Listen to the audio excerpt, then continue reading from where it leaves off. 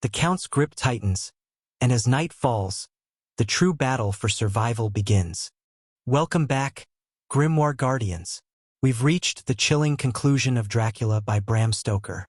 In this final part, Van Helsing and his companions race against time to stop Count Dracula before his dark influence consumes them all. Disclaimer: this work is in the public domain. All credit for the original text belongs to Bram Stoker.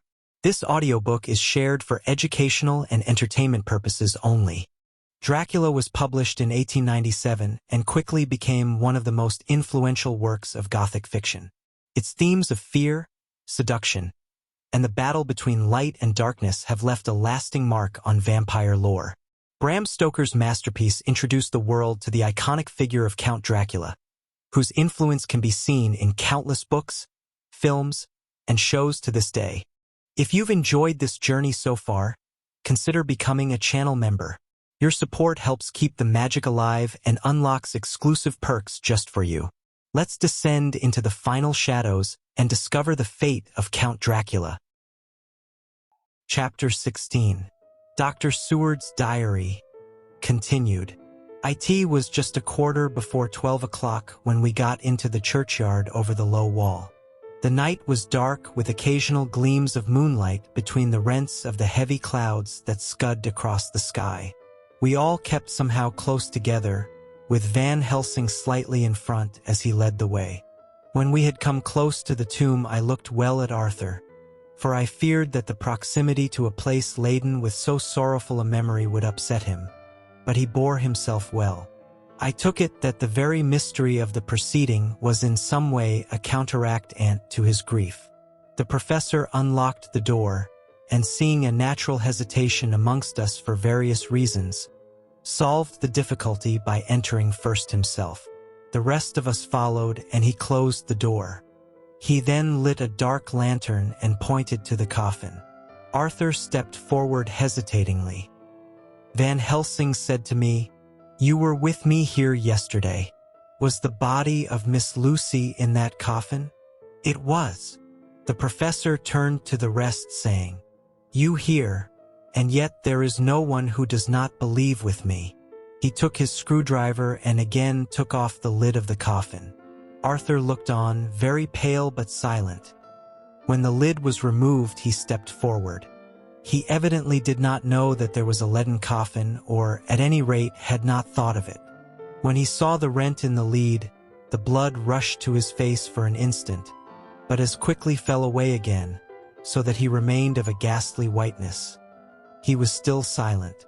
Van Helsing forced back the leaden flange, and we all looked in and recoiled. The coffin was empty. For several minutes no one spoke a word. The silence was broken by Quincy Morris. "Professor," I answered for you. "Your word is all I want. I wouldn't ask such a thing ordinarily. I wouldn't so dishonor you as to imply a doubt. But this is a mystery that goes beyond any honor or dishonor. Is this your doing? I swear to you by all that I hold sacred that I have not removed nor touched her. What happened was this. 2 nights ago my friend Seward and I came here with good purpose, believe me. I opened that coffin, which was then sealed up, and we found it as now empty. We then waited and saw something white come through the trees. The next day we came here in daytime and she lay there. Did she not, friend John?" "Yes. That night we were just in time. One more so small child was missing, and we find it, thank God, unharmed amongst the graves. Yesterday I came here before sundown, for at sundown the undead can move. I waited here all the night till the sun rose, but I saw nothing.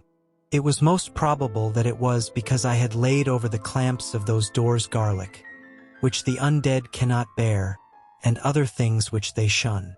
Last night there was no exodus, so tonight before the sundown I took away my garlic and other things. And so it is we find this coffin empty. But bear with me, so far there is much that is strange. Wait you with me outside, unseen and unheard, and things much stranger are yet to be. So..." Here he shut the dark slide of his lantern. Now to the outside. He opened the door and we filed out, he coming last and locking the door behind him. Oh, but it seemed fresh and pure in the night air after the terror of that vault. How sweet it was to see the clouds race by, and the passing gleams of the moonlight between the scudding clouds crossing and passing, like the gladness and sorrow of a man's life. How sweet it was to breathe the fresh air that had no taint of death and decay. How humanizing to see the red lighting of the sky beyond the hill, and to hear far away the muffled roar that marks the life of a great city. Each in his own way was solemn and overcome. Arthur was silent, and was, I could see, striving to grasp the purpose and the inner meaning of the mystery.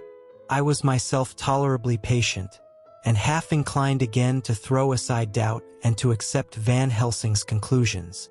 Quincy Morris was phlegmatic in the way of a man who accepts all things, and accepts them in the spirit of cool bravery, with hazard of all he has to stake. Not being able to smoke, he cut himself a good-sized plug of tobacco and began to chew. As to Van Helsing, he was employed in a definite way. First he took from his bag a mass of what looked like thin, wafer-like biscuit, which was carefully rolled up in a white napkin.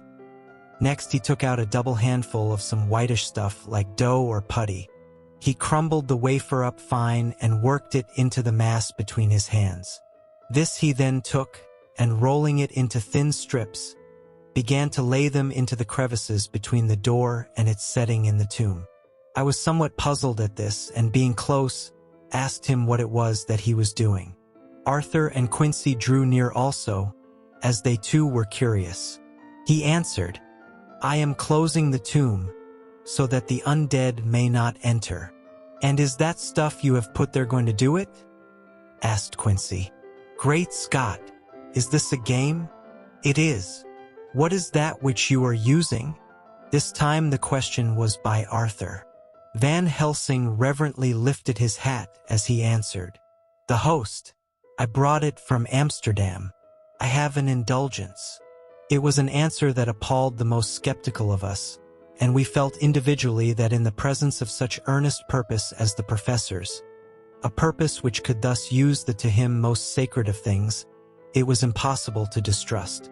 In respectful silence we took the places assigned to us close round the tomb, but hidden from the sight of anyone approaching. I pitied the others, especially Arthur. I had myself been apprenticed by my former visits to this watching horror, and yet I, who had up to an hour ago repudiated the proofs, felt my heart sink within me. Never did tombs look so ghastly white.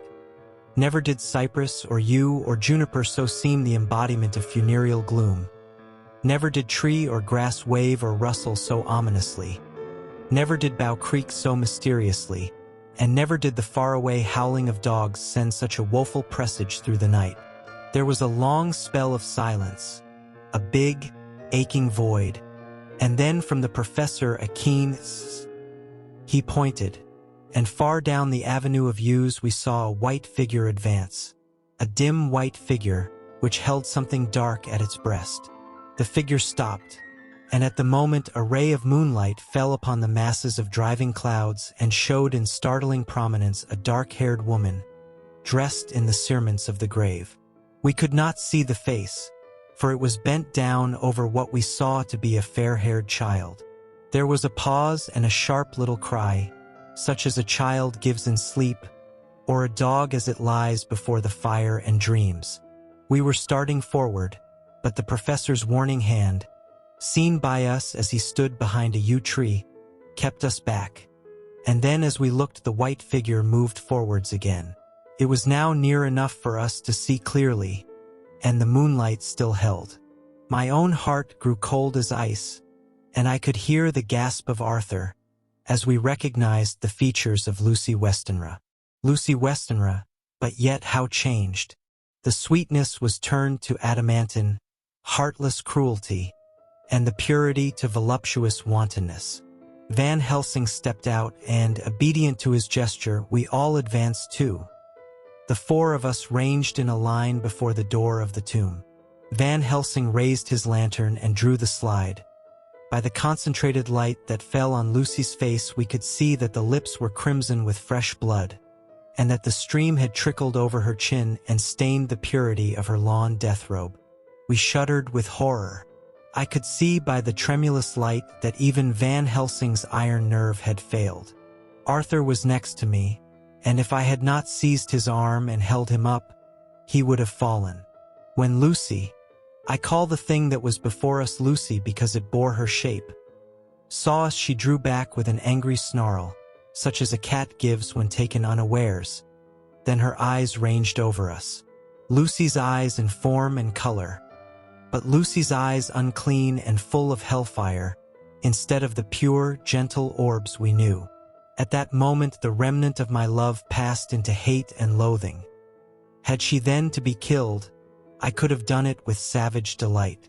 As she looked, her eyes blazed with unholy light, and the face became wreathed with a voluptuous smile. Oh God! How it made me shudder to see it! With a careless motion, she flung to the ground, callous as a devil, the child that up to now she had clutched strenuously to her breast, growling over it as a dog growls over a bone. The child gave a sharp cry and lay there moaning. There was a cold-bloodedness in the act which wrung a groan from Arthur. When she advanced to him with outstretched arms and a wanton smile, he fell back and hid his face in his hands. She still advanced, however, and with a languorous, voluptuous grace, said, "Come to me, Arthur. Leave these others and come to me. My arms are hungry for you. Come and we can rest together. Come, my husband, come." There was something diabolically sweet in her tones, something of the tingling of glass when struck, which rang through the brains even of us who heard the words addressed to another. As for Arthur, he seemed under a spell. Moving his hands from his face, he opened wide his arms. She was leaping for them, when Van Helsing sprang forward and held between them his little golden crucifix. She recoiled from it, and with a suddenly distorted face, full of rage, dashed past him as if to enter the tomb. When within a foot or two of the door, however, she stopped, as if arrested by some irresistible force. Then she turned, and her face was shown in the clear burst of moonlight and by the lamp, which had now no quiver from Van Helsing's iron nerves. Never did I see such baffled malice on a face, and never, I trust, shall such ever be seen again by mortal eyes. The beautiful color became livid, the eyes seemed to throw out sparks of hellfire, the brows were wrinkled as though the folds of the flesh were the coils of Medusa's snakes, and the lovely, blood-stained mouth grew to an open square, as in the passion masks of the Greeks and Japanese. If ever a face meant death, if looks could kill, we saw it at that moment. And so for full half a minute, which seemed an eternity, she remained between the lifted crucifix and the sacred closing of her means of entry. Van Helsing broke the silence by asking Arthur, "Answer me, O my friend, am I to proceed in my work?" Arthur threw himself on his knees and hid his face in his hands as he answered, "Do as you will, friend, do as you will.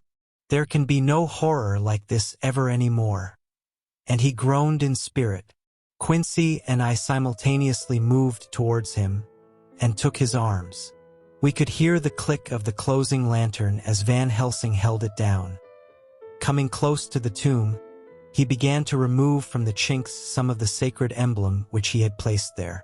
We all looked on in horrified amazement as we saw, when he stood back, the woman, with a corporeal body as real at that moment as our own, pass in through the interstice where scarce a knife blade could have gone. We all felt a glad sense of relief when we saw the professor calmly restoring the strings of putty to the edges of the door. When this was done, he lifted the child and said, "Come now, my friends. We can do no more till tomorrow. There is a funeral at noon, so here we shall all come before long after that. The friends of the dead will all be gone by 2, and when the sexton lock the gate we shall remain. Then there is more to do, but not like this of tonight. As for this little one, He is not much harm, and by tomorrow night he shall be well. We shall leave him where the police will find him, as on the other night, and then to home." Coming close to Arthur, he said, "My friend Arthur, you have had a sore trial. But after, when you look back, you will see how it was necessary. You are now in the bitter waters, my child. By this time tomorrow you will, please God, have passed them, and have drunk of the sweet waters. So do not mourn overmuch. Till then I shall not ask you to forgive me." Arthur and Quincy came home with me, and we tried to cheer each other on the way. We had left the child in safety and were tired, so we all slept with more or less reality of sleep. September 29th, night. A little before 12 o'clock we three, Arthur, Quincy Morris, and myself, called for the professor. It was odd to notice that by common consent we had all put on black clothes. Of course, Arthur wore black, for he was in deep mourning, but the rest of us wore it by instinct.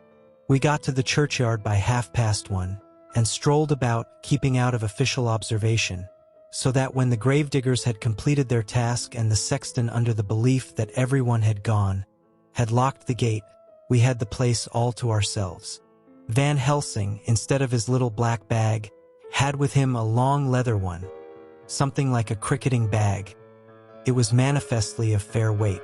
When we were alone and had heard the last of the footsteps die out up the road, we silently, and as if by ordered intention, followed the professor to the tomb. He unlocked the door, and we entered, closing it behind us. Then he took from his bag the lantern, which he lit, and also 2 wax candles, which, when lighted, he stuck, by melting their own ends, on other coffins, so that they might give light sufficient to work by. When he again lifted the lid off Lucy's coffin, we all looked, Arthur trembling like an aspen, and saw that the body lay there in all its death beauty. But there was no love in my own heart, nothing but loathing for the foul thing which had taken Lucy's shape without her soul. I could see even Arthur's face grow hard as he looked. Presently he said to Van Helsing, "Is this really Lucy's body, or only a demon in her shape?" "It is her body, and yet not it. But wait a while, and you all see her as she was and is. She seemed like a nightmare of Lucy as she lay there. The pointed teeth, the blood-stained, voluptuous mouth, which it made one shudder to see, the whole carnal and unspiritual appearance, seeming like a devilish mockery of Lucy's sweet purity." Van Helsing, with his usual methodicalness, began taking the various contents from his bag and placing them ready for use. First he took out a soldering iron and some plumbing solder, and then a small oil lamp which gave out, when lit in a corner of the tomb, gas which burned at fierce heat with a blue flame. Then his operating knives, which he placed to hand, and last a round wooden stake, some 2.5 or 3 inches thick and about 3 feet long. One end of it was hardened by charring in the fire, and was sharpened to a fine point.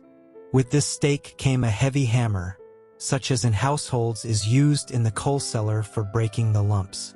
To me, a doctor's preparations for work of any kind are stimulating and bracing, but the effect of these things on both Arthur and Quincy was to cause them a sort of consternation. They both, however, kept their courage and remained silent and quiet. When all was ready, Van Helsing said, "Before we do anything, let me tell you this. It is out of the lore and experience of the ancients and of all those who have studied the powers of the undead. When they become such, there comes with the change the curse of immortality. They cannot die, but must go on age after age, adding new victims and multiplying the evils of the world. For all that die from the preying of the undead becomes themselves undead, and prey on their kind. And so the circle goes on ever widening, like as the ripples from a stone thrown in the water. Friend Arthur, if you had met that kiss which you know of before poor Lucy died, or again last night when you open your arms to her, you would in time, when you had died, have become Nosferatu, as they call it in Eastern Europe, and would all time make more of those undeads that so have fill us with horror. The career of this so unhappy dear lady is but just begun. Those children whose blood she suck are not as yet so much the worse. But if she live on, undead, more and more they lose their blood, and by her power over them they come to her. And so she draw their blood with that so wicked mouth. But if she die in truth, then all cease. The tiny wounds of the throats disappear, and they go back to their plays unknowing ever of what has been. But of the most blessed of all, when this now undead be made to rest as true dead, then the soul of the poor lady whom we love shall again be free. Instead of working wickedness by night and growing more debased in the assimilating of it by day, she shall take her place with the other angels. So that, my friend, it will be a blessed hand for her that shall strike the blow that sets her free. To this I am willing.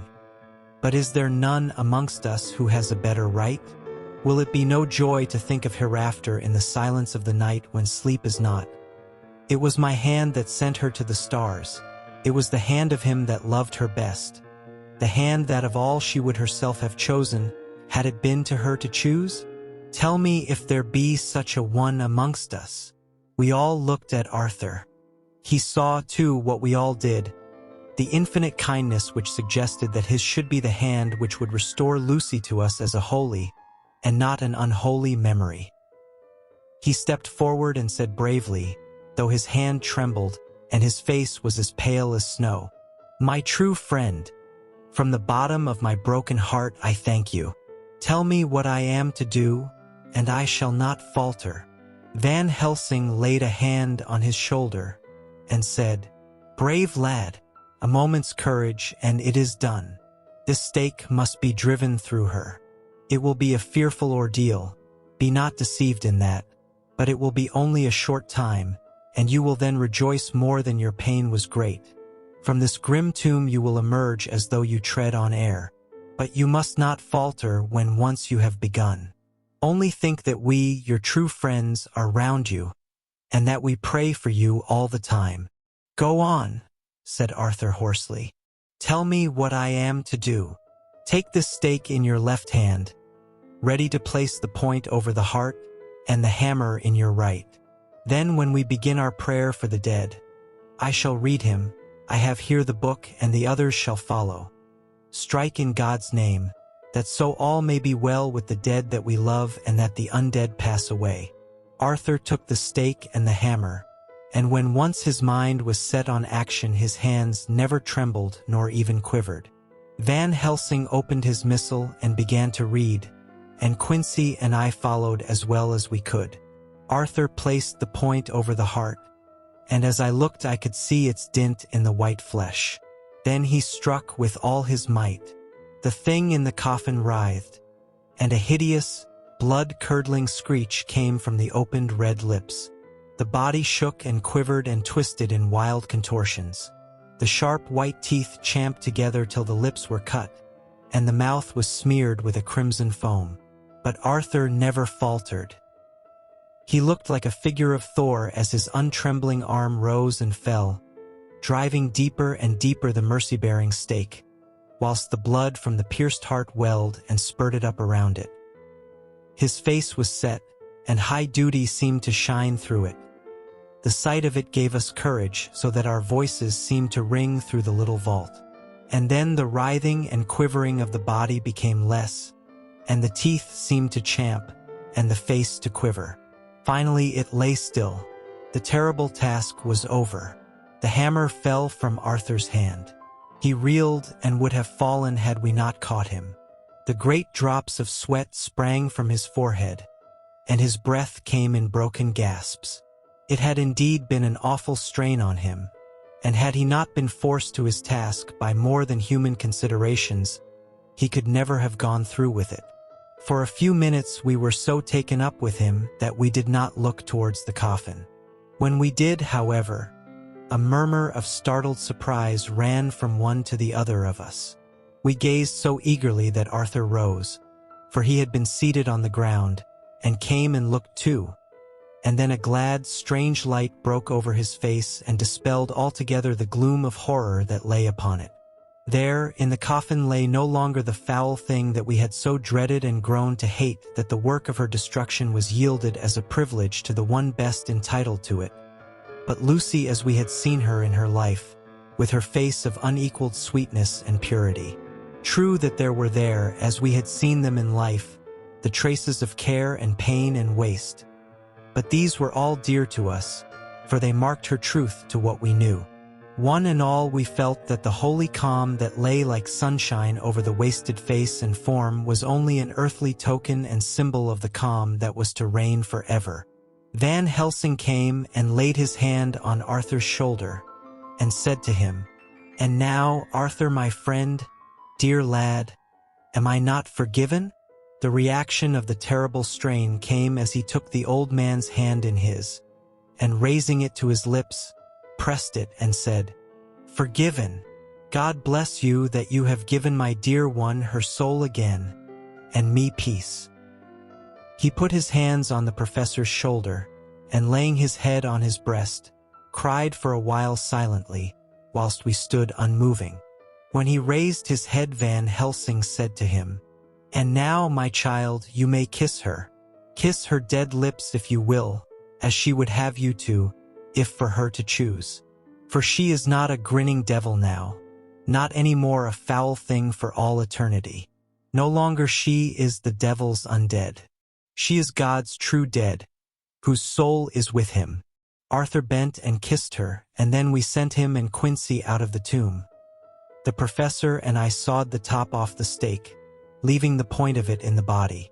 Then we cut off the head and filled the mouth with garlic. We soldered up the leaden coffin, screwed on the coffin lid, and gathering up our belongings, came away. When the professor locked the door, he gave the key to Arthur. Outside the air was sweet, the sun shone, and the birds sang, and it seemed as if all nature were tuned to a different pitch. There was gladness and mirth and peace everywhere, for we were at rest ourselves on one account, and we were glad, though it was with a tempered joy. Before we moved away, Van Helsing said, "Now, my friends, one step of our work is done, one the most harrowing to ourselves. But there remains a greater task, to find out the author of all this our sorrow and to stamp him out. I have clues which we can follow, but it is a long task and a difficult, and there is danger in it and pain. Shall you not all help me? We have learned to believe, all of us. Is it not so? And since so, do we not see our duty? Yes. And do we not promise to go on to the bitter end?" Each in turn we took his hand, and the promise was made. Then said the professor as we moved off, "2 nights hence you shall meet with me and dine together at 7 of the clock with friend John. I shall entreat 2 others, 2 that you know not as yet, and I shall be ready to all our work show and our plans unfold. Friend John, you come with me home, for I have much to consult about, and you can help me. Tonight I leave for Amsterdam, but shall return tomorrow night. And then begins our great quest. But first I shall have much to say, so that you may know what is to do and to dread. Then our promise shall be made to each other anew. For there is a terrible task before us, and once our feet are on the plowshare we must not draw back." Chapter 17. Dr. Seward's Diary. Continued. When we arrived at the Berkeley Hotel, Van Helsing found a telegram waiting for him. AM coming up by train. Jonathan at Whitby. Important news to Mina Harker. The professor was delighted. "Ah, that wonderful Madame Mina," he said. "Pearl among women. She arrived, but I cannot stay. She must go to your house, friend John. You must meet her at the station. Telegraph her en route, so that she may be prepared." When the wire was dispatched, he had a cup of tea. Over it he told me of a diary kept by Jonathan Harker when abroad, and gave me a typewritten copy of it, as also of Mrs. Harker's diary at Whitby. "Take these," he said, "and study them well. When I have returned you will be master of all the facts, and we can then better enter on our inquisition. Keep them safe, for there is in them much of treasure. You will need all your faith, Even you who have had such an experience as that of today. What is here told?" He laid his hand heavily and gravely on the packet of papers as he spoke. "May be the beginning of the end to you and me and many another, or it may sound the knell of the undead who walk the earth.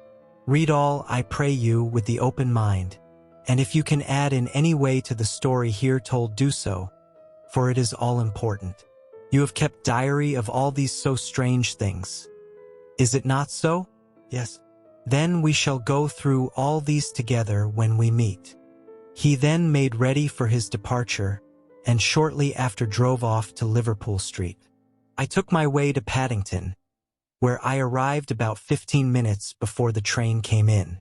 The crowd melted away, after the bustling fashion common to arrival platforms, and I was beginning to feel uneasy, lest I might miss my guest, when a sweet-faced, dainty-looking girl stepped up to me, and after a quick glance said, "Dr. Seward, is it not? And you are Mrs. Harker." I answered at once, whereupon she held out her hand. "I knew you from the description of poor dear Lucy, but—" She stopped suddenly, and a quick blush overspread her face.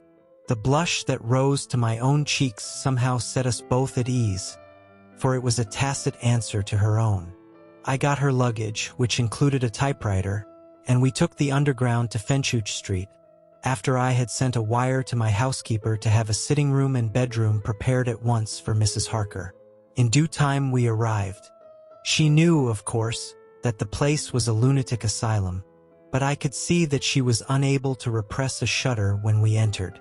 She told me that, if she might, she would come presently to my study, as she had much to say. So here I am finishing my entry in my phonograph diary whilst I await her.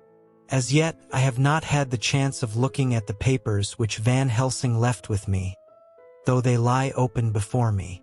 I must get her interested in something, so that I may have an opportunity of reading them. She does not know how precious time is, or what a task we have in hand. I must be careful not to frighten her. Here she is, Mina Harker's journal. September 29th. After I had tidied myself, I went down to Dr. Seward's study. At the door I paused a moment, for I thought I heard him talking with someone. As, however, he had pressed me to be quick, I knocked at the door, and on his calling out, "Come in," I entered. To my intense surprise, there was no one with him. He was quite alone, and on the table opposite him was what I knew at once from the description to be a phonograph. I had never seen one, and was much interested. "I hope I did not keep you waiting," I said. "But I stayed at the door as I heard you talking, and thought there was someone with you." "Oh," he replied with a smile. "I was only entering my diary." "Your diary?" I asked him in surprise. "Yes," he answered. "I keep it in this." As he spoke, he laid his hand on the phonograph. I felt quite excited over it, and blurted out, "Why, this beats even shorthand. May I hear it say something?" "Certainly," he replied with alacrity, and stood up to put it in train for speaking. Then he paused, and a troubled look overspread his face. "The fact is," he began awkwardly, "I only keep my diary in it, and as it is entirely, almost entirely, about my cases, it may be awkward, that is, I mean—" He stopped, and I tried to help him out of his embarrassment. "You helped to attend dear Lucy at the end. Let me hear how she died. For all that I know of her, I shall be very grateful. She was very, very dear to me." To my surprise, he answered, with a horror-struck look in his face, "Tell you of her death? Not for the wide world." "Why not?" I asked, for some grave, terrible feeling was coming over me. Again he paused, and I could see that he was trying to invent an excuse. At length he stammered out, "You see, I do not know how to pick out any particular part of the diary." Even while he was speaking, an idea dawned upon him, and he said with unconscious simplicity, in a different voice, and with the naivete of a child, "That's quite true, upon my honor. Honest Indian. I could not but smile, at which he grimaced. I gave myself away that time, he said. But do you know that, although I have kept the diary for months past, it never once struck me how I was going to find any particular part of it in case I wanted to look it up? By this time my mind was made up that the diary of a doctor who attended Lucy might have something to add to the sum of our knowledge of that terrible being, and I said boldly, "Then, Dr. Seward, you had better let me copy it out for you on my typewriter." He grew to a positively deathly pallor as he said, "No, no, no. For all the world, I wouldn't let you know that terrible story. Then it was terrible. My intuition was right. For a moment I thought, and as my eyes ranged the room, unconsciously looking for something or some opportunity to aid me, they lit on a great batch of typewriting on the table. His eyes caught the look in mine, and, without his thinking, followed their direction. As they saw the parcel, he realized my meaning. "You do not know me," I said. "When you have read those papers, my own diary and my husband's also, which I have typed, you will know me better. I have not faltered in giving every thought of my own heart in this cause. But of course you do not know me yet, and I must not expect you to trust me so far." He is certainly a man of noble nature. Poor dear Lucy was right about him. He stood up and opened a large drawer, in which were arranged in order a number of hollow cylinders of metal covered with dark wax, and said, "You were quite right. I did not trust you because I did not know you. But I know you now, and let me say that I should have known you long ago. I know that Lucy told you of me. She told me of you too. May I make the only atonement in my power? Take the cylinders and hear them. The first half-dozen of them are personal to me, and they will not horrify you. Then you will know me better. Dinner will by then be ready. In the meantime, I shall read over some of these documents, and shall be better able to understand certain things." He carried the phonograph himself up to my sitting room and adjusted it for me. "Now I shall learn something pleasant, I am sure. For it will tell me the other side of a true love episode of which I know one side already." Dr. Seward's Diary, September 29th. I was so absorbed in that wonderful diary of Jonathan Harker and that other of his wife that I let the time run on without thinking. Mrs. Harker was not down when the maid came to announce dinner, so I said, "She is possibly tired. Let dinner wait an hour." And I went on with my work.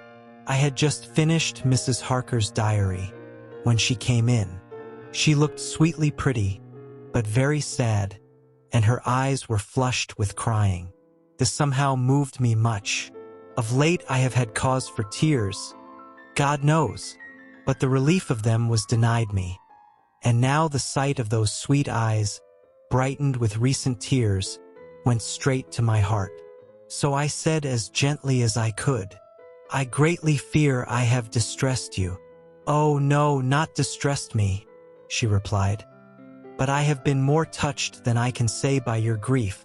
That is a wonderful machine, but it is cruelly true. It told me in its very tones the anguish of your heart. It was like a soul crying out to Almighty God. No one must hear them spoken ever again. See, I have tried to be useful. I have copied out the words on my typewriter, and none other need now hear your heart beat as I did. No one need ever know, shall ever know," I said in a low voice. She laid her hand on mine and said very gravely, "Ah, but they must. Must. But why?" I asked. "Because it is a part of the terrible story, a part of poor dear Lucy's death and all that led to it. Because in the struggle which we have before us to rid the earth of this terrible monster, we must have all the knowledge and all the help which we can get. I think that the cylinders which you gave me contained more than you intended me to know. But I can see that there are in your record many lights to this dark mystery. You will let me help, will you not? I know all up to a certain point, and I see already, though your diary only took me to September 7th, how poor Lucy was beset, and how her terrible doom was being wrought out. Jonathan and I have been working day and night since Professor Van Helsing saw us. He has gone to Whitby to get more information, and he will be here tomorrow to help us. We need have no secrets amongst us. Working together and with absolute trust, we can surely be stronger than if some of us were in the dark." She looked at me so appealingly, and at the same time manifested such courage and resolution in her bearing, that I gave in at once to her wishes. "You shall," I said, "do as you like in the matter. God forgive me if I do wrong. There are terrible things yet to learn of. But if you have so far traveled on the road to poor Lucy's death, you will not be content, I know, to remain in the dark. Nay, the end, the very end, may give you a gleam of peace. Come, there is dinner. We must keep one another strong for what is before us. We have a cruel and dreadful task. When you have eaten you shall learn the rest, and I shall answer any questions you ask. If there be anything which you do not understand, though it was apparent to us who were present." Mina Harker's Journal. September 29th. After dinner I came with Dr. Seward to his study. He brought back the phonograph from my room, and I took my typewriter. He placed me in a comfortable chair and arranged the phonograph so that I could touch it without getting up, and showed me how to stop it in case I should want to pause. Then he very thoughtfully took a chair with his back to me, so that I might be as free as possible, and began to read. I put the forked metal to my ears and listened. When the terrible story of Lucy's death, and all that followed was done, I lay back in my chair powerless. Fortunately, I am not of a fainting disposition.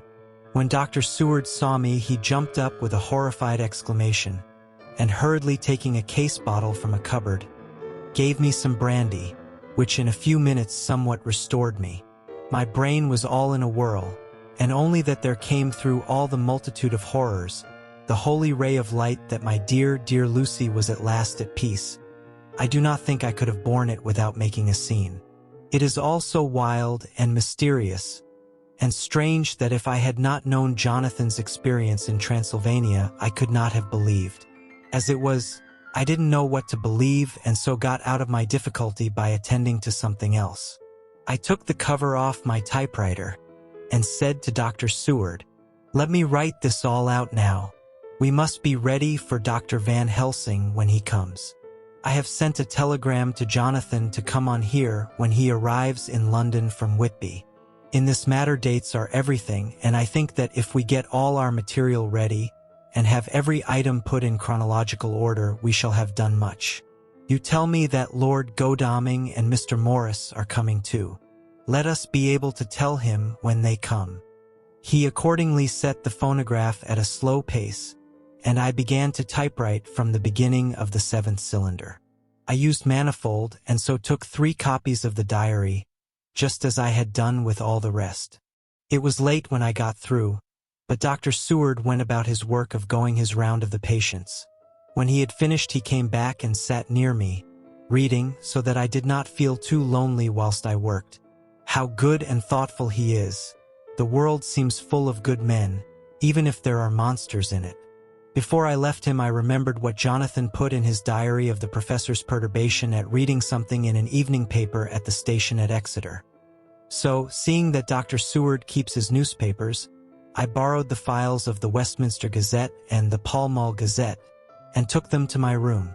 I remember how much the Daily Graph and the Whitby Gazette, of which I had made cuttings, helped us to understand the terrible events at Whitby when Count Dracula landed. So I shall look through the evening papers since then, and perhaps I shall get some new light. I am not sleepy, and the work will help to keep me quiet. Dr. Seward's Diary. September 30th. Mr. Harker arrived at 9 o'clock. He had got his wife's wire just before starting. He is uncommonly clever, if one can judge from his face, and full of energy. If this journal be true, and judging by one's own wonderful experiences, it must be. He is also a man of great nerve. That going down to the vault a second time was a remarkable piece of daring. After reading his account of it, I was prepared to meet a good specimen of manhood. But hardly the quiet, businesslike gentleman who came here today. Later.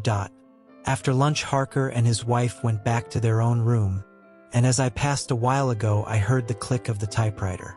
They are hard at it. Mrs. Harker says that they are knitting together in chronological order every scrap of evidence they have. Harker has got the letters between the consignee of the boxes at Whitby and the carriers in London who took charge of them. He is now reading his wife's typescript of my diary. I wonder what they make out of it. Here it is. Strange that it never struck me that the very next house might be the Count's hiding place. Goodness knows that we had enough clues from the conduct of the patient Renfield. The bundle of letters relating to the purchase of the house were with the typescript. Oh, if we had only had them earlier, we might have saved poor Lucy. Stop. That way madness lies. Harker has gone back and is again collating his material. He says that by dinner time they will be able to show a whole connected narrative. He thinks that in the meantime I should see Renfield, as hitherto he has been a sort of index to the coming and going of the Count.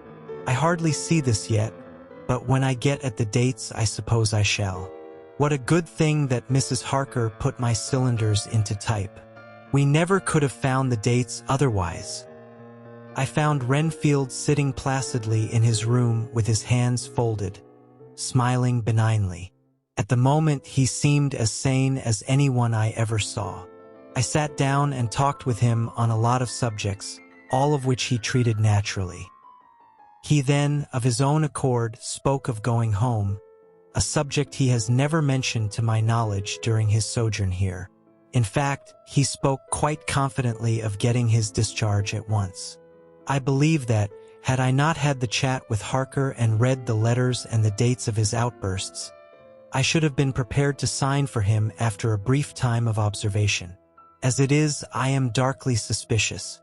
All those outbreaks were in some way linked with the proximity of the Count. What then does this absolute content mean?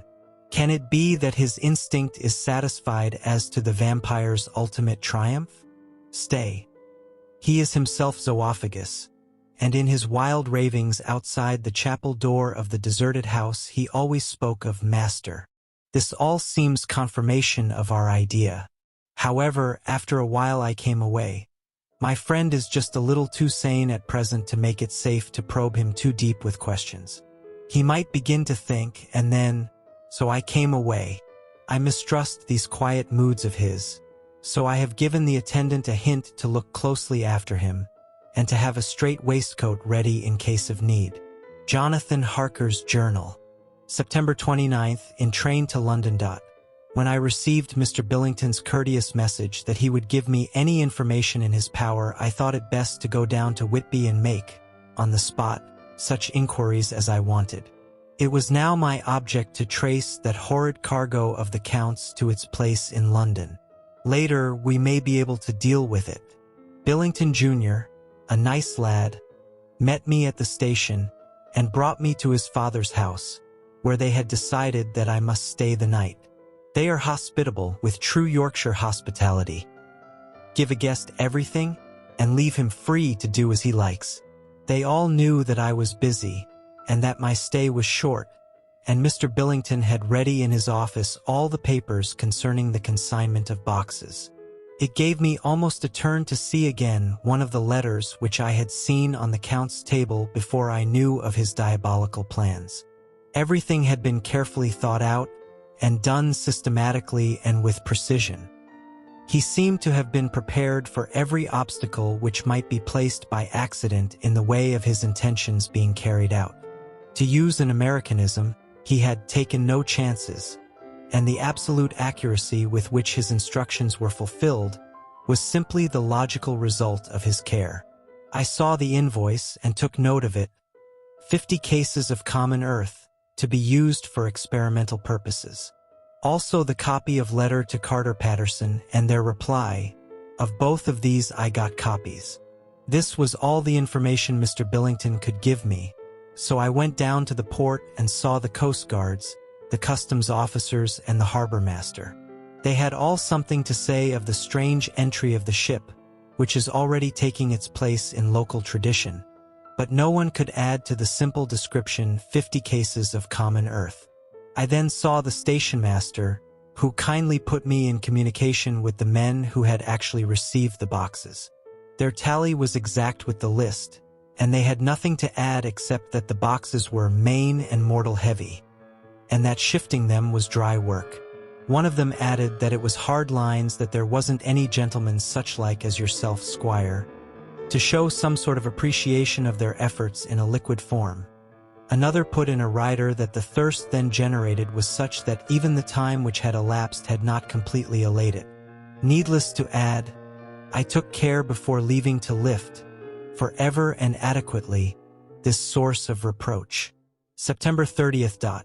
The station master was good enough to give me a line to his old companion, the station master at King's Cross, so that when I arrived there in the morning I was able to ask him about the arrival of the boxes.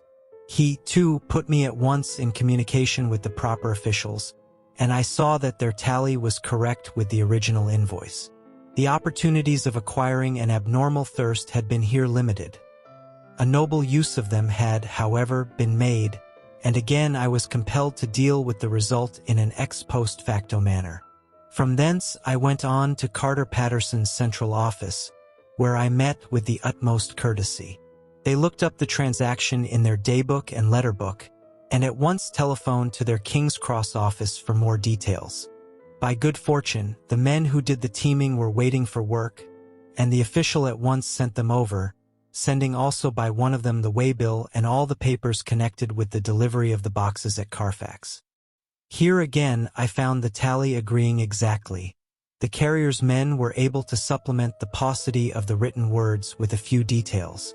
These were, I shortly found, connected almost solely with the dusty nature of the job, and of the consequent thirst engendered in the operators. On my affording an opportunity, through the medium of the currency of the realm, of the allaying, at a later period, this beneficial evil, one of the men remarked, "That air ooze, governor, is the rummiest I ever was in. Blime, but it ain't been touched since 100 years. There was dust that thick in the place that you might have slept on it without 'urtin' of your bones. And the place was that neglected that yer might ave smelled old Jerusalem in it. But the old chapel, that took the tzika, that did. Me and my mate, we thort we wouldn't never get out quick enough. Lor, I wouldn't take less nor a quid a moment to stay there arter dark. Having been in the house, I could well believe him. But if he knew what I know, he would, I think, have raised his terms. Of one thing I am now satisfied, that all the boxes which arrived at Whitby from Varna in the Demeter were safely deposited in the old chapel at Carfax. There should be 50 of them there, unless any have since been removed, as from Dr. Seward's diary I fear. I shall try to see the carter who took away the boxes from Carfax when Renfield attacked them. By following up this clue we may learn a good deal. Later. Mina and I have worked all day, and we have put all the papers into order. Mina Harker's journal. September 30th. I am so glad that I hardly know how to contain myself. It is, I suppose, the reaction from the haunting fear which I have had, that this terrible affair and the reopening of his old wound might act detrimentally on Jonathan. I saw him leave for Whitby with as brave a face as I could, but I was sick with apprehension. The effort has, however, done him good. He was never so resolute, never so strong, never so full of volcanic energy, as at present.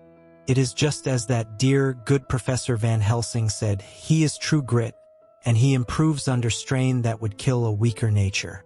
He came back full of life and hope and determination.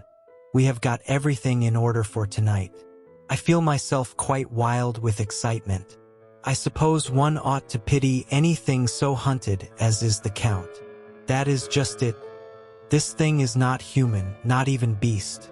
To read Dr. Seward's account of poor Lucy's death, and what followed, is enough to dry up the springs of pity in one's heart. Later.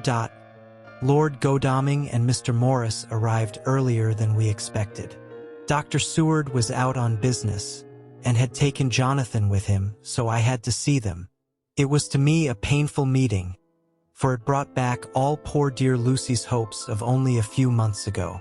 Of course they had heard Lucy speak of me, and it seemed that Dr. Van Helsing, too, has been quite blowing my trumpet, as Mr. Morris expressed it. Poor fellows, neither of them is aware that I know all about the proposals they made to Lucy.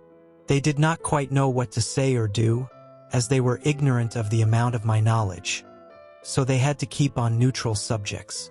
However, I thought the matter over and came to the conclusion that the best thing I could do would be to post them in affairs right up to date. I knew from Dr. Seward's diary that they had been at Lucy's death, her real death, and that I need not fear to betray any secret before the time. So I told them, as well as I could, that I had read all the papers and diaries, and that my husband and I, having typewritten them, had just finished putting them in order. I gave them each a copy to read in the library. When Lord Godalming got his and turned it over, "It does make a pretty good pile," he said. "Did you write all this, Mrs. Harker?" I nodded, and he went on. "I don't quite see the drift of it, but you people are all so good and kind, and have been working so earnestly and so energetically, that all I can do is to accept your ideas blindfold and try to help you. I have had one lesson already in accepting facts that should make a man humble to the last hour of his life. Besides, I know you loved my poor Lucy." Here he turned away and covered his face with his hands. I could hear the tears in his voice. Mr. Morris, with instinctive delicacy, just laid a hand for a moment on his shoulder, and then walked quietly out of the room. I suppose there is something in woman's nature that makes a man free to break down before her and express his feelings on the tender or emotional side without feeling it derogatory to his manhood. For when Lord Godalming found himself alone with me, he sat down on the sofa and gave way utterly and openly. I sat down beside him and took his hand. I hope he didn't think it forward of me, and that if he ever thinks of it afterwards he never will have such a thought. There I wrong him. I know he never will. He is too true a gentleman. I said to him, for I could see that his heart was breaking, "I loved dear Lucy, and I know what she was to you, and what you were to her. She and I were like sisters, and now she is gone. Will you not let me be like a sister to you in your trouble? I know what sorrows you have had, though I cannot measure the depth of them. If sympathy and pity can help in your affliction, won't you let me be of some little service, for Lucy's sake?" In an instant the poor dear fellow was overwhelmed with grief. It seemed to me that all that he had of late been suffering in silence found a vent at once. He grew quite hysterical, and raising his open hands, beat his palms together in a perfect agony of grief. He stood up and then sat down again, and the tears rained down his cheeks. I felt an infinite pity for him, and opened my arms unthinkingly. With a sob he laid his head on my shoulder and cried like a wearied child, whilst he shook with emotion. We women have something of the mother in us that makes us rise above smaller matters when the mother spirit is invoked. I felt this big sorrowing man's head resting on me, as though it were that of the baby that some day may lie on my bosom, and I stroked his hair as though he were my own child. I never thought at the time how strange it all was. After a little bit his sobs ceased, and he raised himself with an apology, though he made no disguise of his emotion. He told me that for days and nights past, weary days and sleepless nights, he had been unable to speak with anyone, as a man must speak in his time of sorrow. There was no woman whose sympathy could be given to him, or with whom, owing to the terrible circumstance with which his sorrow was surrounded, he could speak freely. "I know now how I suffered," he said as he dried his eyes. "But I do not know even yet, and none other can ever know, how much your sweet sympathy has been to me today. I shall know better in time. And believe me that, though I am not ungrateful now, my gratitude will grow with my understanding. You will let me be like a brother, will you not? For all our lives, for dear Lucy's sake." "For dear Lucy's sake," I said as we clasped hands. And for your own sake, he added. For if a man's esteem and gratitude are ever worth the winning, you have won mine today. If ever the future should bring to you a time when you need a man's help, believe me, you will not call in vain. God grant that no such time may ever come to you to break the sunshine of your life. But if it should ever come, promise me that you will let me know.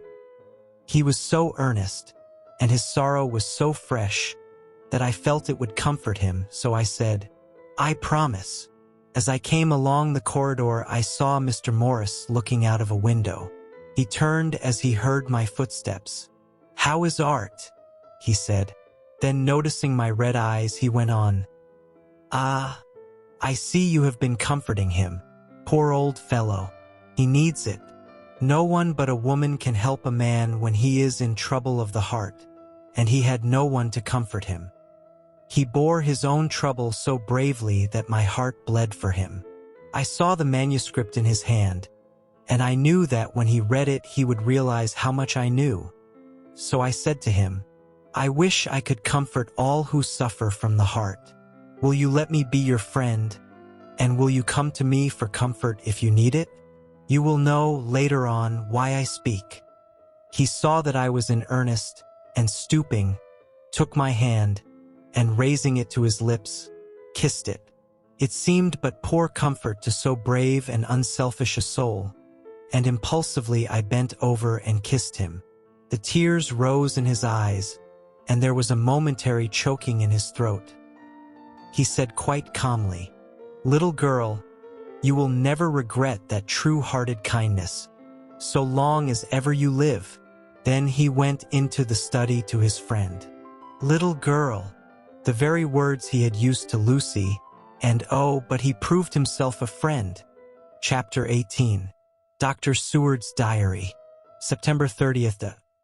I got home at 5 o'clock and found that Godalming and Morris had not only arrived, but had already studied the transcript of the various diaries and letters which Harker and his wonderful wife had made and arranged. Harker had not yet returned from his visit to the carrier's men, of whom Dr. Hennessy had written to me. Mrs. Harker gave us a cup of tea, and I can honestly say that, for the first time since I have lived in it, this old house seemed like home. When we had finished, Mrs. Harker said, Dr. Seward, may I ask a favor? I want to see your patient, Mr. Renfield. Do let me see him. What you have said of him in your diary interests me so much. She looked so appealing and so pretty that I could not refuse her, and there was no possible reason why I should. So I took her with me. When I went into the room, I told the man that a lady would like to see him, to which he simply answered, Why? She is going through the house and wants to see everyone in it. I answered, Oh, very well, he said. Let her come in by all means, but just wait a minute till I tidy up the place. His method of tidying was peculiar. He simply swallowed all the flies and spiders in the boxes before I could stop him. It was quite evident that he feared or was jealous of some interference.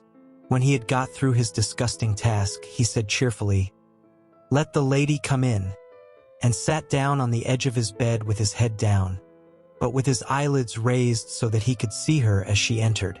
For a moment I thought that he might have some homicidal intent.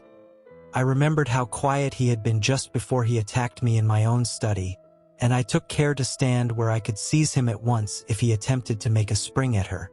She came into the room with an easy gracefulness which would at once command the respect of any lunatic, for easiness is one of the qualities mad people most respect. She walked over to him, smiling pleasantly, and held out her hand. Good evening, Mr. Renfield, said she. You see, I know you, for Dr. Seward has told me of you. He made no immediate reply, but eyed her all over intently with a set frown on his face. This look gave way to one of wonder, which merged in doubt.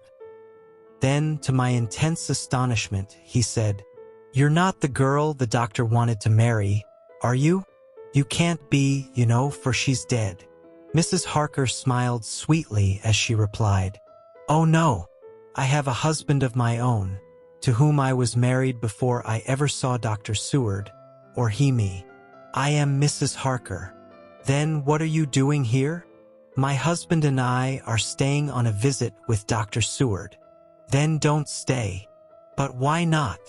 I thought that this style of conversation might not be pleasant to Mrs. Harker, any more than it was to me, so I joined in. How did you know I wanted to marry anyone?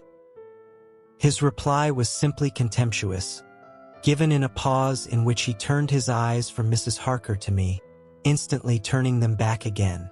What an asinine question. I don't see that at all, Mr. Renfield, said Mrs. Harker, at once championing me. He replied to her with as much courtesy and respect as he had shown contempt to me. You will, of course, understand, Mrs. Harker, that when a man is so loved and honored as our host is, everything regarding him is of interest in our little community. Dr. Seward is loved not only by his household and his friends, but even by his patients, who, being some of them hardly in mental equilibrium, are appointment to distort causes and effects. Since I myself have been an inmate of a lunatic asylum, I cannot but notice that the sophistic tendencies of some of its inmates lean towards the errors of non causa and ignoratio elenchi. I positively opened my eyes at this new development. Here was my own pet lunatic, the most pronounced of his type that I had ever met with, talking elemental philosophy, and with the manner of a polished gentleman. I wonder if it was Mrs. Harker's presence which had touched some chord in his memory. If this new phase was spontaneous, or in any way due to her unconscious influence, she must have some rare gift or power. We continued to talk for some time, and seeing that he was seemingly quite reasonable, she ventured, looking at me questioningly as she began, to lead him to his favorite topic. I was again astonished, for he addressed himself to the question with the impartiality of the completest sanity. He even took himself as an example when he mentioned certain things. Why, I myself am an instance of a man who had a strange belief. Indeed, it was no wonder that my friends were alarmed, and insisted on my being put under control. I used to fancy that life was a positive and perpetual entity, and that by consuming a multitude of live things, no matter how low in the scale of creation, one might indefinitely prolong life. At times I held the belief so strongly that I actually tried to take human life. The doctor here will bear me out that on one occasion I tried to kill him for the purpose of strengthening my vital powers by the assimilation with my own body of his life through the medium of his blood, relying, of course, upon the scriptural phrase, "For the blood is the life." Though, indeed, the vendor of a certain nostrum has vulgarised the truism to the very point of contempt. Isn't that true, doctor? I nodded assent, for I was so amazed that I hardly knew what to either think or say. It was hard to imagine that I had seen him eat up his spiders and flies not 5 minutes before. Looking at my watch, I saw that I should go to the station to meet Van Helsing, so I told Mrs. Harker that it was time to leave. She came at once, after saying pleasantly to Mr. Renfield, "Goodbye, and I hope I may see you often, under auspices pleasanter to yourself." To which, to my astonishment, he replied, "Goodbye, my dear. I pray God I may never see your sweet face again. May he bless and keep you." When I went to the station to meet Van Helsing, I left the boys behind me. Poor Art seemed more cheerful than he has been since Lucy first took ill, and Quincy is more like his own bright self than he has been for many a long day. Van Helsing stepped from the carriage with the eager nimbleness of a boy. He saw me at once, and rushed up to me, saying, "Ah, friend John, how goes all?" "Well, so, I have been busy, for I come here to stay if need be. All affairs are settled with me, and I have much to tell. Madam Mina is with you?" "Yes." "And her so fine husband? And Arthur and my friend Quincy, they are with you, too? Good." As I drove to the house, I told him of what had passed, and of how my own diary had come to be of some use through Mrs. Harker's suggestion, at which the professor interrupted me. "Ah, that wonderful Madam Mina! She has man's brain.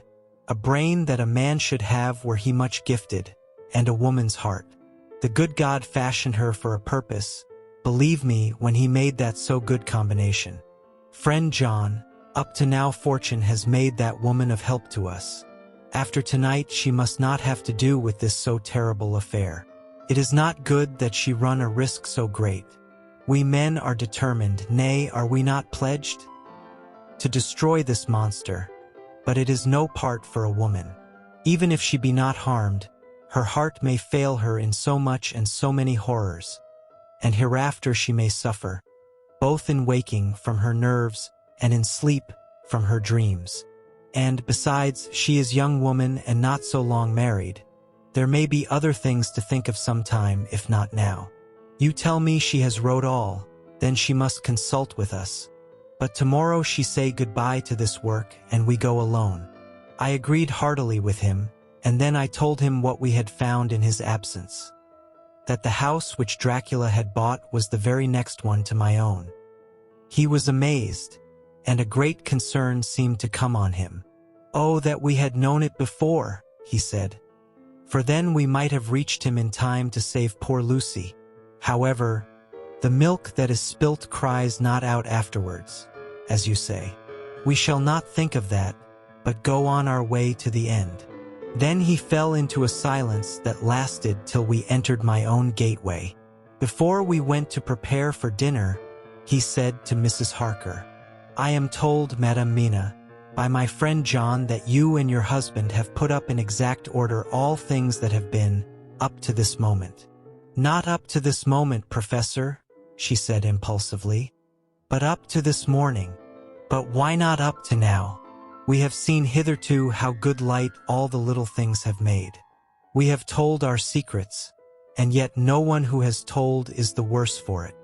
Mrs. Harker began to blush, and taking a paper from her pockets, she said, Dr. Van Helsing, will you read this and tell me if it must go in? It is my record of today. I too have seen the need of putting down at present everything, however trivial.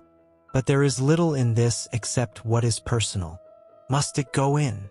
The professor read it over gravely and handed it back, saying, It need not go in if you do not wish it, but I pray that it may. It can but make your husband love you the more, and all us, your friends, more honor you, as well as more esteem and love. She took it back with another blush and a bright smile. And so now, up to this very hour, all the records we have are complete and in order. The professor took away one copy to study after dinner, and before our meeting, which is fixed for 9 o'clock. The rest of us have already read everything. So when we meet in the study, we shall all be informed as to facts, and can arrange our plan of battle with this terrible and mysterious enemy. Mina Harker's Journal. September 30th. When we met in Dr. Seward's study 2 hours after dinner, which had been at 6 o'clock, we unconsciously formed a sort of board or committee. Professor Van Helsing took the head of the table, to which Dr. Seward motioned him as he came into the room. He made me sit next to him on his right, and asked me to act as secretary. Jonathan sat next to me. Opposite us were Lord Godalming, Dr. Seward, and Mr. Morris. Lord Godalming being next the professor, and Dr. Seward in the center. The professor said, I may, I suppose, take it that we are all acquainted with the facts that are in these papers. We all expressed assent, and he went on. Then it were, I think, good that I tell you something of the kind of enemy with which we have to deal. I shall then make known to you something of the history of this man, which has been ascertained for me. So we then can discuss how we shall act, and can take our measure according.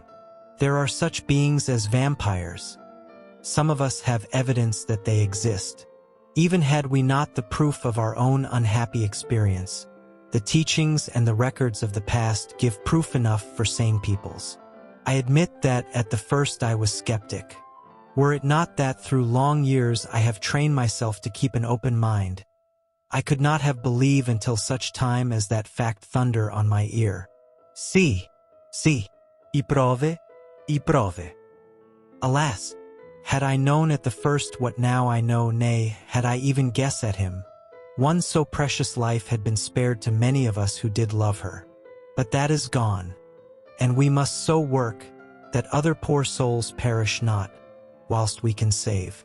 The Nosferatu do not die like the bee when he sting once. He is only stronger, and being stronger have yet more power to work evil.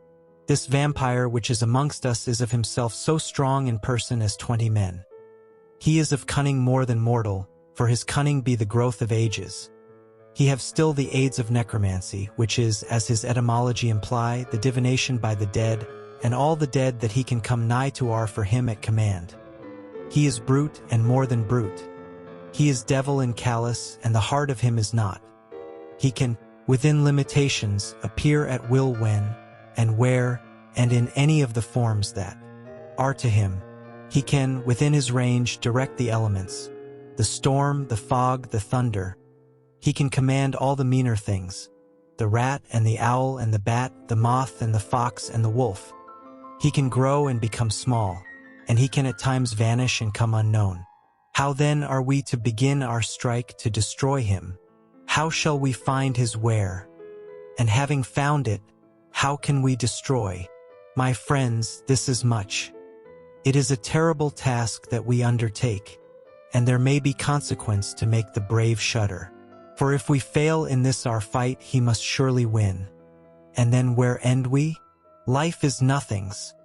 I heed him not. But to fail here is not mere life or death.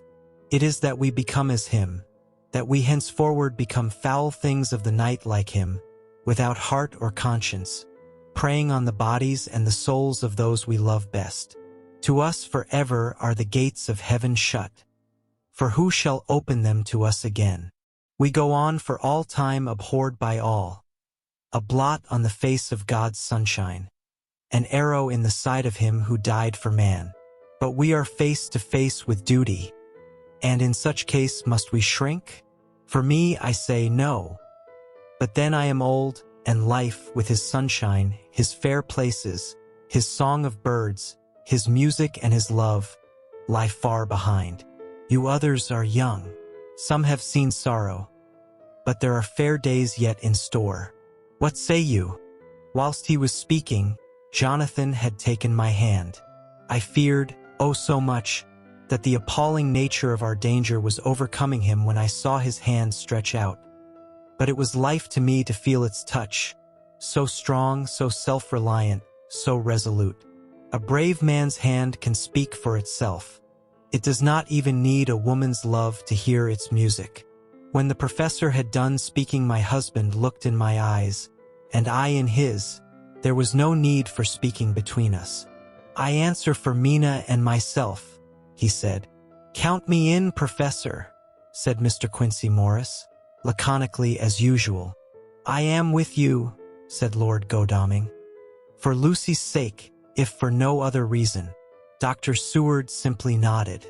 The professor stood up and, after laying his golden crucifix on the table, held out his hand on either side. I took his right hand, and Lord Godalming his left. Jonathan held my right with his left and stretched across to Mr. Morris. So as we all took hands, our solemn compact was made. I felt my heart icy cold, but it did not even occur to me to draw back. We resumed our places, and Dr. Van Helsing went on with a sort of cheerfulness which showed that the serious work had begun. It was to be taken as gravely, and in as businesslike a way, as any other transaction of life. Well, you know what we have to contend against. But we, too, are not without strength. We have on our side power of combination, a power denied to the vampire kind. We have sources of science. We are free to act and think, and the hours of the day and the night are ours equally. In fact, so far as our powers extend, they are unfettered, and we are free to use them. We have self-devotion in a cause, and an end to achieve which is not a selfish one. These things are much. Now let us see how far the general powers arrayed against us are restrict, and how the individual cannot. In fine, let us consider the limitations of the vampire in general, and of this one in particular. All we have to go upon are traditions and superstitions. These do not at the first appear much, when the matter is one of life and death, nay, of more than either life or death. Yet must we be satisfied, in the first place because we have to be, no other means is at our control, and secondly because, after all, these things, tradition and superstition, are everything. Does not the belief in vampires rest for others, though not, alas, for us, on them? A year ago, which of us would have received such a possibility, in the midst of our scientific, skeptical, matter-of-fact 19th century? We even scouted a belief that we saw justified under our very eyes. Take it, then, that the vampire and the belief in his limitations and his cure rest for the moment on the same base. For, let me tell you, he is known everywhere that men have been. In old Greece, in old Rome. He flourished in Germany all over, in France, in India, even in the Chernassees. And in China, so far from us in all ways, there even is he, and the peoples fear him at this day. He have follow the wake of the Berserker Icelander, the devil-begotten Hun, the Slav, the Saxon, the Magyar. So far, then, we have all we may act upon. And let me tell you that very much of the beliefs are justified by what we have seen in our own so unhappy experience. The vampire live on, and cannot die by mere passing of the time. He can flourish when that he can fatten on the blood of the living. Even more, we have seen amongst us that he can even grow younger, that his vital faculties grow strenuous, and seem as though they refresh themselves when his special pabulum is plenty. But he cannot flourish without this diet. He eat not as others. Even friend Jonathan, who lived with him for weeks, did never see him to eat, never. He throws no shadow. He make in the mirror no reflect, as again Jonathan observe. He has the strength of many of his hand. Witness again Jonathan when he shut the door against the wolves, and when he help him from the diligence too. He can transform himself to wolf as we gather from the ship arrival in Whitby, when he tear open the dog. He can be as bat, as Madame Mina saw him on the window at Whitby, and as friend John saw him fly from this so near house, and as my friend Quincy saw him at the window of Miss Lucy. He can come in mist which he create. That noble ship's captain proved him of this.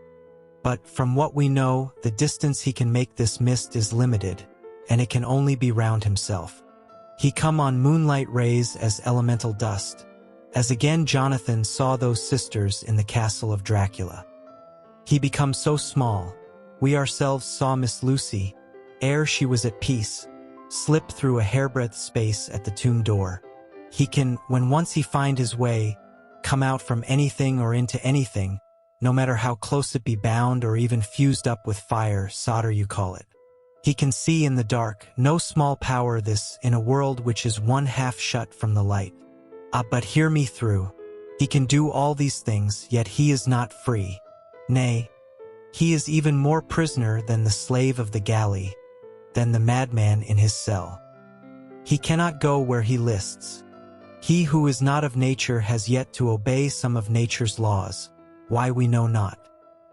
He may not enter anywhere at the first, unless there be someone of the household who bid him to come, though afterwards he can come as he please. His power ceases, as does that of all evil things, at the coming of the day. Only at certain times can he have limited freedom. If he be not at the place whither he is bound, he can only change himself at noon or at exact sunrise or sunset. These things are we told, and in this record of ours we have proof by inference. Thus, whereas he can do as he will within his limit, when he have his earth home, his coffin home, his hell home, the place unhallowed, as we saw when he went to the grave of the suicide at Whitby, still at other time he can only change when the time come. It is said, too, that he can only pass running water at the slack or the flood of the tide. Then there are things which so afflict him that he has no power, as the garlic that we know of. And as for things sacred, as this symbol, my crucifix, that was amongst us even now when we resolve, to them he is nothing, but in their presence he take his place far off and silent with respect. There are others, too, which I shall tell you of, lest in our seeking we may need them. The branch of wild rose on his coffin, keep him that he move not from it. A sacred bullet fired into the coffin, kill him so that he be true dead. And as for the stake through him, we know already of its peace, or the cut-off head that giveth rest. We have seen it with our eyes. Thus, when we find the habitation of this man that was, we can confine him to his coffin and destroy him, if we obey what we know. But he is clever. I have asked my friend Arminius of Budapest University to make his record, and, from all the means that are, he tell me of what he has been. He must, indeed, have been that voivode Dracula who won his name against the Turk, over the great river on the very frontier of Turkeyland. If it be so, then was he no common man. For in that time and for centuries after, he was spoken of as the cleverest and the most cunning, as well as the bravest of the sons of the land beyond the forest. That mighty brain and that iron resolution went with him to his grave, and are even now arrayed against us. The Draculas were, says Arminius, a great and noble race, though now and again were scions who were held by their coevals to have had dealings with the evil one. They learned his secrets in the Scholomance, amongst the mountains over Lake Hermanstadt, where the devil claims the 10th scholar as his due. In the records are such words as Stragoica, witch, Ordog, and Pokol, Satan and hell. And in one manuscript this very Dracula is spoken of as Wamper, which we all understand too well. There have been from the loins of this very one great men and good women, and their graves make sacred the earth where alone this foulness can dwell. For it is not the least of its terrors that this evil thing is rooted deep in all good. In soil barren of holy memories it cannot rest. Whilst they were talking, Mr. Morris was looking steadily at the window, and he now got up quietly and went out of the room. There was a little pause, and then the professor went on.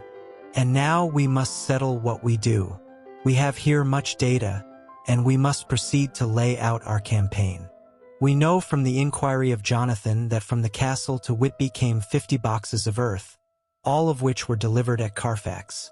We also know that at least some of these boxes have been removed.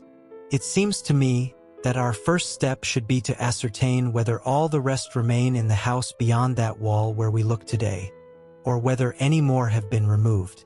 If the latter, we must trace. Here we were interrupted in a very startling way. Outside the house came the sound of a pistol shot. The glass of the window was shattered with a bullet, which, ricocheting from the top of the embrasure, struck the far wall of the room. I am afraid I am at heart a coward, for I shrieked out. The men all jumped to their feet. Lord Godalming flew over to the window and threw up the sash. As he did so, we heard Mr. Morris's voice without. "Sorry, I fear I have alarmed you. I shall come in and tell you about it." A minute later he came in and said, "It was an idiotic thing of me to do, and I ask your pardon, Mrs. Harker, most sincerely. I fear I must have frightened you terribly. But the fact is that whilst the professor was talking there came a big bat and sat on the windowsill. I have got such a horror of the damned brutes from recent events that I cannot stand them, and I went out to have a shot, as I have been doing of late of evenings, whenever I have seen one. You used to laugh at me for it then, Art. Did you hit it?" asked Dr. Van Helsing. "I don't know. I fancy not, for it flew away into the wood." Without saying any more he took his seat, and the professor began to resume his statement. "We must trace each of these boxes, and when we are ready we must either capture or kill this monster in his lair, or we must, so to speak, sterilize the earth, so that no more he can seek safety in it. Thus in the end we may find him in his form of man between the hours of noon and sunset, and so engage with him when he is at his most weak. And now for you, Madam Mina, this night is the end until all be well. You are too precious to us to have such risk. When we part tonight, you no more must question. We shall tell you all in good time. We are men and are able to bear. But you must be our star and our hope, and we shall act all the more free that you are not in the danger, such as we are." All the men, even Jonathan, seemed relieved.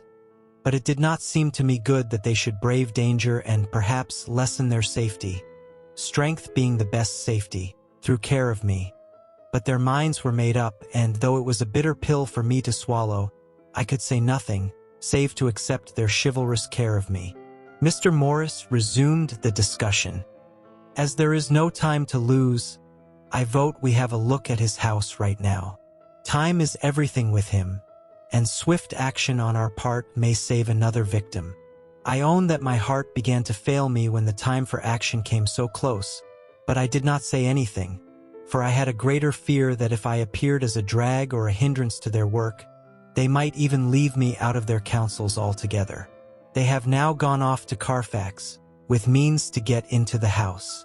Manlike, they had told me to go to bed and sleep, as if a woman can sleep when those she loves are in danger. I shall lie down and pretend to sleep, lest Jonathan have added anxiety about me when he returns. Dr. Seward's Diary. October 1st for M. Just as we were about to leave the house, an urgent message was brought to me from Renfield to know if I would see him at once, as he had something of the utmost importance to say to me. I told the messenger to say that I would attend to his wishes in the morning. I was busy just at the moment. The attendant added, "He seems very importunate, sir. I have never seen him so eager. I don't know but what, if you don't see him soon, he will have one of his violent fits." I knew the man would not have said this without some cause, so I said, "All right, I'll go now," and I asked the others to wait a few minutes for me as I had to go and see my patient. "Take me with you, friend John," said the professor. "His case in your diary interests me much, and it had bearing, too, now and again on our case. I should much like to see him, and especially when his mind is disturbed." "May I come also?" asked Lord Godalming. "Me too," said Quincy Morris. "May I come?" said Harker. I nodded, and we all went down the passage together. We found him in a state of considerable excitement, but far more rational in his speech and manner than I had ever seen him. There was an unusual understanding of himself, which was unlike anything I had ever met with in a lunatic, and he took it for granted that his reasons would prevail with others entirely sane. We all four went into the room, but none of the others at first said anything. His request was that I would at once release him from the asylum and send him home. This he backed up with arguments regarding his complete recovery, and adduced his own existing sanity. "I appeal to your friends," he said. "They will, perhaps, not mind sitting in judgment on my case. By the way, you have not introduced me." I was so much astonished that the oddness of introducing a madman in an asylum did not strike me at the moment. And, besides, there was a certain dignity in the man's manner, so much of the habit of equality, that I at once made the introduction. Lord Godalming, Professor Van Helsing, Mr. Quincy Morris of Texas, Mr. Renfield. He shook hands with each of them, saying in turn, "Lord Godalming, I had the honor of seconding your father at the Wyndham. I grieve to know, by your holding the title, that he is no more. He was a man loved and honored by all who knew him, and in his youth was, I have heard, the inventor of a burnt rum punch, much patronized on Derby night. Mr. Morris, you should be proud of your great state. Its reception into the Union was a precedent which may have far-reaching effects hereafter, when the pole and the tropics may hold alliance to the stars and stripes.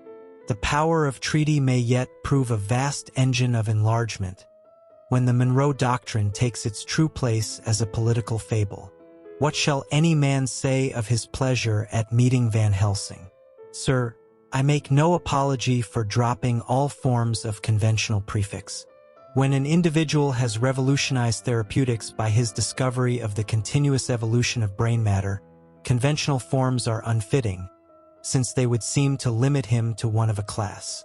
You, gentlemen, who by nationality, by heredity, or by the possession of natural gifts, are fitted to hold your respective places in the moving world, I take to witness that I am as sane as at least the majority of men who are in full possession of their liberties. And I am sure that you, Dr. Seward, humanitarian and medico-jurist as well as scientist, will deem it a moral duty to deal with me as one to be considered as under exceptional circumstances. He made this last appeal with a courtly air of conviction which was not without its own charm. I think we were all staggered. For my own part, I was under the conviction, despite my knowledge of the man's character and history, that his reason had been restored, and I felt under a strong impulse to tell him that I was satisfied as to his sanity, and would see about the necessary formalities for his release in the morning. I thought it better to wait, however, before making so grave a statement, for of old I knew the sudden changes to which this particular patient was liable. So I contented myself with making a general statement that he appeared to be improving very rapidly, that I would have a longer chat with him in the morning, and would then see what I could do in the direction of meeting his wishes. This did not at all satisfy him, for he said quickly, "But I fear, Dr. Seward, that you hardly apprehend my wish. I desire to go at once, here now, this very hour, this very moment, if I may. Time presses, and in our implied agreement with the old scytheman it is of the essence of the contract. I am sure it is only necessary to put before so admirable a practitioner as Dr. Seward so simple, yet so momentous a wish, to ensure its fulfillment." He looked at me keenly, and seeing the negative in my face, turned to the others and scrutinized them closely. Not meeting any sufficient response, he went on, "Is it possible that I have erred in my supposition?" "You have," I said frankly, but at the same time as I felt brutally. There was a considerable pause, and then he said slowly, "Then I suppose I must only shift my ground of request. Let me ask for this concession, boon, privilege, what you will. I am content to implore in such a case, not on personal grounds, but for the sake of others. I am not at liberty to give you the whole of my reasons, but you may, I assure you, take it from me that they are good ones, sound and unselfish, and spring from the highest sense of duty. Could you look, sir, into my heart, you would approve to the full the sentiments which animate me. Nay, more, you would count me amongst the best and truest of your friends." Again he looked at us all keenly. I had a growing conviction that this sudden change of his entire intellectual method was but yet another form or phase of his madness, and so determined to let him go on a little longer, knowing from experience that he would, like all lunatics, give himself away in the end. Van Helsing was gazing at him with a look of utmost intensity, his bushy eyebrows almost meeting with the fixed concentration of his look. He said to Renfield in a tone which did not surprise me at the time, but only when I thought of it afterwards, for it was as of one addressing an equal, "Can you not tell frankly your real reason for wishing to be free tonight? I will undertake that if you will satisfy even me, a stranger without prejudice, and with the habit of keeping an open mind, Dr. Seward will give you, at his own risk and on his own responsibility, the privilege you seek." He shook his head sadly, and with a look of poignant regret on his face. The professor went on, "Come, sir, bethink yourself. You claim the privilege of reason in the highest degree, since you seek to impress us with your complete reasonableness. You do this, whose sanity we have reason to doubt, since you are not yet released from medical treatment for this very defect. If you will not help us in our effort to choose the wisest course, how can we perform the duty which you yourself put upon us? Be wise and help us, and if we can, we shall aid you to achieve your wish." He still shook his head as he said, "Dr. Van Helsing, I have nothing to say. Your argument is complete, and if I were free to speak I should not hesitate a moment. But I am not my own master in the matter. I can only ask you to trust me. If I am refused, the responsibility does not rest with me." I thought it was now time to end the scene, which was becoming too comically grave, so I went towards the door, simply saying, Come, my friends, we have work to do. Good night. As, however, I got near the door, a new change came over the patient. He moved towards me so quickly that for the moment I feared that he was about to make another homicidal attack. My fears, however, were groundless, for he held up his two hands imploringly and made his petition in a moving manner. As he saw that the very excess of his emotion was militating against him, by restoring us more to our old relations, he became still more demonstrative. I glanced at Van Helsing and saw my conviction reflected in his eyes. So I became a little more fixed in my manner, if not more stern, and motioned to him that his efforts were unavailing. I had previously seen something of the same constantly growing excitement in him when he had to make some request of which at the time he had thought much, such, for instance, as when he wanted a cat, and I was prepared to see the collapse into the same sullen acquiescence on this occasion. My expectation was not realized, for when he found that his appeal would not be successful, he got into quite a frantic condition. He threw himself on his knees and held up his hands, wringing them in plaintive supplication, and poured forth a torrent of entreaty, with the tears rolling down his cheeks, and his whole face and form expressive of the deepest emotion. "Let me entreat you, Dr. Seward. Oh, let me implore you to let me out of this house at once. Send me away how you will and where you will. Send keepers with me with whips and chains. Let them take me in a straight waistcoat, manacled and leg-ironed, even to a jail, but let me go out of this. You don't know what you do by keeping me here. I am speaking from the depths of my heart, of my very soul. You don't know whom you wrong or how, and I may not tell. Woe is me, I may not tell. By all you hold sacred, by all you hold dear, by your love that is lost, by your hope that lives, for the sake of the Almighty, take me out of this and save my soul from guilt. Can't you hear me, man? Can't you understand? Will you never learn? Don't you know that I am sane and earnest now, that I am no lunatic in a mad fit, but a sane man fighting for his soul? Oh, hear me, hear me. Let me go, let me go, let me go." I thought that the longer this went on, the wilder he would get, and so would bring on a fit. So I took him by the hand and raised him up. "Come," I said sternly. "No more of this. We have had quite enough already. Get to your bed and try to behave more discreetly." He suddenly stopped and looked at me intently for several moments. Then, without a word, he rose and, moving over, sat down on the side of the bed. The collapse had come, as on former occasion, just as I had expected. When I was leaving the room, last of our party, he said to me in a quiet, well-bred voice, "You will, I trust, Dr. Seward, do me the justice to bear in mind, later on, that I did what I could to convince you tonight." Chapter 19. Jonathan Harker's Journal. October 1st, 5 a.m. I went with the party to the search with an easy mind, for I think I never saw Mina so absolutely strong and well.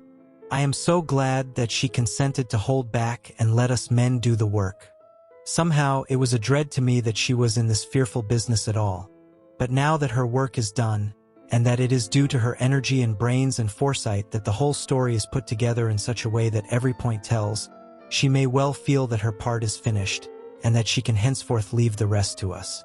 We were, I think, all a little upset by the scene with Mr. Renfield. When we came away from his room, we were silent till we got back to the study. Then Mr. Morris said to Dr. Seward, "Say, Jack, if that man wasn't attempting a bluff, he is about the sanest lunatic I ever saw. I'm not sure, but I believe that he had some serious purpose, and if he had, it was pretty rough on him not to get a chance." Lord Godalming and I were silent, but Dr. Van Helsing added, "Friend John, you know more of lunatics than I do, and I'm glad of it, for I fear that if it had been to me to decide, I would before that last hysterical outburst have given him free. But we live and learn, and in our present task we must take no chance, as my friend Quincy would say. all is best as they are. Dr. Seward seemed to answer them both in a dreamy kind of way. I don't know, but that I agree with you. If that man had been an ordinary lunatic, I would have taken my chance of trusting him. But he seems so mixed up with the Count in an indexy kind of way that I am afraid of doing anything wrong by helping his fads. I can't forget how he prayed with almost equal fervor for a cat, and then tried to tear my throat out with his teeth. Besides, he called the Count Lord and Master, and he may want to get out to help him in some diabolical way. That horrid thing has the wolves and the rats and his own kind to help him, so I suppose he isn't above trying to use a respectable lunatic. He certainly did seem earnest, though. I only hope we have done what is best. These things, in conjunction with the wild work we have in hand, help to unnerve a man. The professor stepped over, and laying his hand on his shoulder, said in his grave, kindly way, "Friend John, have no fear. We are trying to do our duty in a very sad and terrible case. We can only do as we deem best. What else have we to hope for, except the pity of the good God?" Lord Godalming had slipped away for a few minutes, but now he returned. He held up a little silver whistle, as he remarked, "That old place may be full of rats, and if so, I've got an antidote on call." Having passed the wall, we took our way to the house, taking care to keep in the shadows of the trees on the lawn when the moonlight shone out. When we got to the porch, the professor opened his bag and took out a lot of things, which he laid on the step, sorting them into 4 little groups, evidently one for each. Then he spoke. "My friends, we are going into a terrible danger, and we need arms of many kinds. Our enemy is not merely spiritual.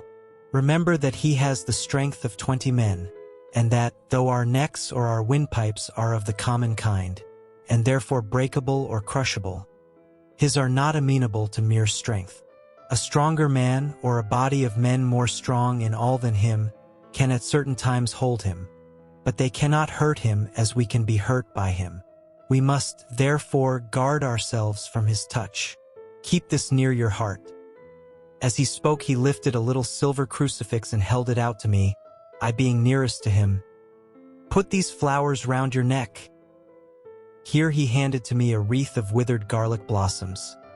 For other enemies more mundane, this revolver and this knife, and for 8 in all, these so small electric lamps, which you can fasten to your breast, and for all and above all at the last, this, which we must not desecrate needless.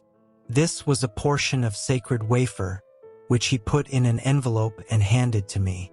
Each of the others was similarly equipped. "Now," he said, "Friend John, where are the skeleton keys?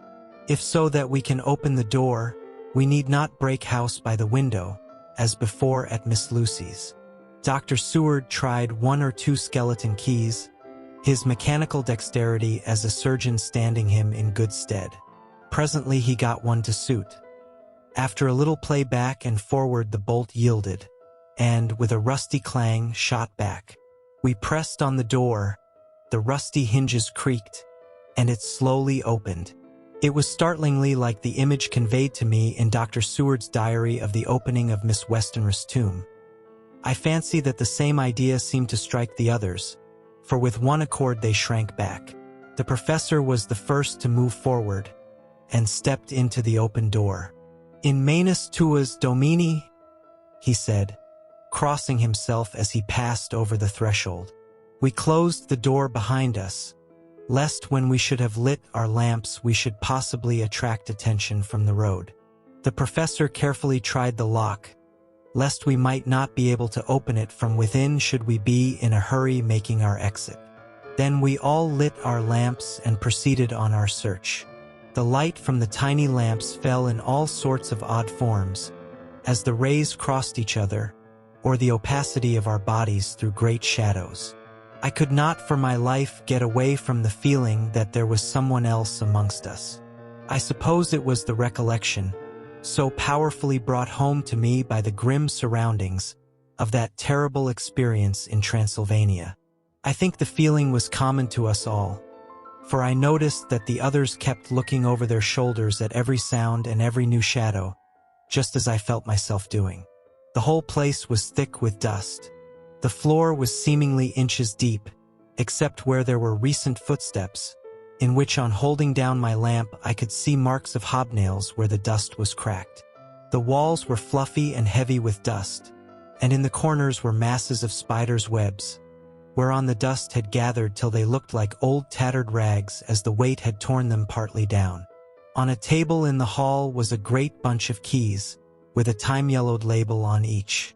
They had been used several times, for on the table were several similar rents in the blanket of dust, similar to that exposed when the professor lifted them. He turned to me and said, "The house was silent when we got back, save for some poor creature who was screaming away in one of the distant wards, and a low, moaning sound from Renfield's room. The poor wretch was doubtless torturing himself, after the manner of the insane, with needless thoughts of pain. I came tiptoe into our own room, and found Mina asleep, breathing so softly that I had to put my ear down to hear it. She looks paler than usual. I hope the meeting tonight has not upset her. I am truly thankful that she is to be left out of our future work, and even of our deliberations. It is too great a strain for a woman to bear. I did not think so at first, but I know better now. Therefore I am glad that it is settled. There may be things which would frighten her to hear, and yet to conceal them from her might be worse than to tell her if once she suspected that there was any concealment. Henceforth our work is to be a sealed book to her, till at least such time as we can tell her that all is finished, and the earth free from a monster of the nether world. I dare say it will be difficult to begin to keep silence after such confidence as ours, but I must be resolute, and tomorrow I shall keep dark over tonight's doings, and shall refuse to speak of anything that has happened. I rest on the sofa so as not to disturb her. October 1st, later. I suppose it was natural that we should have all overslept ourselves, for the day was a busy one, and the night had no rest at all. Even Mina must have felt its exhaustion, for though I slept till the sun was high, I was awake before her, and had to call 2 or 3 times before she awoke. Indeed, she was so sound asleep that for a few seconds she did not recognize me, but looked at me with a sort of blank terror, as one looks who has been waked out of a bad dream. She complained a little of being tired, and I let her rest till later in the day. We now know of 21 boxes having been removed, and if it be that several were taken in any of these removals, we may be able to trace them all. Such will, of course, immensely simplify our labor, and the sooner the matter is attended to the better. I shall look up Thomas Snelling today. Dr. Seward's Diary. October 1st. It was towards noon when I was awakened by the professor walking into my room. He was more jolly and cheerful than usual, and it is quite evident that last night's work has helped to take some of the brooding weight off his mind. After going over the adventure of the night, he suddenly said, "Your patient interests me much. May it be that with you I visit him this morning? Or if that you are too occupied, I can go alone if it may be. It is a new experience to me to find a lunatic who talk philosophy and reasons so sound. I had some work to do which pressed, so I told him that if he would go alone I would be glad, as then I should not have to keep him waiting. So I called an attendant and gave him the necessary instructions. Before the professor left the room, I cautioned him against getting any false impression from my patient. But, he answered, I want him to talk of himself and of his delusion as to consuming live things. He said to Madame Mina, as I see in your diary of yesterday, that he had once had such a belief. Why do you smile, friend John? Excuse me, I said, but the answer is here. I laid my hand on the typewritten matter. When our sane and learned lunatic made that very statement of how he used to consume life, his mouth was actually nauseous with the flies and spiders which he had eaten just before Mrs. Harker entered the room. Van Helsing smiled in turn. Good, he said. Your memory is true, friend John. I should have remembered. And yet it is this very obliquity of thought and memory which makes mental disease such a fascinating study. Perhaps I may gain more knowledge out of the folly of this madman than I shall from the teaching of the most wise. Who knows? I went on with my work, and before long was through that in hand. It seemed that the time had been very short indeed, but there was Van Helsing back in the study. "Do I interrupt?" he asked politely as he stood at the door. "Not at all," I answered. "Come in. My work is finished, and I am free. I can go with you now if you like." "It is needless. I have seen him. Well, I fear that he does not appraise me at much." Our interview was short. When I entered his room, he was sitting on a stool in the center, with his elbows on his knees, and his face was the picture of sullen discontent. I spoke to him as cheerfully as I could, and with such a measure of respect as I could assume. He made no reply whatever. "Don't you know me?" I asked. His answer was not reassuring. "I know you well enough. You are the old fool Van Helsing. I wish you would take yourself and your idiotic brain theories somewhere else." Damn all thick-headed Dutchmen. Not a word more would he say, but sat in his implacable sullenness as indifferent to me as though I had not been in the room at all. Thus departed for this time my chance of much learning from this so clever lunatic. So I shall go, if I may, and cheer myself with a few happy words with that sweet soul Madame Mina. Friend John, it does rejoice me unspeakable that she is no more to be pained, no more to be worried with our terrible things.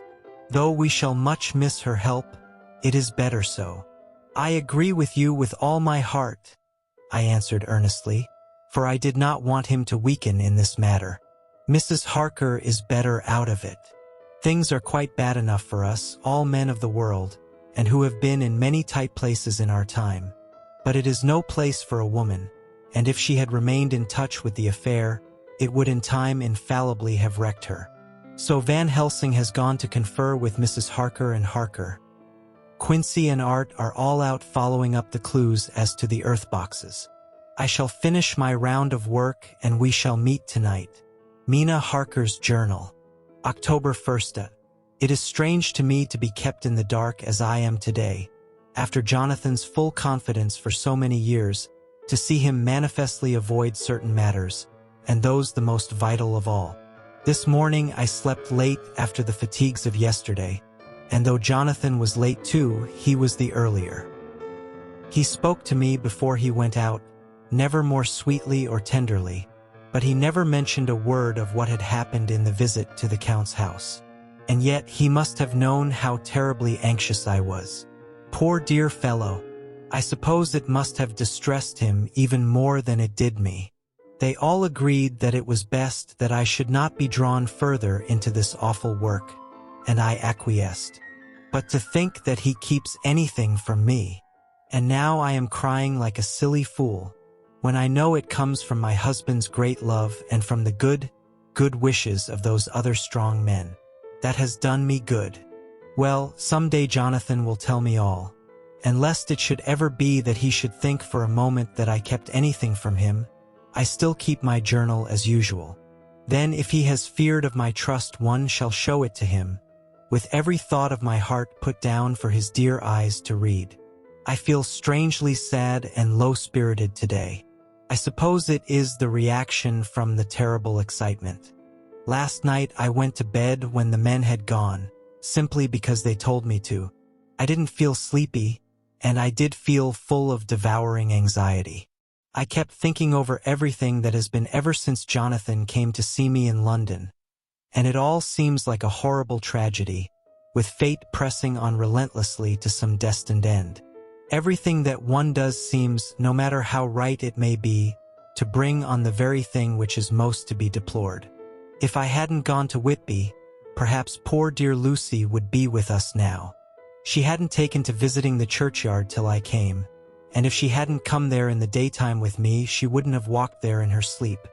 And if she hadn't gone there at night and asleep, that monster couldn't have destroyed her as he did. Oh, why did I ever go to Whitby? They're now crying again. I wonder what has come over me today. I must hide it from Jonathan, for if he knew that I had been crying twice in one morning, I, who never cried on my own account, and whom he has never caused to shed a tear, the dear fellow would fret his heart out. I shall put a bold face on, and if I do feel weepy, he shall never see it. I suppose it is one of the lessons that we poor women have to learn. I can't quite remember how I fell asleep last night. I remember hearing the sudden barking of the dogs and a lot of queer sounds, like praying on a very tumultuous scale, from Mr. Renfield's room, which is somewhere under this. And then there was silence over everything, silence so profound that it startled me, and I got up and looked out of the window. All was dark and silent, the black shadows thrown by the moonlight seeming full of a silent mystery of their own. Not a thing seemed to be stirring, but all to be grim and fixed as death or fate, so that a thin streak of white mist that crept with almost imperceptible slowness across the grass towards the house seemed to have a sentience and a vitality of its own. I think that the digression of my thoughts must have done me good, for when I got back to bed I found a lethargy creeping over me. I lay a while, but could not quite sleep, so I got out and looked out of the window again. The mist was spreading and was now close up to the house, so that I could see it lying thick against the wall, as though it were stealing up to the windows. The poor man was more loud than ever, and though I could not distinguish a word he said, I could in some way recognize in his tones some passionate entreaty on his part. Then there was the sound of a struggle, and I knew that the attendants were dealing with him. I was so frightened that I crept into bed and pulled the clothes over my head, putting my fingers in my ears. I was not then a bit sleepy, at least so I thought. But I must have fallen asleep, for, except dreams, I do not remember anything until the morning, when Jonathan woke me. I think that it took me an effort and a little time to realize where I was, and that it was Jonathan who was bending over me. My dream was very peculiar, and was almost typical of the way that waking thoughts become merged in, or continued in, dreams. I thought that I was asleep, and waiting for Jonathan to come back. I was very anxious about him, and I was powerless to act. My feet and my hands and my brain were weighted, so that nothing could proceed at the usual pace, and so I slept uneasily and thought. Then it began to dawn upon me that the air was heavy, and dank, and cold. I put back the clothes from my face, and found, to my surprise, that all was dim around. The gaslight which I had left lit for Jonathan, but turned down, came only like a tiny red spark through the fog, which had evidently grown thicker and poured into the room. Then it occurred to me that I had shut the window before I had come to bed. I would have got out to make certain on the point, but some leaden lethargy seemed to chain my limbs and even my will. I lay still and endured. That was all. I closed my eyes, but could still see through my eyelids. It is wonderful what tricks our dreams play us, and how conveniently we can imagine. The mist grew thicker and thicker, and I could see now how it came in, for I could see it like smoke, or with the white energy of boiling water, pouring in not through the window, but through the joinings of the door. It got thicker and thicker, till it seemed as if it became concentrated into a sort of pillar of cloud in the room, through the top of which I could see the light of the gas shining like a red eye. Things began to whirl through my brain just as the cloudy column was now whirling in the room, and through it all came the scriptural words, "A pillar of cloud by day and of fire by night." Was it indeed some such spiritual guidance that was coming to me in my sleep? But the pillar was composed of both the day and the night guiding, for the fire was in the red eye, which at the thought got a new fascination for me. Till, as I looked, the fire divided and seemed to shine on me through the fog like two red eyes, such as Lucy told me of in her momentary mental wandering when, on the cliff, the dying sunlight struck the windows of St. Mary's Church. Suddenly the horror burst upon me that it was thus that Jonathan had seen those awful women growing into reality through the whirling mist in the moonlight, and in my dream I must have fainted, for all became black darkness. The last conscious effort which imagination made was to show me a livid white face bending over me out of the mist. I must be careful of such dreams, for they would unseat one's reason if there were too much of them. I would get Dr. Van Helsing or Dr. Seward to prescribe something for me which would make me sleep, only that I fear to alarm them. Such a dream at the present time would become woven into their fears for me. Tonight I shall strive hard to sleep naturally. If I do not, I shall tomorrow night get them to give me a dose of chloral. That cannot hurt me for once, and it will give me a good night's sleep. Last night tired me more than if I had not slept at all. October 2nd, 10 p.m. Last night I slept, but did not dream. I must have slept soundly, for I was not waked by Jonathan coming to bed. But the sleep has not refreshed me, for today I feel terribly weak and spiritless. I spent all yesterday trying to read, or lying down dozing. In the afternoon Mr. Renfield asked if he might see me. Poor man, he was very gentle, and when I came away he kissed my hand and bade God bless me. Some way it affected me much. I am crying when I think of him.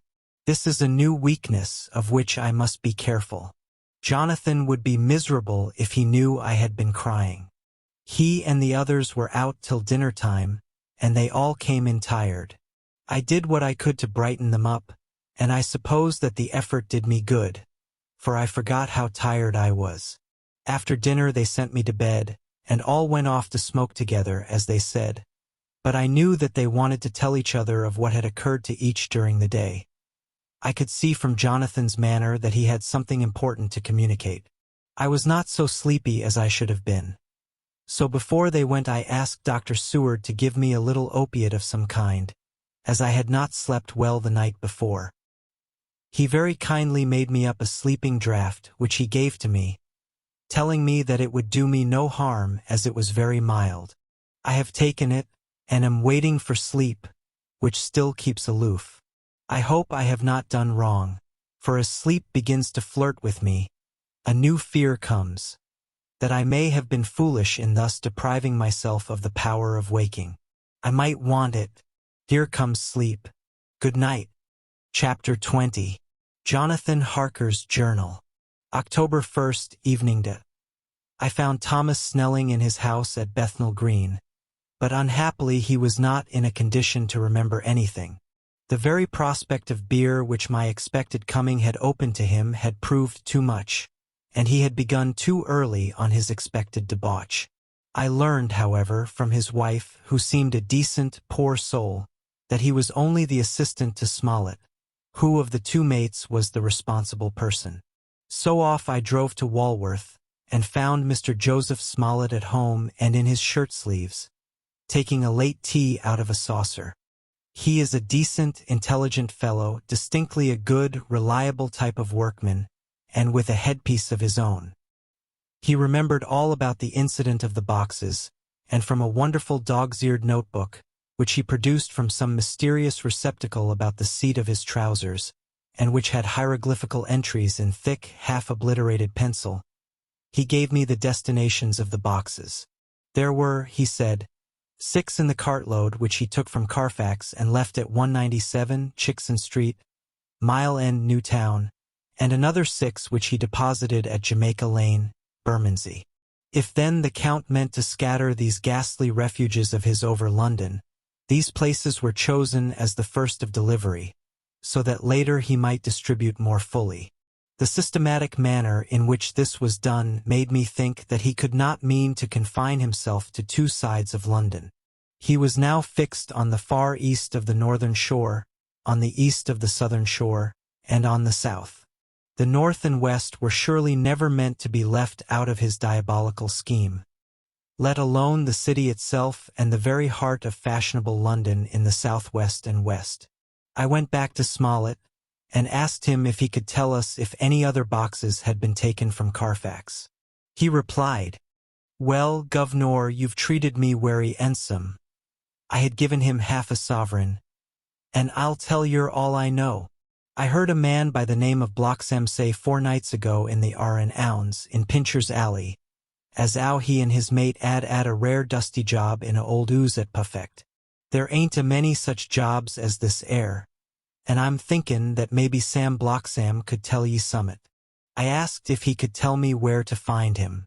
I told him that if he could get me the address it would be worth another half-sovereign to him. So he gulped down the rest of his tea and stood up, saying that he was going to begin the search then and there. At the door he stopped and said, "Look 'ere, Gov'nor, there ain't no sense in me a-keepin' you 'ere. I may find Sam soon or I mayn't, but anyhow he ain't like to be in a way to tell ye much tonight. Sam is a rare one when he starts on the booze. If you can give me an envelope with a stamp on it, and put your address on it, I'll find out where Sam is to be found and post it ye tonight. But ye'd better be up arter him soon in the mornin', or maybe you won't catch him, for Sam gets off main early, never mind the booze the night afore." This was all practical, so one of the children went off with a penny to buy an envelope and a sheet of paper, and to keep the change. When she came back, I addressed the envelope and stamped it, and when Smollett had again faithfully promised to post the address when found, I took my way to home. We're on the track anyhow. I am tired tonight and want sleep. Mina is fast asleep and looks a little too pale. Her eyes look as though she had been crying. Poor dear, I've no doubt it frets her to be kept in the dark, and it may make her doubly anxious about me and the others. But it is best as it is. It is better to be disappointed and worried in such a way now than to have her nerve broken. The doctors were quite right to insist on her being kept out of this dreadful business. I must be firm, for on me this particular burden of silence must rest. I shall not ever enter on the subject with her under any circumstances. Indeed, it may not be a hard task after all, for she herself has become reticent on the subject, and has not spoken of the Count or his doings ever since we told her of our decision. October 2nd, evening. A long and trying and exciting day. By the first post I got my directed envelope with a dirty scrap of paper enclosed, on which was written with a carpenter's pencil in a sprawling hand, "Sam Blocksam, Corcoran's, 4 Potter's Court, Bartle Street, Walworth. Arsk for the Depite." I got the letter in bed, and rose without waking Mina. She looked heavy and sleepy and pale and far from well. I determined not to wake her, but that, when I should return from this new search, I would arrange for her going back to Exeter. I think she would be happier in our own home, with her daily tasks to interest her, than in being here amongst us and in ignorance. I only saw Dr. Seward for a moment, and told him where I was off to, promising to come back and tell the rest so soon as I should have found out anything. I drove to Walworth and found, with some difficulty, Potter's Court. Mr. Smollett's spelling misled me, as I asked for Potter's Court instead of Potter's Court. However, when I had found the court, I had no difficulty in discovering Corcoran's lodging-house. When I asked the man who came to the door for the Depite, he shook his head and said, "I dunno him. There ain't no such a person 'ere. I never 'eard of 'im in all my bloomin' days.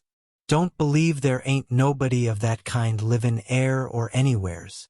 I took out Smollett's letter, and as I read it, it seemed to me that the lesson of the spelling of the name of the court might guide me. "What are you?" I asked. "I'm the deputy," he answered. I saw at once that I was on the right track. Phonetic spelling had again misled me. A half-crown tip put the deputy's knowledge at my disposal, and I learned that Mr. Blocksam, who had slept off the remains of his beer on the previous night at Corcoran's, had left for his work at Poplar at 5 o'clock that morning. He could not tell me where the place of work was situated, but he had a vague idea that it was some kind of a newfangled warehouse, and with this slender clue I had to start for Poplar. It was 12 o'clock before I got any satisfactory hint of such a building, and this I got at a coffee shop, where some workmen were having their dinner. One of these suggested that there was being erected at Cross Angel Street a new cold storage building, and as this suited the condition of a newfangled warehouse, I at once drove to it. An interview with a surly gatekeeper and a surlier foreman, both of whom were appeased with the coin of the realm, put me on the track of Bloxam. He was sent for on my suggesting that I was willing to pay his day's wages to his foreman for the privilege of asking him a few questions on a private matter. He was a smart enough fellow, though rough of speech and bearing. When I had promised to pay for his information and given him an earnest, he told me that he had made 2 journeys between Carfax and a house in Piccadilly, and had taken from this house to the latter 9 great boxes, main heavy ones, with a horse and cart hired by him for this purpose.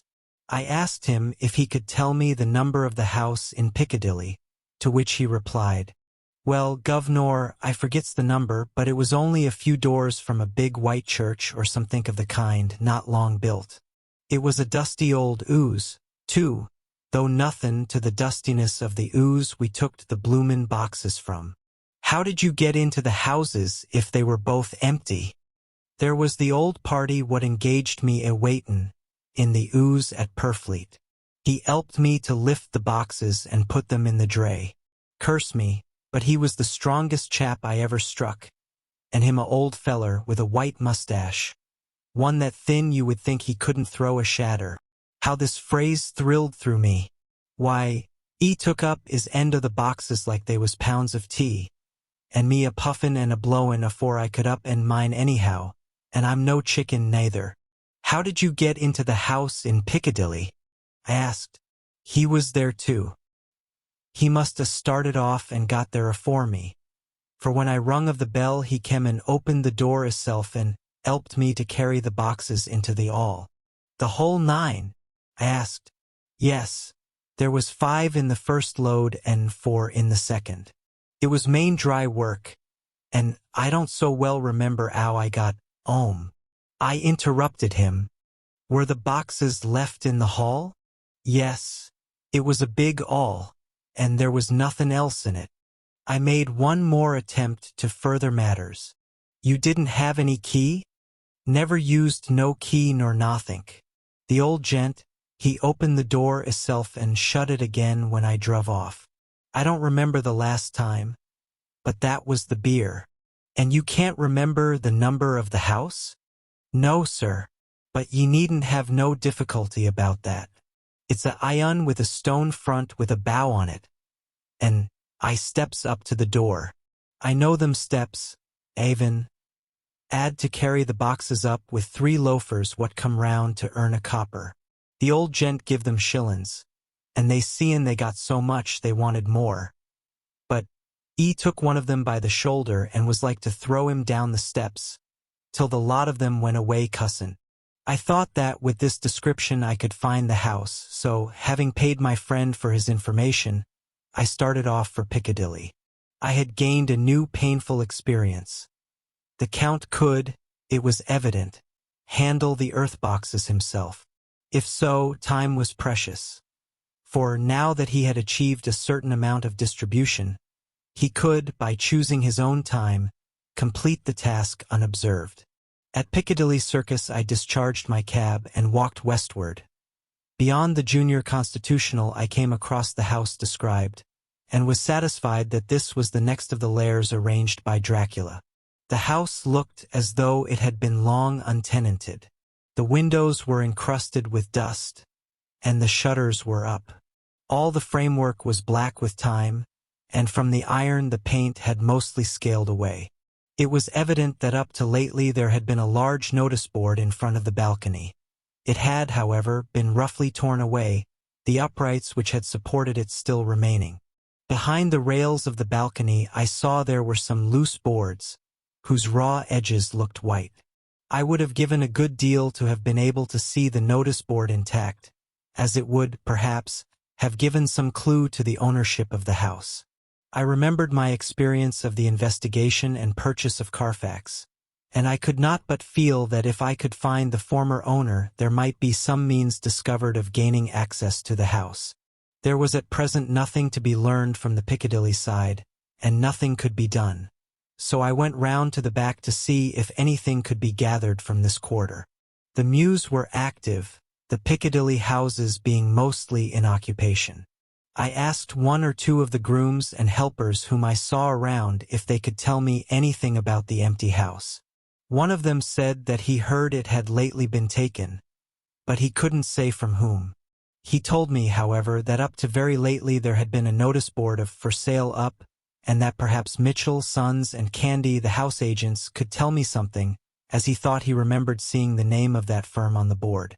I did not wish to seem too eager, or to let my informant know or guess too much, so, thanking him in the usual manner, I strolled away. It was now growing dusk, and the autumn night was closing in, so I did not lose any time. Having learned the address of Mitchell, Sons, and Candy from a directory at the Berkeley, I was soon at their office in Sackville Street. The gentleman who saw me was particularly suave in manner, but uncommunicative in equal proportion.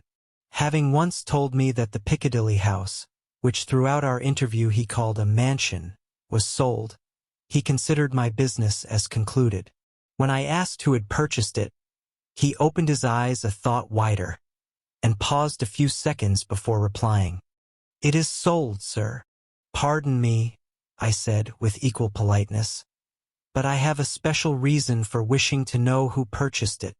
Again he paused longer, and raised his eyebrows still more. "It is sold, sir," was again his laconic reply. "Surely," I said, "you do not mind letting me know so much." "But I do mind," he answered. "The affairs of their clients are absolutely safe in the hands of Mitchell, Sons, and Candy." This was manifestly a prig of the first water, and there was no use arguing with him. I thought I had best meet him on his own ground, so I said, "Your clients, sir, are happy in having so resolute a guardian of their confidence. I am myself a professional man." Here I handed him my card. In this instance I am not prompted by curiosity. I act on the part of Lord Godalming, who wishes to know something of the property which was, he understood, lately for sale. These words put a different complexion on affairs. He said, "I would like to oblige you if I could, Mr. Harker, and especially would I like to oblige his lordship. We once carried out a small matter of renting some chambers for him when he was the Honorable Arthur Holmwood. If you will let me have his lordship's address, I will consult the house on the subject, and will, in any case, communicate with his lordship by tonight's post. It will be a pleasure if we can so far deviate from our rules as to give the required information to his lordship." I wanted to secure a friend, and not to make an enemy, so I thanked him, gave the address at Dr. Seward's, and came away. It was now dark, and I was tired and hungry. I got a cup of tea at the Aerated Bread Company and came down to Purfleet by the next train. I found all the others at home. Mina was looking tired and pale, but she made a gallant effort to be bright and cheerful. It wrung my heart to think that I had had to keep anything from her and so caused her inquietude. Thank God! This will be the last night of her looking on at our conferences, and feeling the sting of our not showing our confidence. It took all my courage to hold to the wise resolution of keeping her out of our grim task. She seems somehow more reconciled, or else the very subject seems to have become repugnant to her, for when any accidental allusion is made she actually shudders.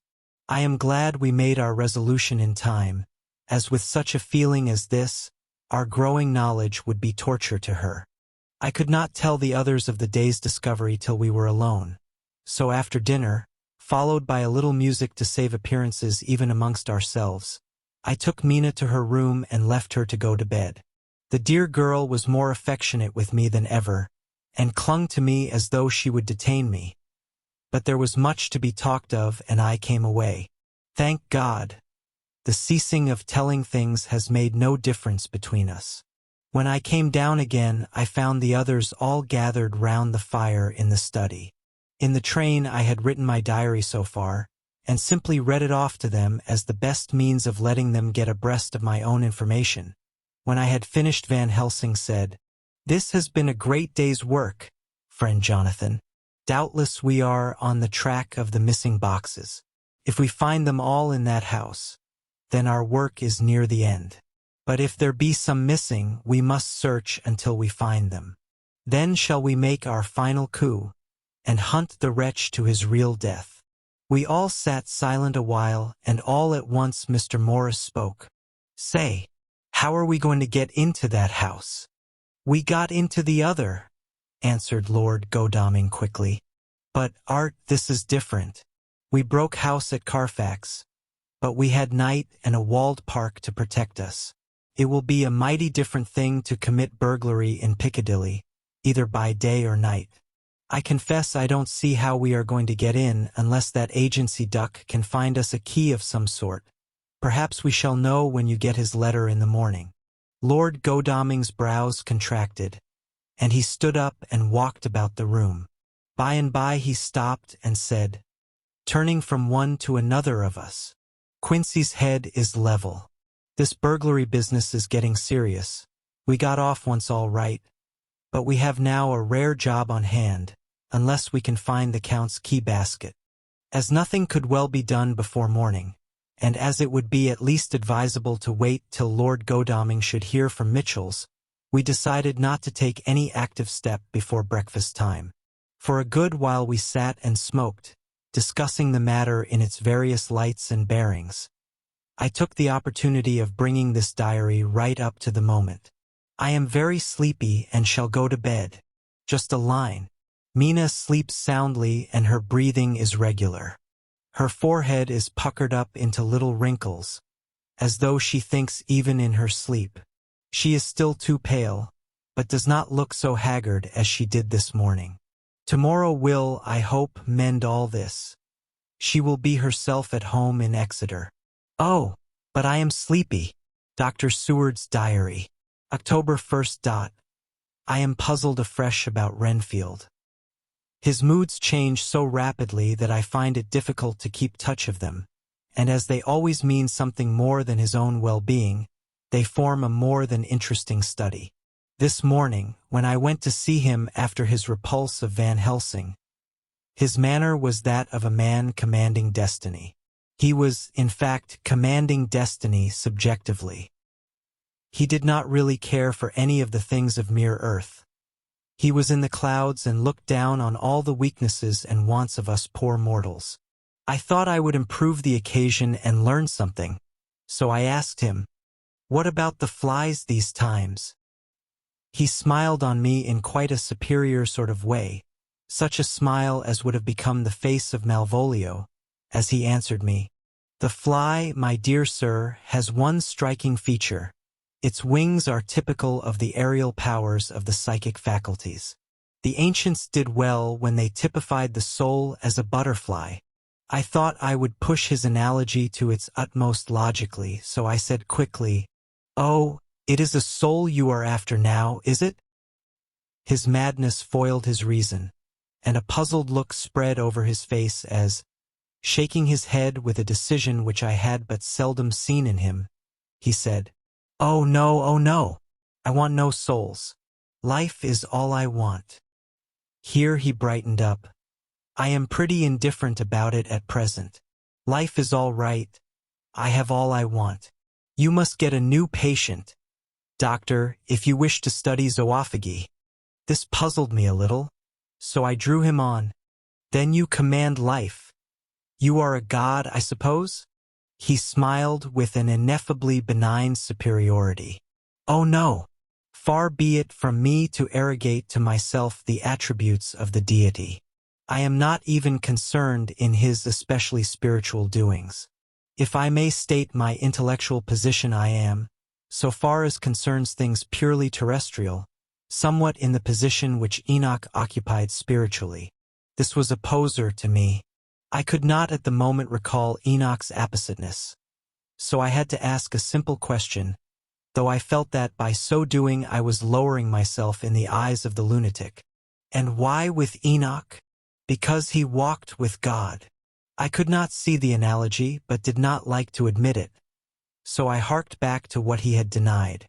"So you don't care about life and you don't want souls. Why not?" I put my question quickly and somewhat sternly, on purpose to disconcert him. The effort succeeded. For an instant he unconsciously relapsed into his old servile manner, bent low before me, and actually fawned upon me as he replied, "I don't want any souls, indeed, indeed. I don't. I couldn't use them if I had them. They would be no manner of use to me. I couldn't eat them or—" He suddenly stopped, and the old cunning look spread over his face, like a wind sweep on the surface of the water. "And doctor, as to life, what is it after all? When you've got all you require, and you know that you will never want, that is all. I have friends, good friends, like you, Dr. Seward." This was said with a leer of inexpressible cunning. "I know that I shall never lack the means of life." I think that through the cloudiness of his insanity, he saw some antagonism in me, for he at once fell back on the last refuge of such as he, a dogged silence. After a short time I saw that, for the present, it was useless to speak to him. He was sulky, and so I came away. Later in the day he sent for me. Ordinarily I would not have come without special reason, but just at present I am so interested in him that I would gladly make an effort. Besides, I am glad to have anything to help to pass the time. Harker is out, following up clues, and so are Lord Godalming and Quincy. Van Helsing sits in my study poring over the record prepared by the Harkes. He seems to think that by accurate knowledge of all details he will light upon some clue. He does not wish to be disturbed in the work, without cause. I would have taken him with me to see the patient, only I thought that after his last repulse he might not care to go again. There was also another reason. Renfield might not speak so freely before a third person as when he and I were alone. I found him sitting out in the middle of the floor on his stool, a pose which is generally indicative of some mental energy on his part. When I came in, he said at once, as though the question had been waiting on his lips, "What about souls?" It was evident then that my surmise had been correct. Unconscious cerebration was doing its work, even with the lunatic. I determined to have the matter out. "What about them yourself?" I asked. He did not reply for a moment, but looked all round him, and up and down, as though he expected to find some inspiration for an answer. "I don't want any souls," he said in a feeble, apologetic way. The matter seemed preying on his mind, and so I determined to use it, to be cruel only to be kind. So I said, "You like life, and you want life?" "Oh yes, but that is all right. You needn't worry about that." "But," I asked, "how are we to get the life without getting the soul also?" This seemed to puzzle him, so I followed it up. "A nice time you'll have some time when you're flying out there, with the souls of thousands of flies and spiders and birds and cats buzzing and twittering and meowing all round you. You've got their lives, you know, and you must put up with their souls." Something seemed to affect his imagination, for he put his fingers to his ears and shut his eyes, screwing them up tightly just as a small boy does when his face is being soaped. There was something pathetic in it that touched me. It also gave me a lesson, for it seemed that before me was a child, only a child, though the features were worn and the stubble on the jaws was white. It was evident that he was undergoing some process of mental disturbance, and, knowing how his past moods had interpreted things seemingly foreign to himself, I thought I would enter into his mind as well as I could and go with him. The first step was to restore confidence, so I asked him, speaking pretty loud so that he would hear me through his closed ears, "Would you like some sugar to get your flies round again?" He seemed to wake up all at once, and shook his head. With a laugh he replied, "Not much. Flies are poor things after all." After a pause he added, "But I don't want their souls buzzing round me all the same." "Or spiders," I went on. "Blow spiders. What's the use of spiders? There isn't anything in them to eat or—" He stopped suddenly, as though reminded of a forbidden topic. So. I thought to myself, this is the second time he has suddenly stopped at the word drink. What does it mean? Renfield seemed himself aware of having made a lapse. for he hurried on, as though to distract my attention from it. I don't take any stock at all in such matters. Rats and mice and such small deer, as Shakespeare has it, chicken feed of the larder they might be called. I'm past all that sort of nonsense. You might as well ask a man to eat molecules with a pair of chopsticks, as to try to interest me about the lesser carnivora, when I know of what is before me. I see, I said. You want big things that you can make your teeth meet in? How would you like to breakfast on elephant? What ridiculous nonsense you are talking. He was getting too wide awake, so I thought I would press him hard. I wonder, I said reflectively, what an elephant's soul is like. The effect I desired was obtained, for he at once fell from his high horse and became a child again. I don't want an elephant's soul or any soul at all, he said. For a few moments he sat despondently. Suddenly he jumped to his feet, with his eyes blazing and all the signs of intense cerebral excitement. To hell with you and your souls, he shouted. Why do you plague me about souls? Haven't I got enough to worry and pain and distract me already, without thinking of souls? He looked so hostile that I thought he was in for another homicidal fit, so I blew my whistle. The instant, however, that I did so he became calm and said apologetically, "Forgive me, doctor. I forgot myself. You do not need any help. I am so worried in my mind that I am apt to be irritable. If you only knew the problem I have to face, and that I am working out, you would pity and tolerate and pardon me. Pray do not put me in a strait waistcoat. I want to think, and I cannot think freely when my body is confined. I am sure you will understand." He had evidently self-control, so when the attendants came I told them not to mind, and they withdrew. Renfield watched them go. When the door was closed he said, with considerable dignity and sweetness, "Dr. Seward, you have been very considerate towards me. Believe me that I am very, very grateful to you. I thought it well to leave him in this mood, and so I came away. There is certainly something to ponder over in this man's state. Several points seem to make what the American interviewer calls a story, if one could only get them in proper order. Here they are. Will not mention drinking. Fears the thought of being burdened with the soul of anything. Has no dread of wanting life in the future. Despises the meaner forms of life altogether, though he dreads being haunted by their souls. Logically, all these things point one way. He has assurance of some kind that he will acquire some higher life. He dreads the consequence, the burden of a soul. Then it is a human life he looks to. And the assurance? Merciful God! The Count has been to him, and there is some new scheme of terror afoot. Later. I went after my round to Van Helsing and told him my suspicion. He grew very grave, and, after thinking the matter over for a while, asked me to take him to Renfield. I did so. As we came to the door we heard the lunatic within singing gaily, as he used to do in the time which now seems so long ago. When we entered we saw with amazement that he had spread out his sugar as of old.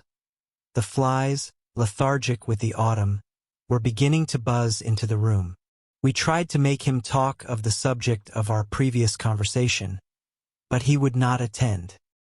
He went on with his singing, just as though we had not been present. He had got a scrap of paper and was folding it into a notebook. We had to come away as ignorant as we went in. His is a curious case indeed. We must watch him tonight. Letter, Mitchell, Sons and Candy to Lord Godalming. October 1st.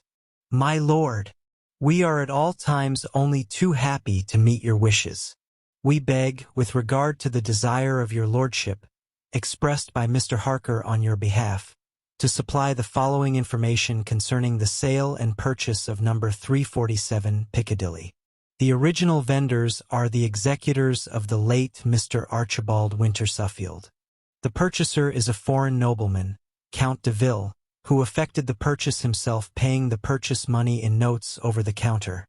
If your lordship will pardon us using so vulgar an expression. Beyond this we know nothing whatever of him. We are, my lord, your lordship's humble servants. Mitchell, Sons and Candy. Dr. Seward's Diary. October 2nd. I placed a man in the corridor last night, and told him to make an accurate note of any sound he might hear from Renfield's room, and gave him instructions that if there should be anything strange he was to call me. After dinner, when we had all gathered round the fire in the study, Mrs. Harker having gone to bed, we discussed the attempts and discoveries of the day. Harker was the only one who had any result, and we are in great hopes that his clue may be an important one. Before going to bed I went round to the patient's room and looked in through the observation trap. He was sleeping soundly, and his heart rose and fell with regular respiration. This morning the man on duty reported to me that a little after midnight he was restless and kept saying his prayers somewhat loudly. I asked him if that was all. He replied that it was all he heard. There was something about his manner so suspicious that I asked him point-blank if he had been asleep. He denied sleep, but admitted to having dozed for a while. It is too bad that men cannot be trusted unless they are watched. Today Harker is out following up his clue, and Art and Quincy are looking after horses. Godalming thinks that it will be well to have horses always in readiness, for when we get the information which we seek there will be no time to lose. We must sterilize all the imported earth between sunrise and sunset. We shall thus catch the Count at his weakest, and without a refuge to fly to. Van Helsing is off to the British Museum looking up some authorities on ancient medicine. The old physicians took account of things which their followers do not accept, and the professor is searching for witch and demon cures which may be useful to us later. I sometimes think we must be all mad and that we shall wake to sanity in strait waistcoats. Later. We have met again.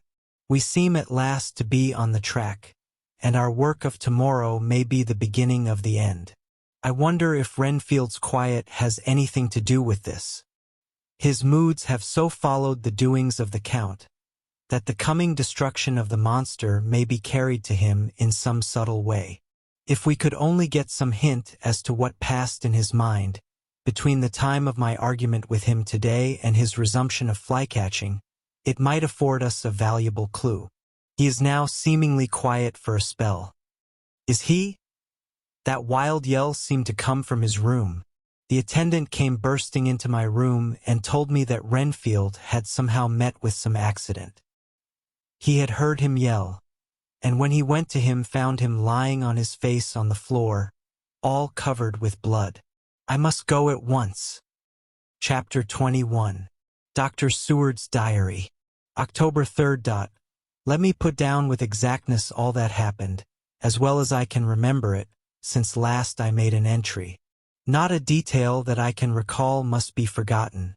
In all calmness I must proceed. When I came to Renfield's room, I found him lying on the floor on his left side in a glittering pool of blood.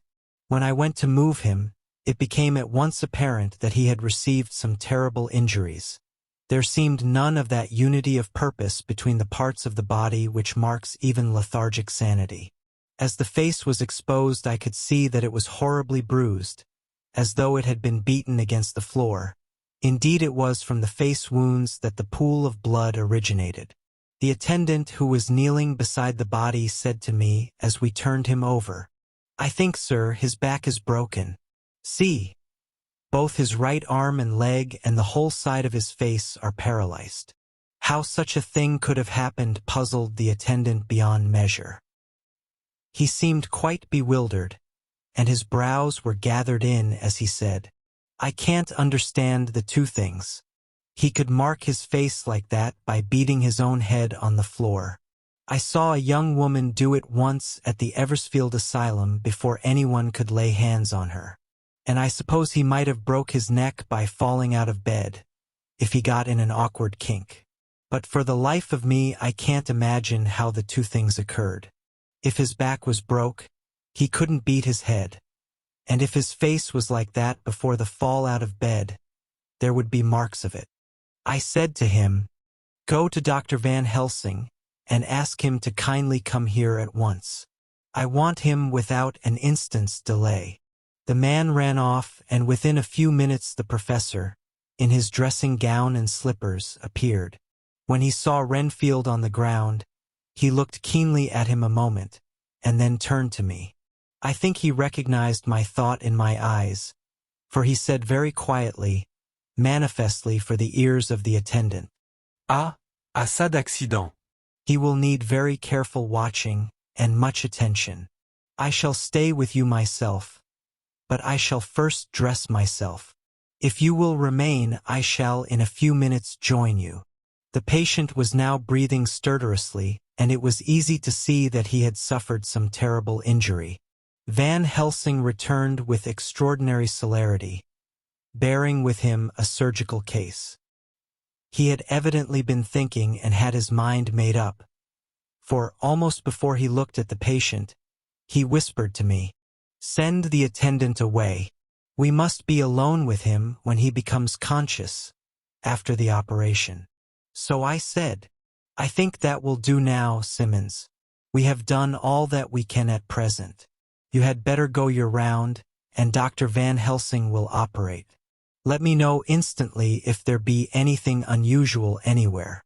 The man withdrew, and we went into a strict examination of the patient. The wounds of the face was superficial. The real injury was a depressed fracture of the skull, extending right up through the motor area. The professor thought a moment and said, "We must reduce the pressure and get back to normal conditions as far as can be. The rapidity of the suffusion shows the terrible nature of his injury. The whole motor area seems affected. The suffusion of the brain will increase quickly, so we must trephine at once or it may be too late." As he was speaking there was a soft tapping at the door. I went over and opened it and found in the corridor without Arthur and Quincy in pajamas and slippers. The former spoke. "I heard your man call up Dr. Van Helsing and tell him of an accident. So I woke Quincy, or rather called for him, as he was not asleep.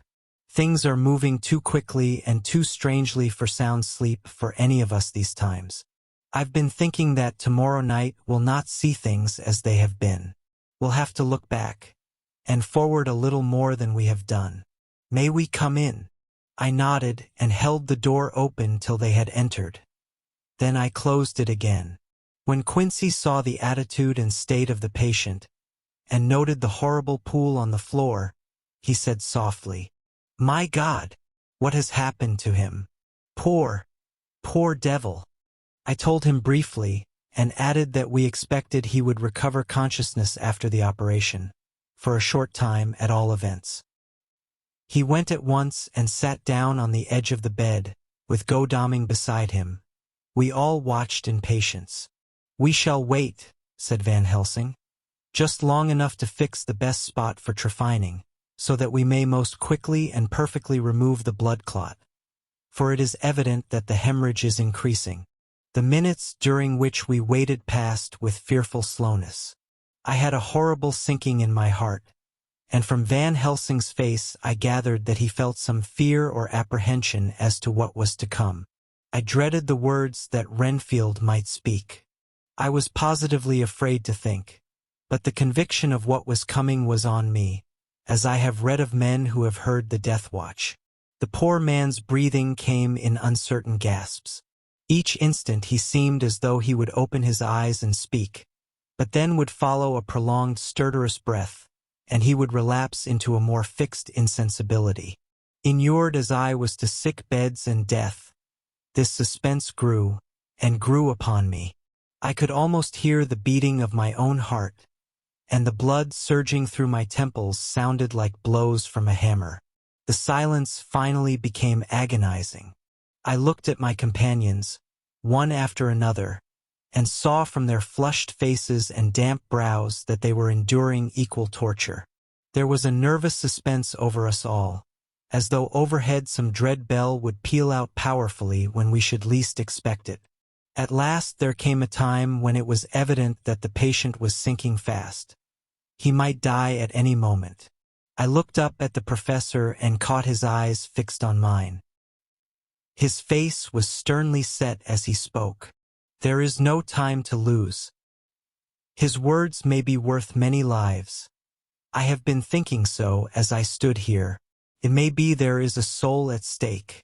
We shall operate just above the ear. Without another word, he made the operation. For a few moments the breathing continued to be stertorous. Then there came a breath so prolonged that it seemed as though it would tear open his chest. Suddenly his eyes opened and became fixed in a wild, helpless stare. This was continued for a few moments. Then it softened into a glad surprise, and from the lips came a sigh of relief.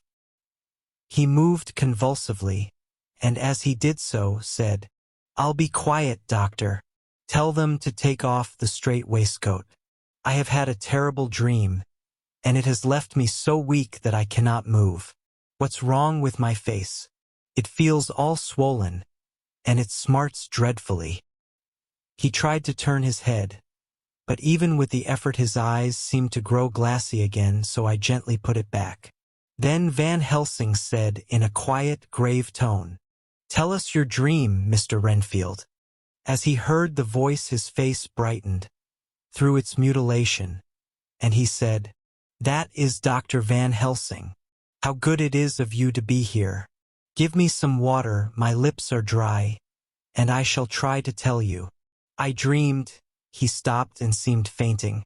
I called quietly to Quincy, "The brandy, it is in my study, quick!" He flew and returned with a glass, the decanter of brandy and a carafe of water. We moistened the parched lips, and the patient quickly revived. It seemed, however, that his poor injured brain had been working in the interval, for, when he was quite conscious, he looked at me piercingly with an agonized confusion which I shall never forget, and said, "I must not deceive myself. It was no dream, but all a grim reality." Then his eyes roved round the room. As they caught sight of the two figures sitting patiently on the edge of the bed, he went on, "If I were not sure already, I would know from them." For an instant his eyes closed, not with pain or sleep but voluntarily, as though he were bringing all his faculties to bear. When he opened them he said, hurriedly, and with more energy than he had yet displayed, "Quick, doctor, quick! I am dying. I feel that I have but a few minutes, and then I must go back to death, or worse, wet my lips with brandy again. I have something that I must say before I die, or before my poor crushed brain dies anyhow. Thank you. It was that night after you left me, when I implored you to let me go away. I couldn't speak then, for I felt my tongue was tied. But I was as sane then, except in that way, as I am now. I was in an agony of despair for a long time after you left me. It seemed hours. Then there came a sudden peace to me. My brain seemed to become cool again, and I realized where I was. I heard the dogs bark behind our house, but not where he was. As he spoke, Van Helsing's eyes never blinked, but his hand came out and met mine and gripped it hard. He did not, however, betray himself. He nodded slightly and said, "Go on." In a low voice, Renfield proceeded. He came up to the window in the mist, as I had seen him often before, but he was solid then, not a ghost, and his eyes were fierce like a man's when angry. He was laughing with his red mouth. The sharp white teeth glinted in the moonlight when he turned to look back over the belt of trees, to where the dogs were barking. I wouldn't ask him to come in at first, though I knew he wanted to, just as he had wanted all along. Then he began promising me things, not in words but by doing them. He was interrupted by a word from the professor. How? By making them happen, just as he used to send in the flies when the sun was shining. Great big fat ones with steel and sapphire on their wings, and big moths in the night with skull and crossbones on their backs. Van Helsing nodded to him as he whispered to me unconsciously. The Acherontia atatropos of the Sphinges, what you call the death's head moth. The patient went on without stopping. Then he began to whisper, "Rats, rats, rats, hundreds, thousands, millions of them, and everyone a life, and dogs to eat them, and cats too. All lives, all red blood, with years of life in it, and not merely buzzing flies." I laughed at him, for I wanted to see what he could do. Then the dogs howled, away beyond the dark trees in his house. He beckoned me to the window. I got up and looked out, and he raised his hands and seemed to call out without using any words. A dark mass spread over the grass, coming on like the shape of a flame of fire, and then he moved the mist to the right and left, and I could see that there were thousands of rats with their eyes blazing red, like his, only smaller. He held up his hand, and they all stopped, and I thought he seemed to be saying, "All these lives will I give you, I, and many more and greater, through countless ages, if you will fall down and worship me." And then a red cloud, like the color of blood, seemed to close over my eyes. And before I knew what I was doing, I found myself opening the sash and saying to him, "Come in, Lord and Master." The rats were all gone, but he slid into the room through the sash, though it was only open an inch wide. Just as the moon herself has often come in through the tiniest crack and has stood before me in all her size and splendor. His voice was weaker, so I moistened his lips with the brandy again, and he continued. But it seemed as though his memory had gone on working in the interval, for his story was further advanced. I was about to call him back to the point, but Van Helsing whispered to me, "Let him go on. Do not interrupt him. He cannot go back, and maybe could not proceed at all if once he lost the thread of his thought." He proceeded.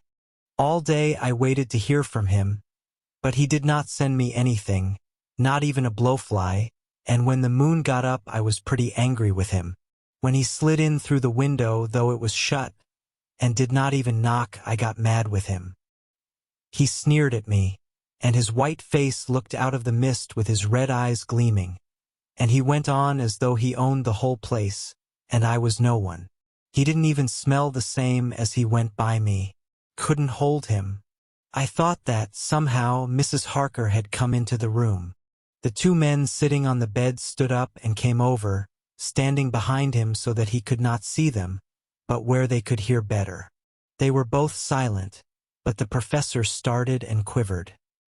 His face, however, grew grimmer and sterner still. Renfield went on without noticing. "When Mrs. Harker came in to see me this afternoon, she wasn't the same. It was like tea after the teapot had been watered. Here we all moved, but no one said a word." He went on. "I didn't know that she was here till she spoke, and she didn't look the same. I don't care for the pale people. I like them with lots of blood in them, and hers had all seemed to have run out. I didn't think of it at the time, but when she went away I began to think, and it made me mad to know that he had been taking the life out of her. I could feel that the rest quivered as I did, but we remained otherwise still. So when he came tonight, I was ready for him. I saw the mist stealing in, and I grabbed it tight. I had heard that madmen have unnatural strength, and as I knew I was a madman, at times anyhow, I resolved to use my power. And he felt it too, for he had to come out of the mist to struggle with me. I held tight, and I thought I was going to win, for I didn't mean him to take any more of her life, till I saw his eyes. They burned into me, and my strength became like water. He slipped through it, and when I tried to cling to him, he raised me up and flung me down. There was a red cloud before me, and a noise like thunder, and the mist seemed to steal away under the door. His voice was becoming fainter and his breath more stertorous. Van Helsing stood up instinctively. "We know the worst now," he said.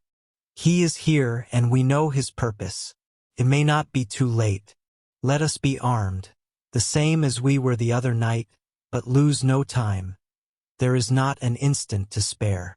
There was no need to put our fear, nay our conviction, into words. We shared them in common. We all hurried and took from our rooms the same things that we had when we entered the Count's house. The professor had his ready, and as we met in the corridor, he pointed to them significantly as he said, "They never leave me, and they shall not till this unhappy business is over. Be wise also, my friends. It is no common enemy that we deal with. Alas, alas, that dear Madam Mina should suffer."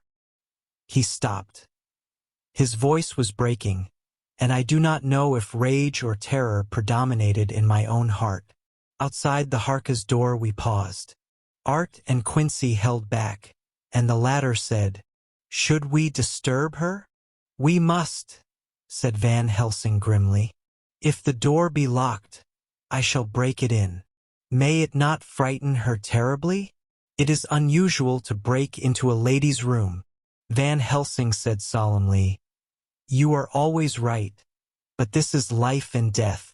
All chambers are alike to the doctor, and even were they not, they are all as one to me tonight. Friend John, when I turn the handle, if the door does not open, do you put your shoulder down and shove? And you too, my friends. Now!" He turned the handle as he spoke, but the door did not yield. We threw ourselves against it. With a crash it burst open, and we almost fell headlong into the room.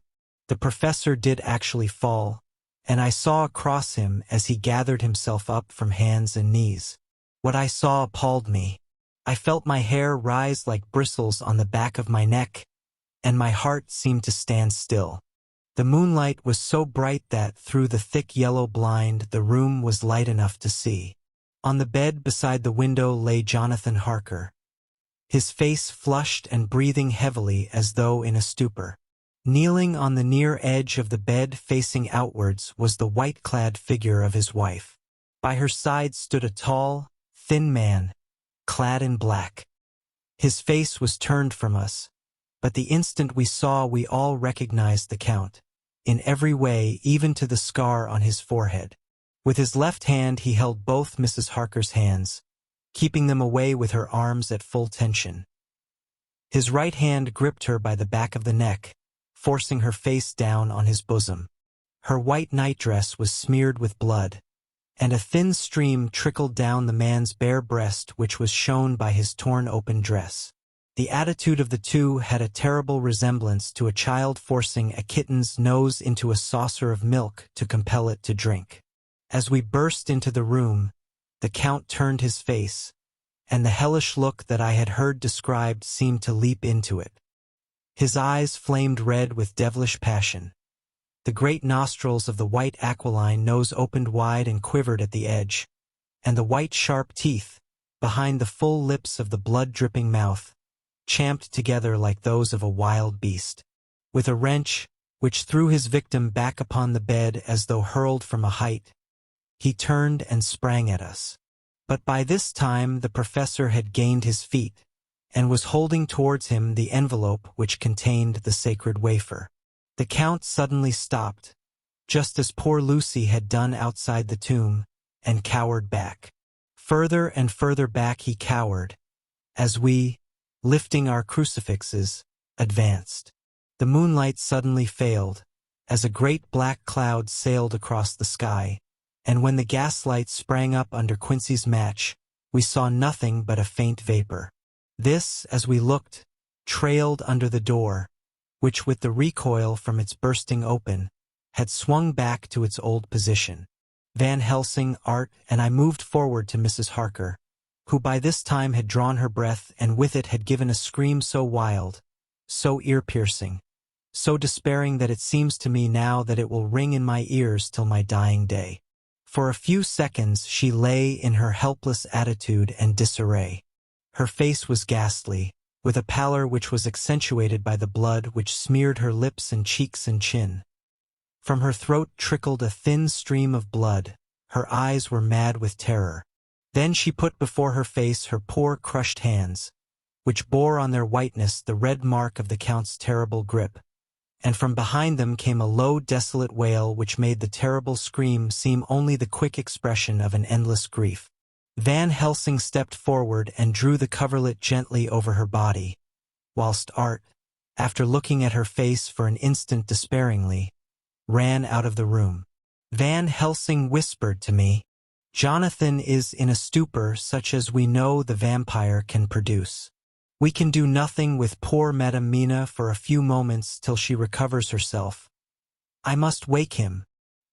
He dipped the end of a towel in cold water and with it began to flick him on the face, his wife all the while holding her face between her hands and sobbing in a way that was heartbreaking to hear. I raised the blind and looked out of the window. There was much moonshine, and as I looked I could see Quincy Morris run across the lawn and hide himself in the shadow of a great yew tree. It puzzled me to think why he was doing this, but at the instant I heard Harker's quick exclamation as he woke to partial consciousness and turned to the bed. On his face, as there might well be, was a look of wild amazement. He seemed dazed for a few seconds, and then full consciousness seemed to burst upon him all at once, and he started up. His wife was aroused by the quick movement, and turned to him with her arms stretched out, as though to embrace him. Instantly, however, she drew them in again, and putting her elbows together, held her hands before her face, and shuddered till the bed beneath her shook. "In God's name, what does this mean?" Harker cried out. "Dr. Seward, Dr. Van Helsing, what is it? What has happened? What is wrong? Mina, dear, what is it? What does that blood mean? My God, has it come to this?" And raising himself to his knees, he beat his hands wildly together. "Good God, help us! Help her! Oh, help her!" With a quick movement he jumped from bed and began to pull on his clothes, all the man in him awake at the need for instant exertion. "What has happened? Tell me all about it," he cried without pausing. "Dr. Van Helsing, you love Mina, I know. Oh, do something to save her. Cannot have gone too far yet. Guard her while I look for him." His wife, through her terror and horror and distress, saw some sure danger to him. Instantly forgetting her own grief, she seized hold of him and cried out, "No, no. Jonathan, you must not leave me. I have suffered enough tonight, God knows, without the dread of his harming you. You must stay with me. Stay with these friends who will watch over you." Her expression became frantic as she spoke, and he yielding to her, she pulled him down sitting on the bedside and clung to him fiercely. Van Helsing and I tried to calm them both. The professor held up his little golden crucifix and said with wonderful calmness, "Do not fear, my dear. We are here, and whilst this is close to you no foul thing can approach. You are safe for tonight, and we must be calm and take counsel together." She shuddered and was silent, holding down her head on her husband's breast. When she raised it, his white night-robe was stained with blood where her lips had touched, and where the thin open wound in her neck had sent forth drops.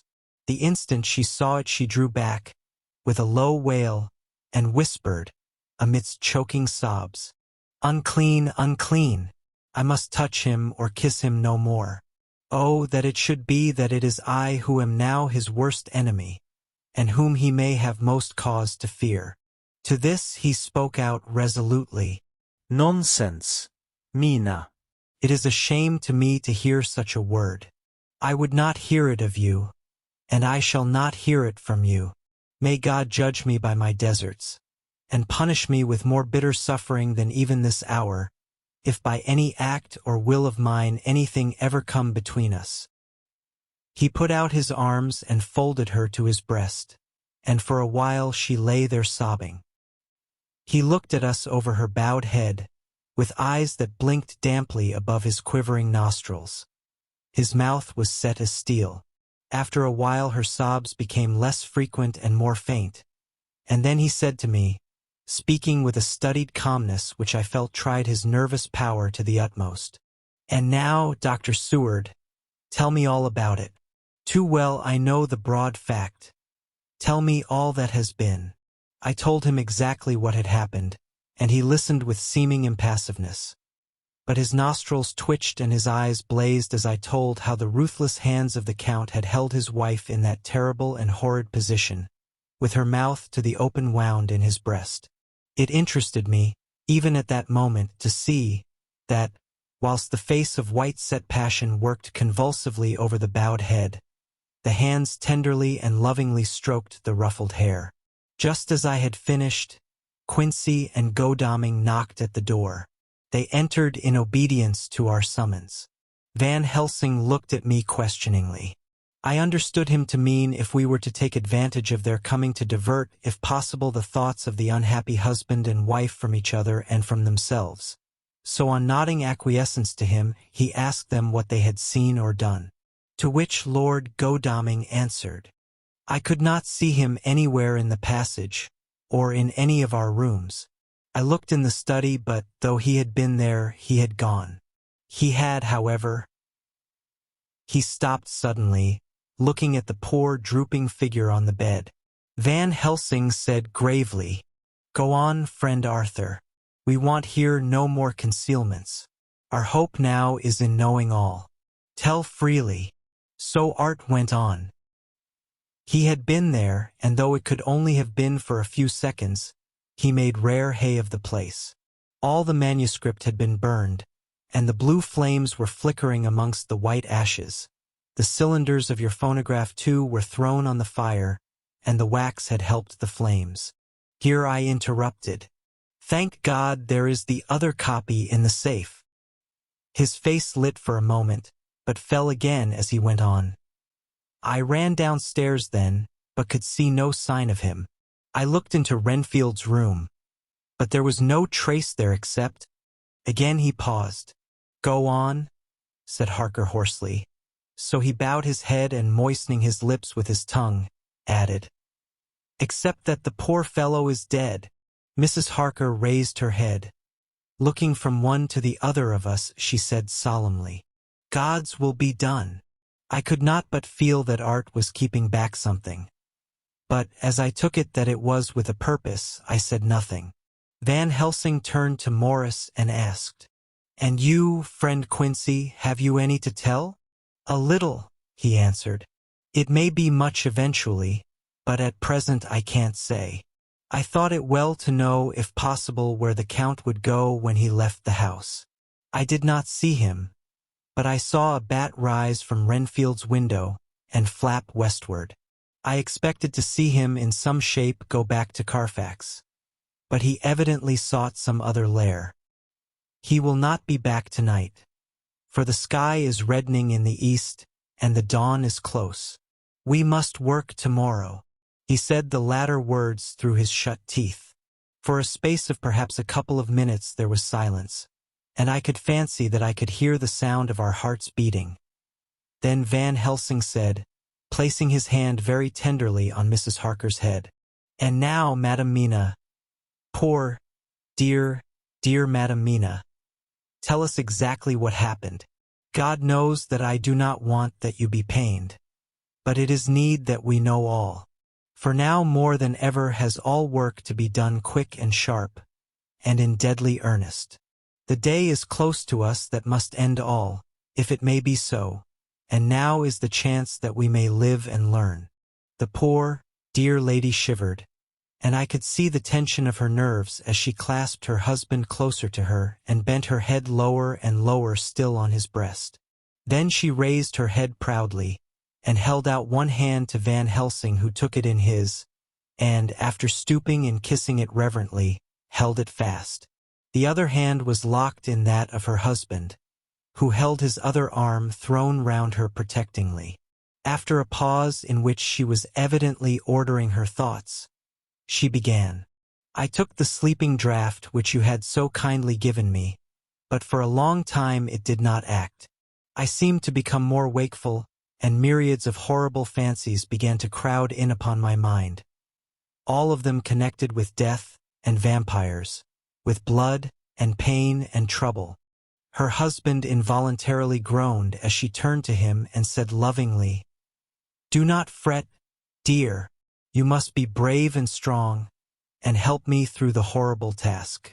If you only knew what an effort it is to me to tell of this fearful thing at all, you would understand how much I need your help."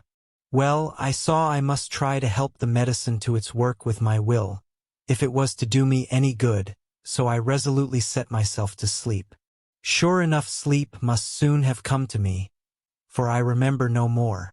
Jonathan coming in had not waked me, for he lay by my side when next I remember. There was in the room the same thin white mist that I had before noticed. But I forget now if you know of this. You will find it in my diary, which I shall show you later. I felt the same vague terror which had come to me before and the same sense of some presence. I turned to wake Jonathan, but found that he slept so soundly that it seemed as if it was he who had taken the sleeping draught, and not I. I tried, but I could not wake him. This caused me a great fear, and I looked around terrified. Then indeed my heart sank within me. Beside the bed, as if he had stepped out of the mist, or rather as if the mist had turned into his figure, for it had entirely disappeared, stood a tall, thin man all in black. I knew him at once from the description of the others. The waxen face, the high aquiline nose on which the light fell in a thin white line, the parted red lips with the sharp white teeth showing between, and the red eyes that I had seemed to see in the sunset on the windows of St. Mary's Church at Whitby. I knew, too, the red scar on his forehead where Jonathan had struck him. For an instant my heart stood still, and I would have screamed out, only that I was paralyzed. In the pause he spoke in a sort of keen, cutting whisper, pointing as he spoke to Jonathan. "Silence! If you make a sound, I shall take him and dash his brains out before your very eyes." I was appalled and was too bewildered to do or say anything. With a mocking smile, he placed one hand upon my shoulder and, holding me tight, bared my throat with the other, saying as he did so, "First, a little refreshment to reward my exertions. You may as well be quiet. It is not the first time or the second that your veins have appeased my thirst." I was bewildered, and, strangely enough, I did not want to hinder him. I suppose it is a part of the horrible curse that such is, when his touch is on his victim. And oh my God, pity me! He placed his reeking lips upon my throat. Her husband groaned again. She clasped his hand harder, and looked at him pityingly, as if he were the injured one, and went on. I felt my strength fading away, and I was in a half-swoon. How long this horrible thing lasted I know not, but it seemed that a long time must have passed before he took his foul, awful, sneering mouth away. I saw it drip with the fresh blood.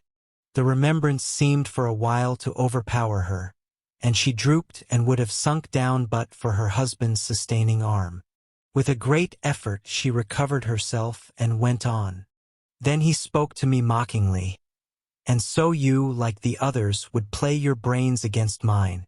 You would help these men to hunt me and frustrate me in my designs. You know now, and they know in part already, and will know in full before long, what it is to cross my path. They should have kept their energies for use closer to home, whilst they played wits against me who commanded nations, and intrigued for them, and fought for them hundreds of years before they were born. I was countermining them. And you, their best beloved one, are now to me flesh of my flesh, blood of my blood, kin of my kin, my bountiful winepress for a while, and shall be later on my companion and my helper. You shall be avenged in turn, for not one of them but shall minister to your needs. But as yet you are to be punished for what you have done. You have aided in thwarting me. Now you shall come to my call. When my brain says, 'Come,' to you shall cross land or sea to do my bidding, and to that end this." With that he pulled open his shirt, and with his long sharp nails opened a vein in his breast. When the blood began to spurt out, He took my hands in one of his, holding them tight, and with the other seized my neck and pressed my mouth to the wound, so that I must either suffocate or swallow some of the— "Oh my God! My God! What have I done? What have I done to deserve such a fate? I who have tried to walk in meekness and righteousness all my days. God pity me! Look down on a poor soul in worse than mortal peril, and in mercy pity those to whom she is dear." Then she began to rub her lips as though to cleanse them from pollution. As she was telling her terrible story, the eastern sky began to quicken, and everything became more and more clear. Harker was still and quiet, but over his face, as the awful narrative went on, came a gray look which deepened and deepened in the morning light, till when the first red streak of the coming dawn shot up, the flesh stood darkly out against the whitening hair. "We have arranged that one of us is to stay within call of the unhappy pair till we can meet together and arrange about taking action. Of this I am sure. The sun rises today on no more miserable house in all the great round of its daily course." Chapter 22. Jonathan Harker's Journal. October 3rd. As I must do something or go mad, I write this diary. It is now 6 o'clock, and we are to meet in the study in half an hour and take something to eat. For Dr. Van Helsing and Dr. Seward are agreed that if we do not eat, we cannot work our best. Our best will be, God knows, required today. I must keep writing at every chance, for I dare not stop to think. All, big and little, must go down. Perhaps at the end the little things may teach us most. The teaching, big or little, could not have landed Mina or me anywhere worse than we are today. However, we must trust and hope. Poor Mina told me just now, with the tears running down her dear cheeks, that it is in trouble and trial that our faith is tested, that we must keep on trusting, and that God will aid us up to the end. The end! Oh my God! What end? To work, to work. When Dr. Van Helsing and Dr. Seward had come back from seeing poor Renfield, we went gravely into what was to be done. First, Dr. Seward told us that when he and Dr. Van Helsing had gone down to the room below, they had found Renfield lying on the floor, all in a heap. His face was all bruised and crushed in, and the bones of the neck were broken. Dr. Seward asked the attendant who was on duty in the passage if he had heard anything. He said that he had been sitting down. He confessed to half-dozing, when he heard loud voices in the room, and then Renfield had called out loudly several times, "God! God! God!"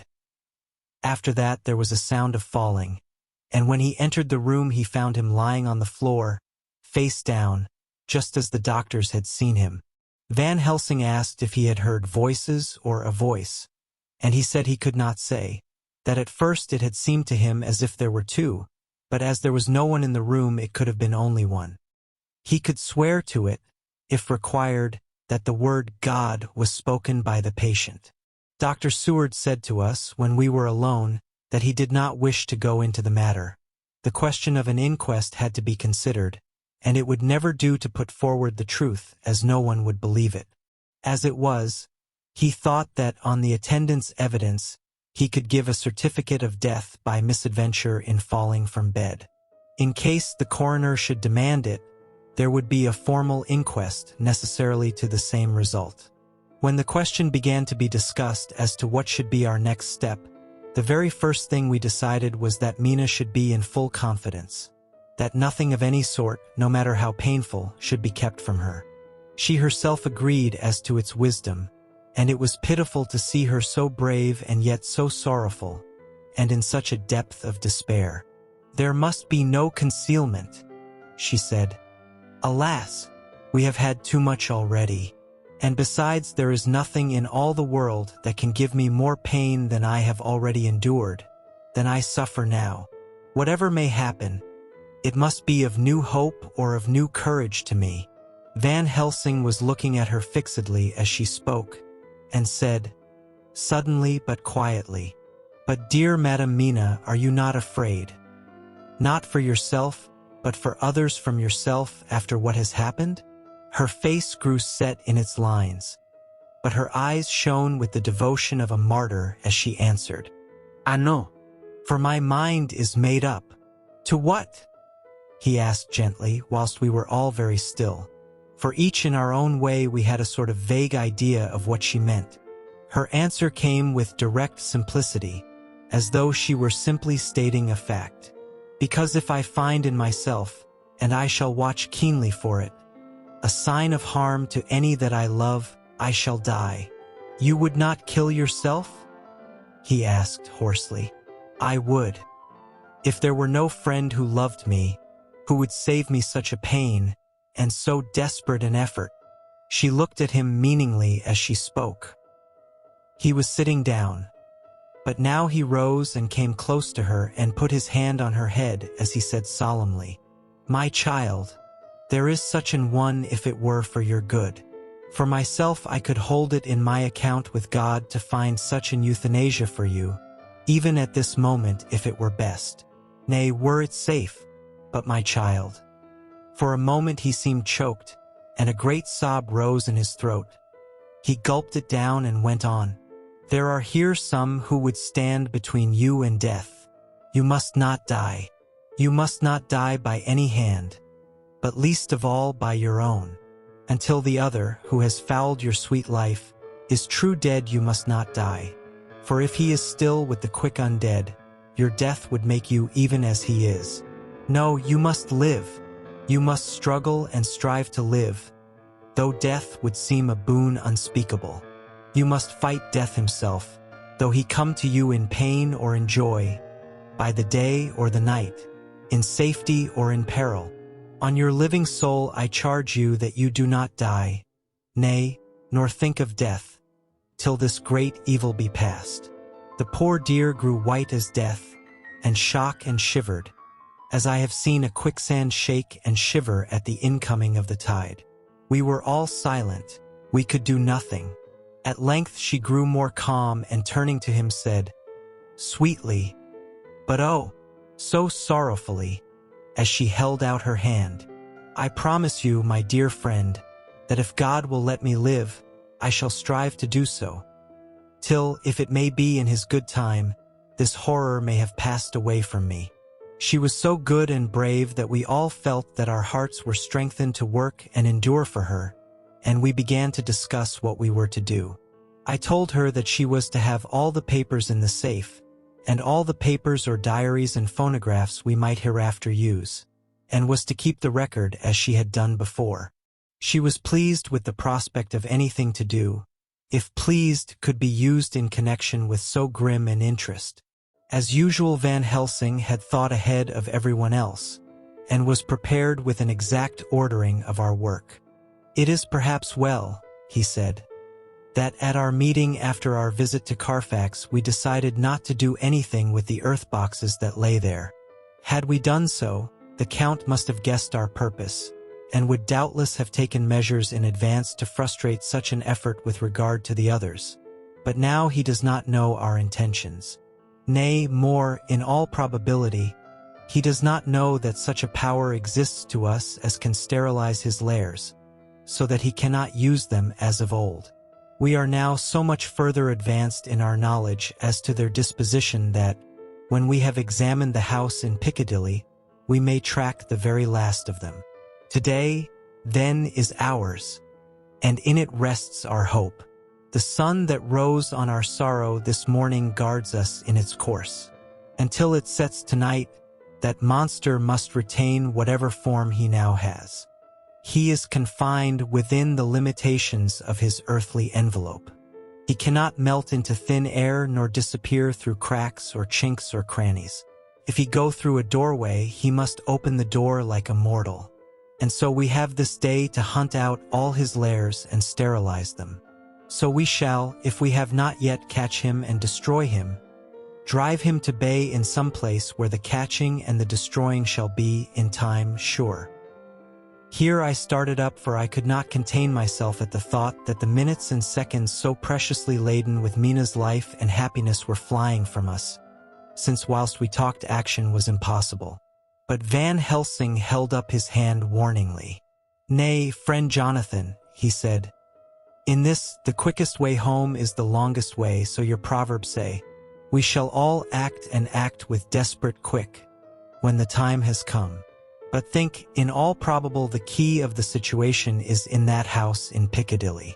The Count may have many houses which he has bought. Of them he will have deeds of purchase, keys and other things. He will have paper that he write on, he will have his book of checks. There are many belongings that he must have somewhere. Why not in this place so central, so quiet, where he come and go by the front or the back at all hour, when in the very vast of the traffic there is none to notice. We shall go there and search that house, and when we learn what it holds, then we do what our friend Arthur call, in his phrases of hunt, stop the earths, and so we run down our old fox. So? Is it not? Then let us come at once, I cried. We are wasting the precious, precious time. The professor did not move, but simply said, and how are we to get into that house in Piccadilly? Anyway, I cried. We shall break in if need be. And your police? Where will they be and what will they say? I was staggered, but I knew that if he wished to delay, he had a good reason for it. So I said, as quietly as I could, don't wait more than need be. You know, I am sure what torture I am in. Ah, my child, that I do. And indeed there is no wish of me to add to your anguish. But just think, what can we do until all the world be at movement? Then will come our time. I have thought, and it seems to me that the simplest way is the best of all. Now we wish to get into the house, but we have no key. Is it not so? I nodded. Now suppose that you were, in truth, the owner of that house and could not still get in, and think there was to you no conscience of the housebreaker, what would you do? I should get a respectable locksmith, and set him to work to pick the lock for me. And your police, they would interfere, would they not? Oh no, not if they knew the man was properly employed. Then, he looked at me as keenly as he spoke. All that is in doubt is the conscience of the employer, and the belief of your policeman as to whether or no that employer has a good conscience or a bad one. Your police must indeed be zealous men and clever, oh so clever, in reading the heart, that they trouble themselves in such matter. No, my friend Jonathan, you go take the lock off 100 empty house in this your London, or of any city in the world, and if you do it as such things are rightly done, and at the time such things are rightly done, no one will interfere. I have read of a gentleman who owned a so fine house in London, and when he went for months of summer to Switzerland and lock up his house, some burglar came and broke window at back and got in. Then he went and made open the shutters in front and walk out and in through the door, before the very eyes of the police. Then he have an auction in that house and advertise it and put up big notice. And when the day come he sell off by a great auctioneer all the goods of that other man who owned them. Then he go to a builder and he sell him that house, making an agreement that he pull it down and take all away within a certain time. And your police and other authority help him all they can. And when that owner come back from his holiday in Switzerland, he find only an empty hole where his house had been. This was all done en regla, and in our work we shall be en regla too. We shall not go so early that the policemen who have then little to think of shall deem it strange, but we shall go after 10 o'clock when there are many about, and such things would be done were we indeed owners of the house.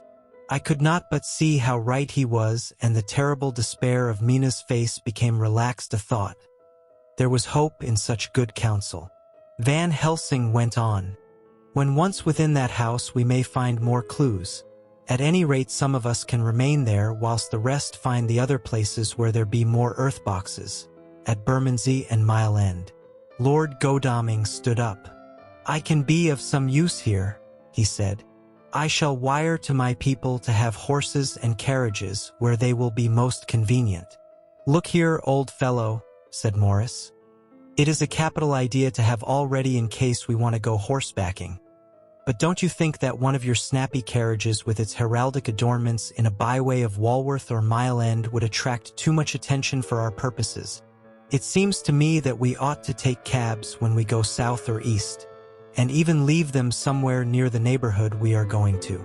"Friend Quincy is right," said the professor. "His head is what you call in plane with the horizon. It is a difficult thing that we go to do, and we do not want no peoples to watch us if so it may." Mina took a growing interest in everything, and I was rejoiced to see that the exigency of affairs was helping her to forget for a time the terrible experience of the night. She was very, very pale, almost ghastly, and so thin that her lips were drawn away, showing her teeth in somewhat of prominence. I did not mention this last, lest it should give her needless pain. But it made my blood run cold in my veins to think of what had occurred with poor Lucy when the Count had sucked her blood. As yet there was no sign of the teeth growing sharper. But the time as yet was short, and there was time for fear. When we came to the discussion of the sequence of our efforts and of the disposition of our forces, there were new sources of doubt. It was finally agreed that before starting for Piccadilly we should destroy the Count's lair close at hand. In case he should find it out too soon, we should thus be still ahead of him in our work of destruction, and his presence in his purely material shape, and at his weakest, might give us some new clue. As to the disposal of forces, it was suggested by the professor that, after our visit to Carfax, we should all enter the house in Piccadilly, that the 2 doctors and I should remain there, whilst Lord Godalming and Quincy found the lairs at Walworth and Mile End and destroyed them. It was possible, if not likely, the professor urged, that the Count might appear in Piccadilly during the day, and that if so we might be able to cope with him then and there. At any rate, we might be able to follow him in force. To this plan I strenuously objected, and so far as my going was concerned, for I said that I intended to stay and protect Mina, I thought that my mind was made up on the subject. But Mina would not listen to my objection. She said that there might be some law matter in which I could be useful, that amongst the Count's papers might be some clue which I could understand out of my experience in Transylvania, and that, as it was, all the strength we could muster was required to cope with the Count's extraordinary power. I had to give in, for Mina's resolution was fixed. She said that it was the last hope for her that we should all work together. "As for me," she said, "I have no fear. Things have been as bad as they can be, and whatever may happen must have in it some element of hope or comfort. Go, my husband. God can, if he wishes it, guard me as well alone as with anyone present." So I started up crying out, "Then in God's name let us come at once, for we are losing time. The Count may come to Piccadilly earlier than we think." "Not so," said Van Helsing, holding up his hand. "But why?" I asked. "Do you forget," he said with actually a smile, "that last night he banqueted heavily and will sleep late? Did I forget? Shall I ever? Can I ever? Can any of us ever forget that terrible scene?" Mina struggled hard to keep her brave countenance, but the pain overmastered her and she put her hands before her face and shuddered whilst she moaned. Van Helsing had not intended to recall her frightful experience. He had simply lost sight of her and her part in the affair in his intellectual effort. When it struck him what he said, he was horrified at his thoughtlessness and tried to comfort her. "Oh, Madam Mina," he said, "dear, dear Madam Mina, alas, that I of all who so reverence you should have said anything so forgetful. These stupid old lips of mine and this stupid old head do not deserve so. But you will forget it, will you not?" He bent low beside her as he spoke. She took his hand, and looking at him through her tears, said hoarsely, "No, I shall not forget, for it is well that I remember, and with it I have so much in memory of you that is sweet, that I take it all together. Now you must all be going soon. Breakfast is ready, and we must all eat that we may be strong." Breakfast was a strange meal to us all. We tried to be cheerful and encourage each other, and Mina was the brightest and most cheerful of us. When it was over, Van Helsing stood up and said, "Now, my dear friends, we go forth to our terrible enterprise. Are we all armed?" as we were on that night when first we visited our enemy's lair, armed against ghostly as well as carnal attack. We all assured him, "Then it is well. Now, Madam Mina, you are in any case quite safe here until the sunset, and before then we shall return if we shall return. But before we go, let me see you armed against personal attack. I have myself, since you came down, prepared your chamber by the placing of things of which we know, so that he may not enter. Now let me guard yourself. On your forehead I touch this piece of sacred wafer in the name of the Father, the Son, and—" There was a fearful scream which almost froze our hearts to hear. As he had placed the wafer on Mina's forehead, it had seared it, had burned into the flesh as though it had been a piece of white-hot metal. My poor darling's brain had told her the significance of the fact as quickly as her nerves received the pain of it, and the two so overwhelmed her that her overwrought nature had its voice in that dreadful scream. But the words to her thought came quickly. The echo of the scream had not ceased to ring on the air when there came the reaction, and she sank on her knees on the floor in an agony of abasement, pulling her beautiful hair over her face. As the leper of old his mantle, she wailed out, "Unclean! Unclean! Even the Almighty shuns my polluted flesh. I must bear this mark of shame upon my forehead until the judgment day." They all paused. I had thrown myself beside her in an agony of helpless grief, and putting my arms around held her tight. For a few minutes our sorrowful hearts beat together, whilst the friends around us turned away their eyes that ran tears silently. Then Van Helsing turned and said gravely, so gravely that I could not help feeling that he was in some way inspired, and was stating things outside himself, "It may be that you may have to bear that mark till God himself see fit, as he most surely shall on the judgment day, to redress all wrongs of the earth and of his children that he has placed thereon. And oh, Madam Mina, my dear, may we who love you be there to see, when that red scar, the sign of God's knowledge of what has been, shall pass away, and leave your forehead as pure as the heart we know. For so surely as we live, that scar shall pass away when God sees right to lift the burden that is hard upon us. Till then we bear our cross, as his Son did in obedience to his will. It may be that we are chosen instruments of his good pleasure, and that we ascend to his bidding as that other through stripes and shame, through tears and blood, through doubts and fears, and all that makes the difference between God and man. There was hope in his words and comfort, and they made for resignation. Mina and I both felt so, and simultaneously we each took one of the old man's hands and bent over and kissed it. Then without a word we all knelt down together, and, all holding hands, swore to be true to each other. We men pledged ourselves to raise the veil of sorrow from the head of her whom, each in his own way, we loved, and we prayed for help and guidance in the terrible task which lay before us. It was then time to start, so I said farewell to Mina, a parting which neither of us shall forget to our dying day, and we set out. To one thing I have made up my mind. If we find out that Mina must be a vampire in the end, then she shall not go into that unknown and terrible land alone. I suppose it is thus that in old times one vampire meant many. Just as their hideous bodies could only rest in sacred earth, so the holiest love was the recruiting sergeant for their ghastly ranks. We entered Carfax without trouble and found all things the same as on the first occasion.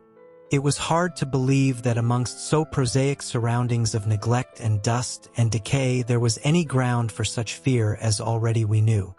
Had not our minds been made up, and had there not been terrible memories to spur us on, we could hardly have proceeded with our task. We found no papers or any sign of use in the house, and in the old chapel the great boxes looked just as we had seen them last. Dr. Van Helsing said to us solemnly as we stood before them, "And now, my friends, we have a duty here to do. We must sterilize this earth, so sacred of holy memories, that he has brought from a far distant land for such fell use. He has chosen this earth because it has been holy. Thus we defeat him with his own weapon, for we make it more holy still. It was sanctified to such use of man. Now we sanctify it to God." As he spoke, he took from his bag a screwdriver and a wrench, and very soon the top of one of the cases was thrown open. The earth smelled musty and close, but we did not somehow seem to mind, for our attention was concentrated on the professor. Taking from his box a piece of the sacred wafer, he laid it reverently on the earth, and then shutting down the lid began to screw it home, we aiding him as he worked. One by one we treated in the same way each of the great boxes, and left them as we had found them to all appearance. But in each was a portion of the host. When we closed the door behind us, the professor said solemnly, "So much is already done. If it may be that with all the others we can be so successful, then the sunset of this evening may shine on Madame Mina's forehead all white as ivory and with no stain." As we passed across the lawn on our way to the station to catch our train, we could see the front of the asylum. I looked eagerly, and in the window of my own room saw Mina. I waved my hand to her, and nodded to tell that our work there was successfully accomplished. She nodded in reply to show that she understood. The last I saw, she was waving her hand in farewell. It was with a heavy heart that we sought the station and just caught the train, which was steaming in as we reached the platform. I have written this in the train. Piccadilly, 12:30 o'clock.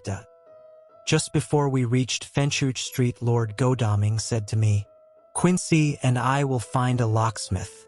You had better not come with us in case there should be any difficulty, for under the circumstances it wouldn't seem so bad for us to break into an empty house.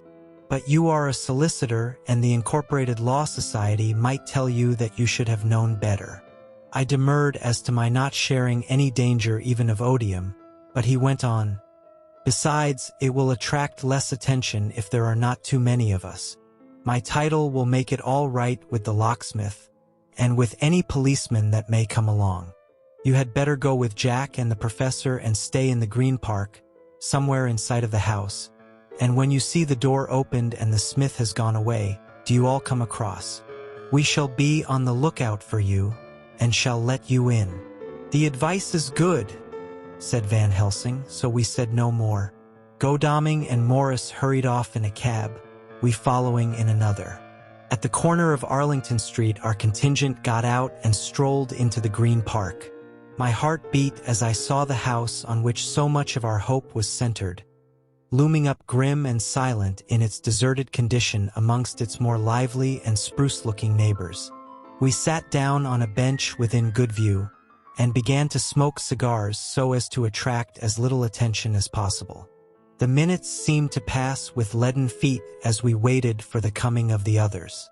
At length we saw a four-wheeler drive up. Out of it, in leisurely fashion, got Lord Godalming and Morris, and down from the box descended a thick-set working man with his rush-woven basket of tools. Morris paid the cabman, who touched his hat and drove away. Together the two ascended the steps, and Lord Godalming pointed out what he wanted done. The workman took off his coat leisurely and hung it on one of the spikes of the rail, saying something to a policeman who just then sauntered along. The policeman nodded acquiescence, and the man kneeling down placed his bag beside him. After searching through it, he took out a selection of tools which he produced to lay beside him in orderly fashion. Then he stood up, looked into the keyhole, blew into it, and turning to his employers made some remark. Lord Godalming smiled, and the man lifted a good-sized bunch of keys. Selecting one of them, he began to probe the lock as if feeling his way with it. After fumbling about for a bit, he tried a second and then a third. All at once the door opened under a slight push from him, and he and the two others entered the hall. We sat still.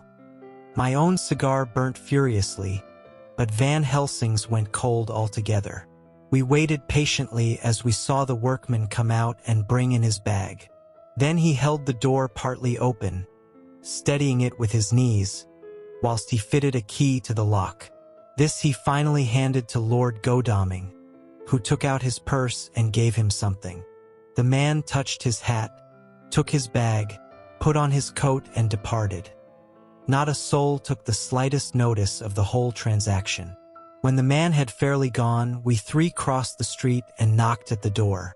It was immediately opened by Quincy Morris, beside whom stood Lord Godalming lighting a cigar. "The place smells so vilely," said the latter as we came in. It did indeed smell vilely, like the old chapel at Carfax, and with our previous experience it was plain to us that the Count had been using the place pretty freely. We moved to explore the house, all keeping together in case of attack, for we knew we had a strong and wily enemy to deal with, and as yet we did not know whether the Count might not be in the house. In the dining room, which lay at the back of the hall, we found 8 boxes of earth. 8 boxes only out of the 9 which we sought. Our work was not over, and would never be until we should have found the missing box.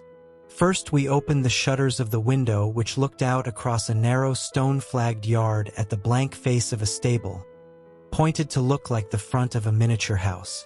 There were no windows in it, so we were not afraid of being overlooked. We did not lose any time in examining the chests. With the tools which we had brought with us we opened them, one by one, and treated them as we had treated those others in the old chapel. It was evident to us that the Count was not at present in the house, and we proceeded to search for any of his effects. After a cursory glance at the rest of the rooms, from basement to attic, we came to the conclusion that the dining room contained any effects which might belong to the Count, and so we proceeded to minutely examine them. They lay in a sort of orderly disorder on the great dining room table. There were title deeds of the Piccadilly house in a great bundle, deeds of the purchase of the houses at Mile End and Bermondsey, notepaper, envelopes, and pens and ink. All were covered up in thin wrapping paper to keep them from the dust. There were also a clothes brush, a brush and comb, and a jug and basin, the latter containing dirty water which was reddened as if with blood. Last of all was a little heap of keys of all sorts and sizes, probably those belonging to the other houses. When we had examined this last find, Lord Godalming and Quincy Morris, taking accurate notes of the various addresses of the houses in the east and the south, took with them the keys in a great bunch, and set out to destroy the boxes in these places. The rest of us are, with what patience we can, waiting their return, or the coming of the Count. Chapter 23. Dr. Seward's Diary. October 3rd. The time seemed terribly long whilst we were waiting for the coming of Godalming and Quincy Morris. The professor tried to keep our minds active by using them all the time. I could see his beneficent purpose by the side glances which he threw from time to time at Harker. The poor fellow is overwhelmed in a misery that is appalling to see. Last night he was a frank, happy-looking man, with strong, youthful face, full of energy, and with dark brown hair. Today he is a drawn, haggard old man, whose white hair matches well with the hollow burning eyes and grief-written lines of his face. His energy is still intact. In fact, he is like a living flame. This may yet be his salvation, for if all go well, it will tide him over the despairing period. He will then, in a kind of way, wake again to the realities of life. Poor fellow, I thought my own trouble was bad enough, but the professor knows this well enough, and is doing his best to keep his mind active. What he has been saying was, under the circumstances, of absorbing interest. So well as I can remember, here it is. I have studied over and over again since they came into my hands, all the papers relating to this monster. And the more I have studied, the greater seems the necessity to utterly stamp him out. All through there are signs of his advance, not only of his power, but of his knowledge of it. As I learned from the researches of my friend Arminius of Budapest, he was in life a most wonderful man, soldier, statesman, and alchemist, which latter was the highest development of the science knowledge of his time. He had a mighty brain, a learning beyond compare, and a heart that knew no fear and no remorse. He dared even to attend the scholomance, and there was no branch of knowledge of his time that he did not essay.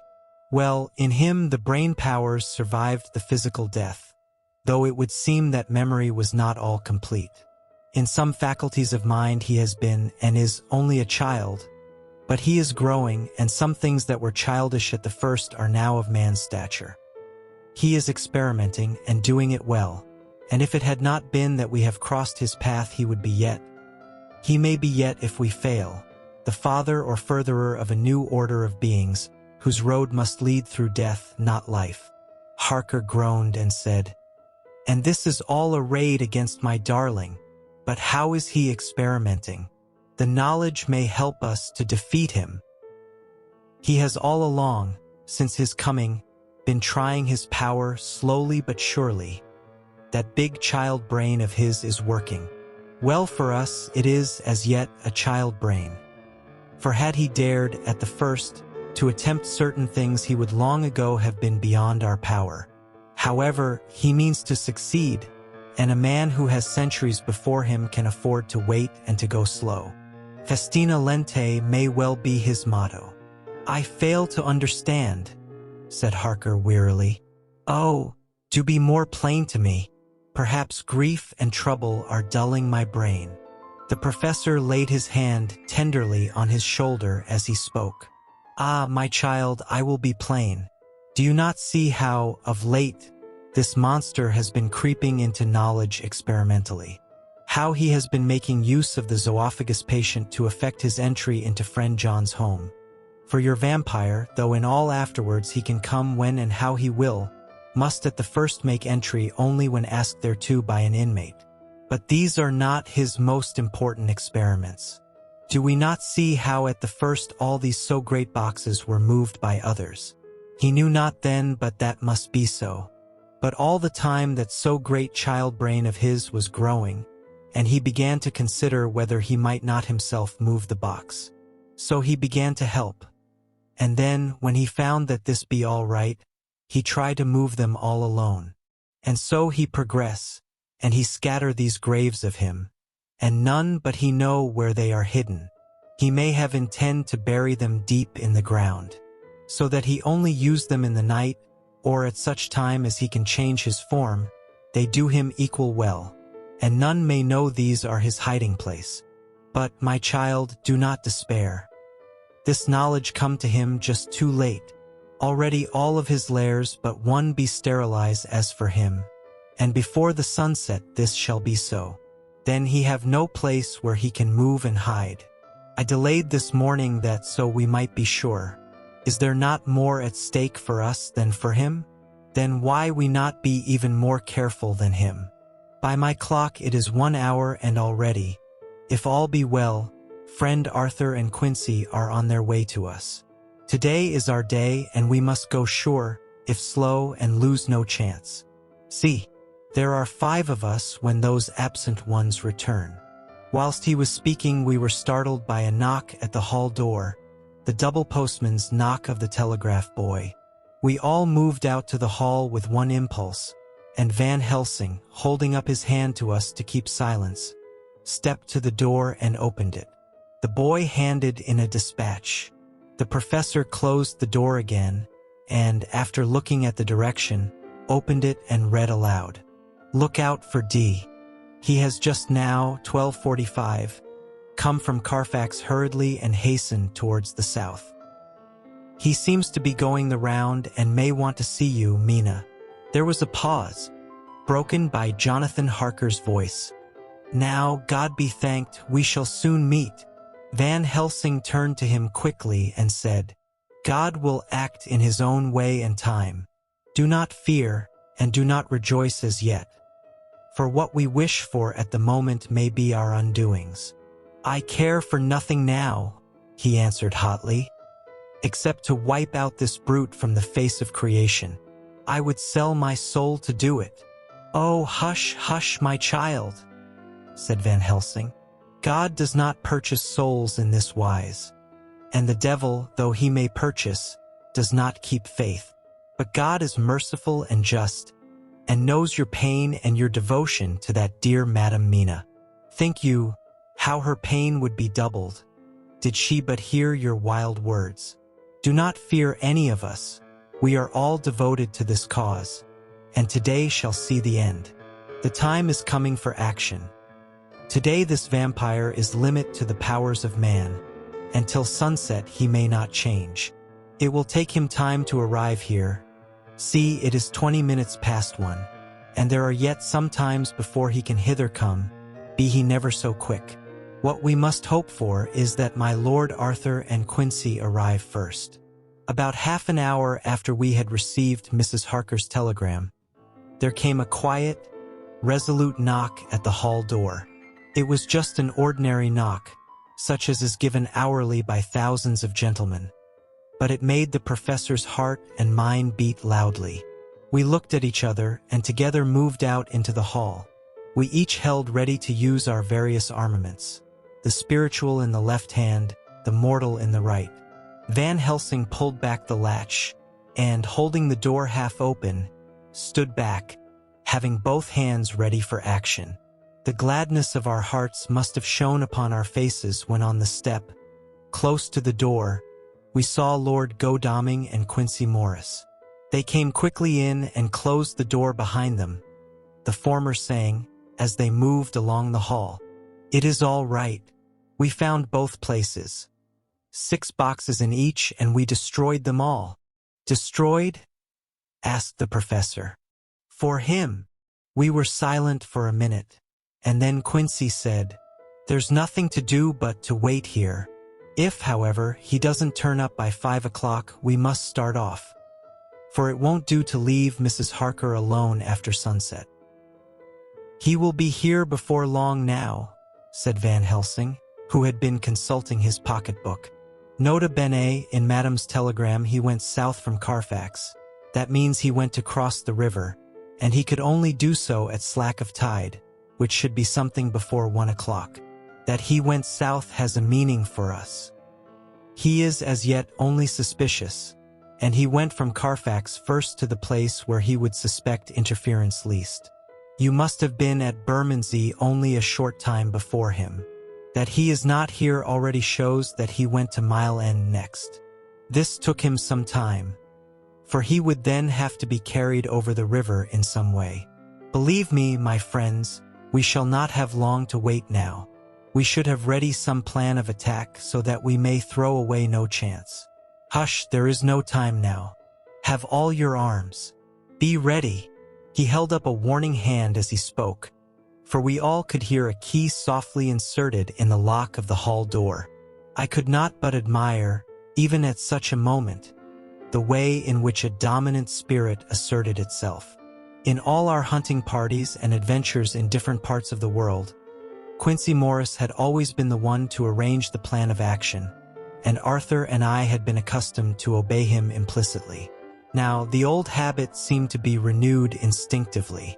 With a swift glance around the room, he at once laid out our plan of attack, and, without speaking a word, with a gesture, placed us each in position. Van Helsing, Harker, and I were just behind the door, so that when it was open the professor could guard it whilst we two stepped between the incomer and the door. Godalming behind and Quincy in front stood just out of sight, ready to move in front of the window. We waited in a suspense that made the seconds pass with nightmare slowness. The slow, careful steps came along the hall. The Count was evidently prepared for some surprise. At least he feared it. Suddenly, with a single bound, he leaped into the room, winning a way past us before any of us could raise a hand to stay him. There was something so panther-like in the movement, something so unhuman, that it seemed to sober us all from the shock of his coming. The first to act was Harker, who, with a quick movement, threw himself before the door leading into the room in the front of the house. As the Count saw us, a horrible sort of snarl passed over his face, showing the eye-teeth long and pointed. But the evil smile as quickly passed into a cold stare of lion-like disdain. His expression again changed as, with a single impulse, we all advanced upon him.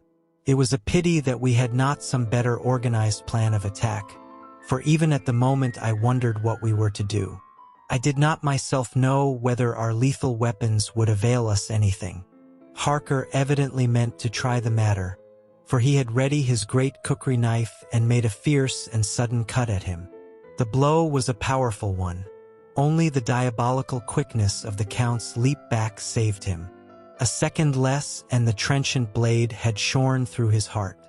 As it was, the point just cut the cloth of his coat, making a wide gap whence a bundle of banknotes and a stream of gold fell out. The expression of the Count's face was so hellish that for a moment I feared for Harker, though I saw him throw the terrible knife aloft again for another stroke. Instinctively, I moved forward with a protective impulse, holding the crucifix and wafer in my left hand. I felt a mighty power fly along my arm, and it was without surprise that I saw the monster cower back before a similar movement made spontaneously by each one of us. It would be impossible to describe the expression of hate and baffled malignity, of anger and hellish rage, which came over the Count's face. His waxen hue became greenish-yellow by the contrast of his burning eyes, and the red scar on the forehead showed on the pallid skin like a palpitating wound. The next instant, with a sinuous dive, he swept under Harker's arm, ere his blow could fall, and, grasping a handful of the money from the floor, dashed across the room, threw himself at the window. Amid the crash and glitter of the falling glass, he tumbled into the flagged area below. Through the sound of the shivering glass, I could hear the ting of the gold, as some of the sovereigns fell on the flagging. We ran over and saw him spring unhurt from the ground. He, rushing up the steps, crossed the flagged yard, and pushed open the stable door. There he turned and spoke to us. "You think to baffle me, you, with your pale faces all in a row, like sheep in a butcher's. You shall be sorry yet, each one of you. You think you have left me without a place to rest. But I have more. My revenge is just begun. I spread it over centuries, and time is on my side. Your girls that you all love are mine already, and through them you and others shall yet be mine. My creatures, to do my bidding and to be my jackals when I want to feed." "Bah!" With a contemptuous sneer, he passed quickly through the door, and we heard the rusty bolt creak as he fastened it behind him. A door beyond opened and shut. The first of us to speak was the professor, as, realizing the difficulty of following him through the stable, we moved toward the hall. "We have learnt something, much. Notwithstanding his brave words, he fears us. He fear time, he fear want, for if not, why he hurry so? His very tone betray him, or my ears deceive. Why take that money? You follow quick. You are hunters of wild beasts and understand it so. For me, I make sure that nothing here may be of use to him, if so that he return."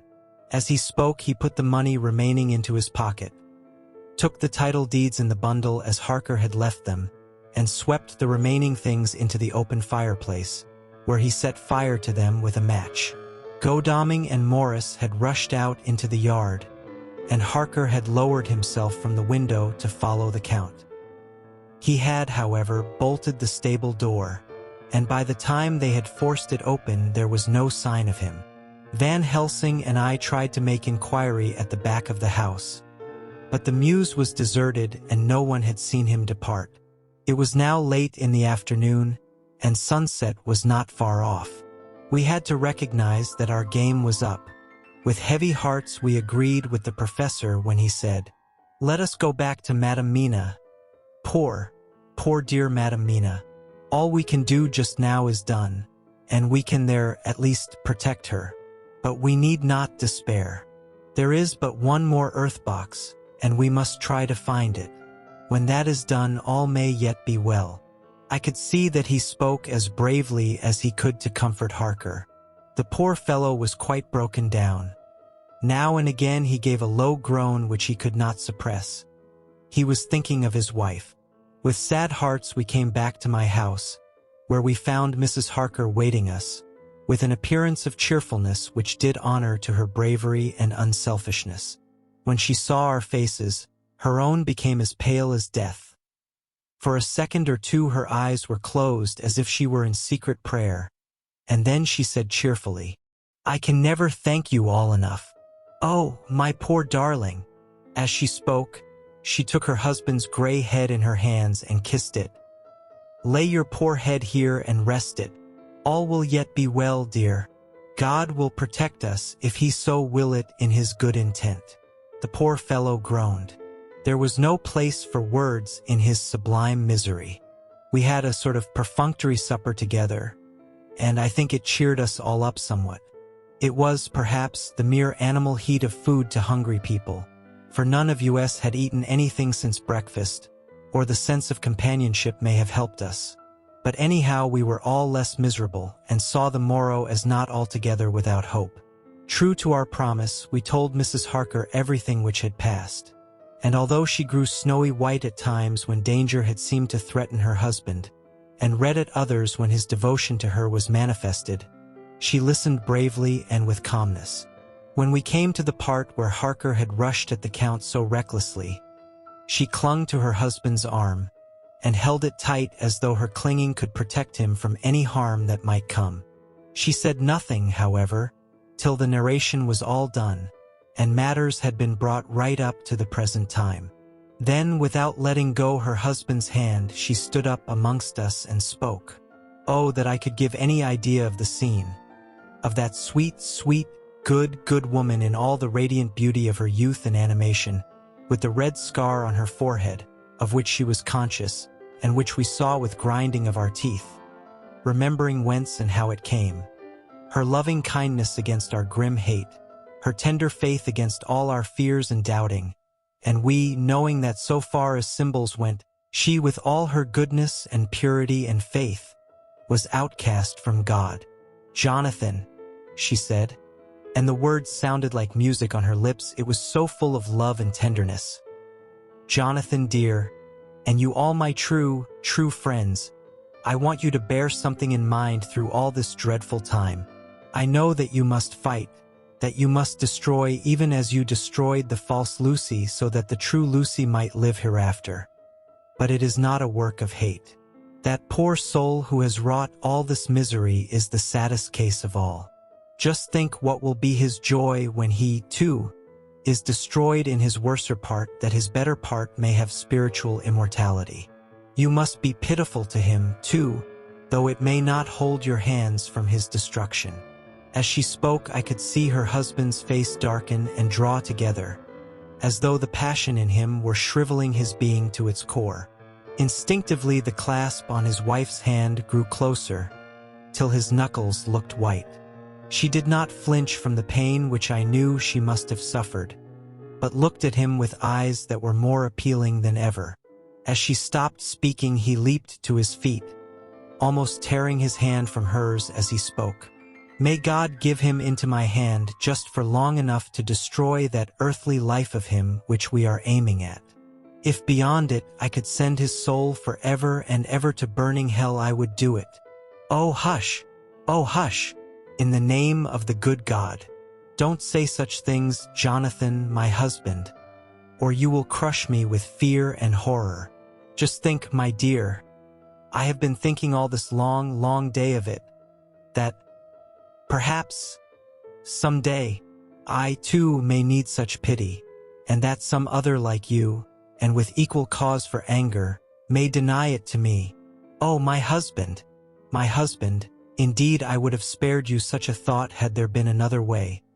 But I pray that God may not have treasured your wild words, except as the heartbroken wail of a very loving and sorely stricken man. Oh God, let these poor white hairs go in evidence of what he has suffered, who all his life has done no wrong, and on whom so many sorrows have come." We men were all in tears now. There was no resisting them, and we wept openly. She wept, too, to see that her sweeter counsels had prevailed. Her husband flung himself on his knees beside her, and putting his arms round her, hid his face in the folds of her dress. Van Helsing beckoned to us, and we stole out of the room, leaving the two loving hearts alone with their God. Before they retired, the professor fixed up the room against any coming of the vampire and assured Mrs. Harker that she might rest in peace.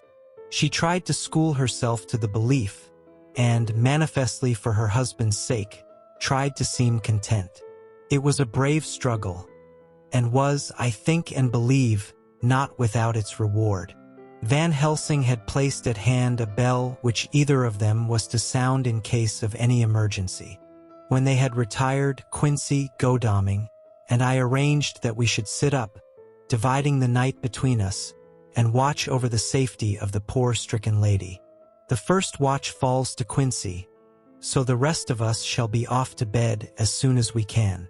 Godalming has already turned in, for his is the second watch. Now that my work is done, I, too, shall go to bed. Jonathan Harker's Journal. 3 to 4 October, close to midnight. I thought yesterday would never end. There was over me a yearning for sleep, in some sort of blind belief that to wake would be to find things changed, and that any change must now be for the better. Before we parted, we discussed what our next step was to be, but we could arrive at no result. All we knew was that one earth box remained, and that the Count alone knew where it was. If he chooses to lie hidden, he may baffle us for years, and in the meantime, the thought is too horrible, I dare not think of it even now. This I know, that if ever there was a woman who was all perfection, that one is my poor wronged darling. I love her 1,000 times more for her sweet pity of last night, a pity that made my own hate of the monster seem despicable. Surely God will not permit the world to be the poorer by the loss of such a creature. This is hope to me. We are all drifting reefwards now, and faith is our only anchor. Thank God, Mina is sleeping, and sleeping without dreams. I fear what her dreams might be like, with such terrible memories to ground them in. She has not been so calm within my seeing since the sunset. Then, for a while, there came over her face a repose which was like spring after the blasts of March. I thought at the time that it was the softness of the red sunset on her face, but somehow now I think it has a deeper meaning. I am not sleepy myself, though I am weary to death. However, I must try to sleep, for there is tomorrow to think of, and there is no rest for me until later. I must have fallen asleep, for I was awaked by Mina, who was sitting up in bed, with a startled look on her face. I could see easily, for we did not leave the room in darkness. She had placed a warning hand over my mouth, and now she whispered in my ear, "Hush, there is someone in the corridor." I got up softly, and crossing the room, gently opened the door. Just outside, stretched on a mattress, lay Mr. Morris, wide awake. He raised a warning hand for silence as he whispered to me, "Hush, go back to bed. It is all right. One of us will be here all night. We don't mean to take any chances." His look and gesture forbade discussion, so I came back and told Mina. She sighed, and positively a shadow of a smile stole over her poor, pale face as she put her arms round me and said softly, "Oh, thank God for good brave men." With a sigh she sank back again to sleep. I write this now as I am not sleepy, though I must try again. October 4th, morning. Once again during the night I was wakened by Mina. This time we had all had a good sleep, for the gray of the coming dawn was making the windows into sharp oblongs, and the gas flame was like a speck rather than a disk of light. She said to me hurriedly, "Go, call the professor. I want to see him at once." "Why?" I asked. "I have an idea. I suppose it must have come in the night and matured without my knowing it. He must hypnotize me before the dawn, and then I shall be able to speak. Go quick, dearest. The time is getting close." I went to the door. Dr. Seward was resting on the mattress, and, seeing me, he sprang to his feet. "Is anything wrong?" he asked, in alarm. "No," I replied, "but Mina wants to see Dr. Van Helsing at once." "I will go," he said, and hurried into the professor's room. In 2 or 3 minutes later, Van Helsing was in the room in his dressing gown, and Mr. Morris and Lord Godalming were with Dr. Seward at the door asking questions. When the professor saw Mina smile, a positive smile ousted the anxiety of his face. He rubbed his hands as he said, "Oh, my dear Madam Mina, this is indeed a change. See, friend Jonathan, we have got our dear Madam Mina, as of old, back to us today." Then turning to her, he said, cheerfully, "And what am I do for you? For at this hour you do not want me for nothings. I want you to hypnotize me," she said. "Do it before the dawn, for I feel that then I can speak and speak freely. Be quick, for the time is short." Without a word, he motioned her to sit up in bed. Looking fixedly at her, he commenced to make passes in front of her, from over the top of her head downward, with each hand in turn. Mina gazed at him fixedly for a few minutes, during which my own heart beat like a trip hammer, for I felt that some crisis was at hand.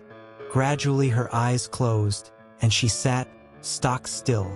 Only by the gentle heaving of her bosom could one know that she was alive. The professor made a few more passes and then stopped, and I could see that his forehead was covered with great beads of perspiration. Mina opened her eyes, but she did not seem the same woman. There was a faraway look in her eyes, and her voice had a sad dreaminess which was new to me. Raising his hand to impose silence, the professor motioned to me to bring the others in. They came on tiptoe, closing the door behind them, and stood at the foot of the bed, looking on. Mina appeared not to see them. The stillness was broken by Van Helsing's voice speaking in a low-level tone which would not break the current of her thoughts. "Where are you?" The answer came in a neutral way. "I do not know. Sleep has no place it can call its own." For several minutes there was silence. Mina sat rigid, and the professor stood staring at her fixedly. The rest of us hardly dared to breathe. The room was growing lighter. Without taking his eyes from Mina's face, Dr. Van Helsing motioned me to pull up the blind. I did so, and the day seemed just upon us. A red streak shot up, and a rosy light seemed to diffuse itself through the room.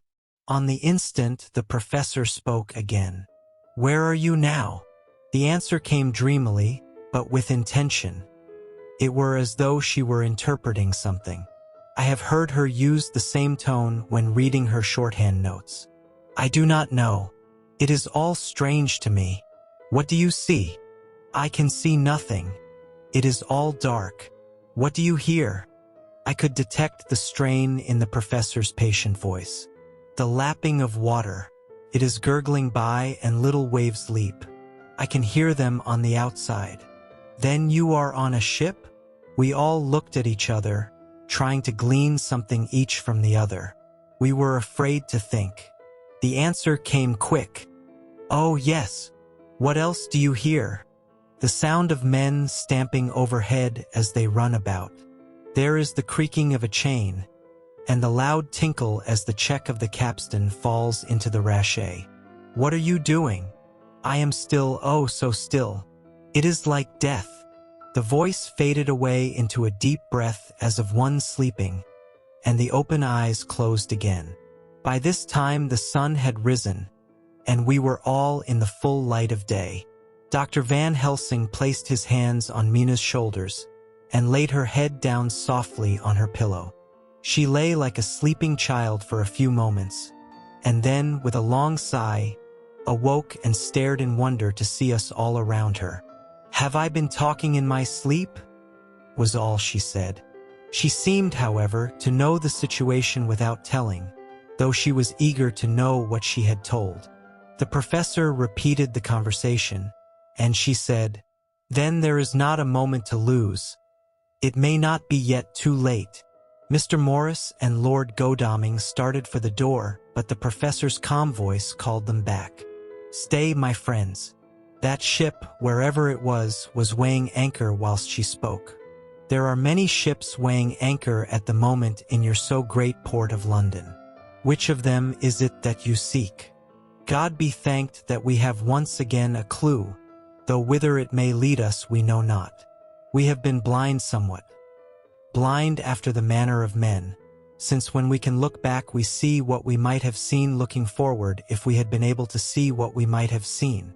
Alas, but that sentence is a puddle. Is it not? We can know now what was in the Count's mind. When he seized that money, though Jonathan's so fierce knife put him in the danger that even he dread, he meant escape. Hear me. Escape. He saw that with but one earth-box left, and a pack of men following like dogs after a fox, this London was no place for him. He have take his last earth-box on board a ship, and he leave the land. He think to escape, but no, we follow him. Taglio, as friend Arthur would say when he put on his red frock. Our old fox is wily. Oh, so wily, and we must follow with wile. I too am wily, and I think his mind in a little while. In meantime we may rest and in peace, for there are waters between us which he do not want to pass, and which he could not if he would, unless the ship were to touch the land, and then only at full or slack tide. See, and the sun is just rose, and all day to sunset is to us. Let us take bath and dress, and have breakfast which we all need, and which we can eat comfortably since he be not in the same land with us. Mina looked at him appealingly as she asked, "But why need we seek him further, when he is gone away from us?" He took her hand and patted it as he replied, "Ask me nothings as yet. When we have breakfast, then I answer all questions." He would say no more, and we separated to dress. After breakfast Mina repeated her question. He looked at her gravely for a minute and then said sorrowfully, "Because my dear, dear Madam Mina, now more than ever must we find him, even if we have to follow him to the jaws of hell." She grew paler as she asked faintly, "Why?" "Because," he answered solemnly, "he can live for centuries, and you are but mortal woman. Time is now to be dreaded, since once he put that mark upon your throat." I was just in time to catch her as she fell forward in a faint. Chapter 24. Dr. Seward's Phonograph Diary. Spoken by Van Helsing. This to Jonathan Harker. "You are to stay with your dear Madam Mina. We shall go to make our search, if I can call it so, for it is not search but knowing, and we seek confirmation only. But do you stay and take care of her today. This is your best and most holiest office. This day nothing can find him here. Let me tell you that so you will know what we foreknow already, for I have tell them. He, our enemy, have gone away. He have gone back to his castle in Transylvania. I know it so well, as if a great hand of fire wrote it on the wall. He have prepare for this in some way, and that last earth-box was ready to ship somewheres. For this he took the money. For this he hurry at the last, lest we catch him before the sun go down. It was his last hope, save that he might hide in the tomb that he think poor Miss Lucy, being as he thought like him, keep open to him. But there was not of time. When that fail he makes straight for his last resource, his last earthwork I might say did I wish double entente. He is clever, oh so clever. He know that his game here was finish, and so he decide he go back home. He find ship going by the route he came, and he go in it. We go off now to find what ship and whither bound. When we have discovered that, we come back and tell you all. Then we will comfort you and poor dear Madam Mina with new hope. For it will be hope when you think it over, that all is not lost. This very creature that we pursue, he take hundreds of years to get so far as London. And yet in one day, when we know of the disposal of him, we drive him out. He is finite, though he is powerful to do much harm and suffers not as we do. But we are strong, each in our purpose, and we are all more strong together. Take heart afresh, dear husband of Madam Mina. This battle is but begun, and in the end we shall win. so sure as that God sits on high to watch over his children. Therefore be of much comfort till we return. Van Helsing, Jonathan Harker's Journal. October 4th.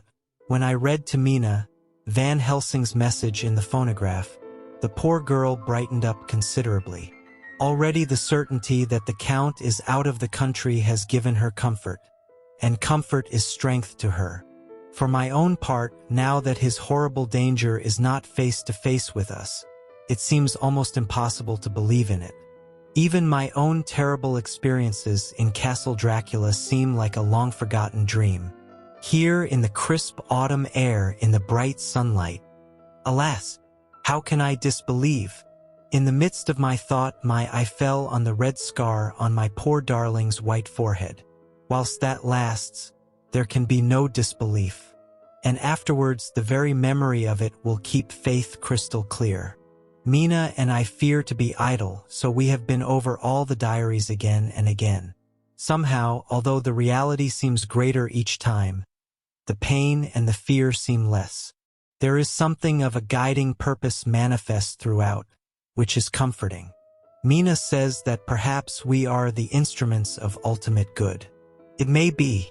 I shall try to think as she does. We have never spoken to each other yet of the future. It is better to wait till we see the professor and the others after their investigations. The day is running by more quickly than I ever thought a day could run for me again. It is now 3 o'clock. Mina Harker's Journal. October 5th, 5 p.m. Our meeting for report. Present. Professor Van Helsing, Lord Godalming, Dr. Seward, Mr. Quincy Morris, Jonathan Harker, Mina Harker. Dr. Van Helsing described what steps were taken during the day to discover on what boat and whither bound Count Dracula made his escape. As I knew that he wanted to get back to Transylvania, I felt sure that he must go by the Danube mouth, or by somewhere in the Black Sea, since by that way he come. It was a dreary blank that was before us. Omni ignotum pro magnifico, and so with heavy hearts we start to find what ships leave for the Black Sea last night. He was in sailing ship, since Madame Mina tell of sails being set. These not so important as to go in your list of the shipping in the Times, and so we go, by suggestion of Lord Godalming, to your Lloyd's, where are note of all ships that sail, however so small. There we find that only one Black Sea-bound ship go out with the tide. She is the Tsarina Catherine, and she sail from Doolittle's wharf for Varna, and thence on to other parts and up the Danube. So, said I, this is the ship whereon is the Count. So off we go to Doolittle's wharf, and there we find a man in an office of wood so small that the man looked bigger than the office. From him we inquire of the goings of the Tsarina Catherine. He swear much, and he red face and loud a voice, but he good fellow all the same. And when Quincy give him something from his pocket which crackle as he roll it up, and put it in a so small bag which he have hid deep in his clothing, he still better fellow and humble servant to us. He come with us, and ask many men who are rough and hot. These be better fellows too when they have been no more thirsty. They say much of blood and bloom, and of others which I comprehend not, though I guess what they mean. But nevertheless they tell us all things which we want to know. They make known to us among them, how last afternoon at about 5 o'clock comes a man so hurry, a tall man, thin and pale, with high nose and teeth so white, and eyes that seem to be burning, that he be all in black, except that he have a hat of straw which suit not him or the time, that he scatter his money in making quick inquiry as to what ship sails for the Black Sea and for where. Some took him to the office and then to the ship, where he will not go aboard but halt at shore end of gangplank, and ask that the captain come to him. The captain come, when told that he will be pay well, and though he swear much at the first he agree to term. Then the thin man go and someone tell him where horse and cart can be hired. He go there and soon he come again, himself driving cart on which a great box. This he himself lift down, though it takes several to put it on truck for the ship. He give much talk to captain as to how and where his box is to be placed. But the captain like it not, and swear at him in many tongues, and tell him that if he like he can come and see where it shall be. But he say no, that he come not yet, for that he have much to do. Whereupon the captain tell him that he had better be quick with blood, for that his ship will leave the place of blood before the turn of the tide with blood. Then the thin man smile and say that of course he must go when he think fit, but he will be surprised if he go quite so soon. The captain swear again, polyglot, and the thin man make him bow and thank him, and say that he will so far intrude on his kindness as to come aboard before the sailing. Final the captain, more red than ever, and in more tongues tell him that he doesn't want no Frenchmen, with bloom upon them and also with blood, in his ship with blood on her also. And so, after asking where there might be close at hand a ship where he might purchase ship forms, he departed. No one knew where he went, or bloomin' well cared, as they said, for they had something else to think of, well with blood again. For it soon became apparent to all that the Tsarina Catherine would not sail as was expected. A thin mist began to creep up from the river, and it grew and grew, till soon a dense fog enveloped the ship and all around her. The captain swore polyglot, very polyglot, polyglot with bloom and blood, but he could do nothing.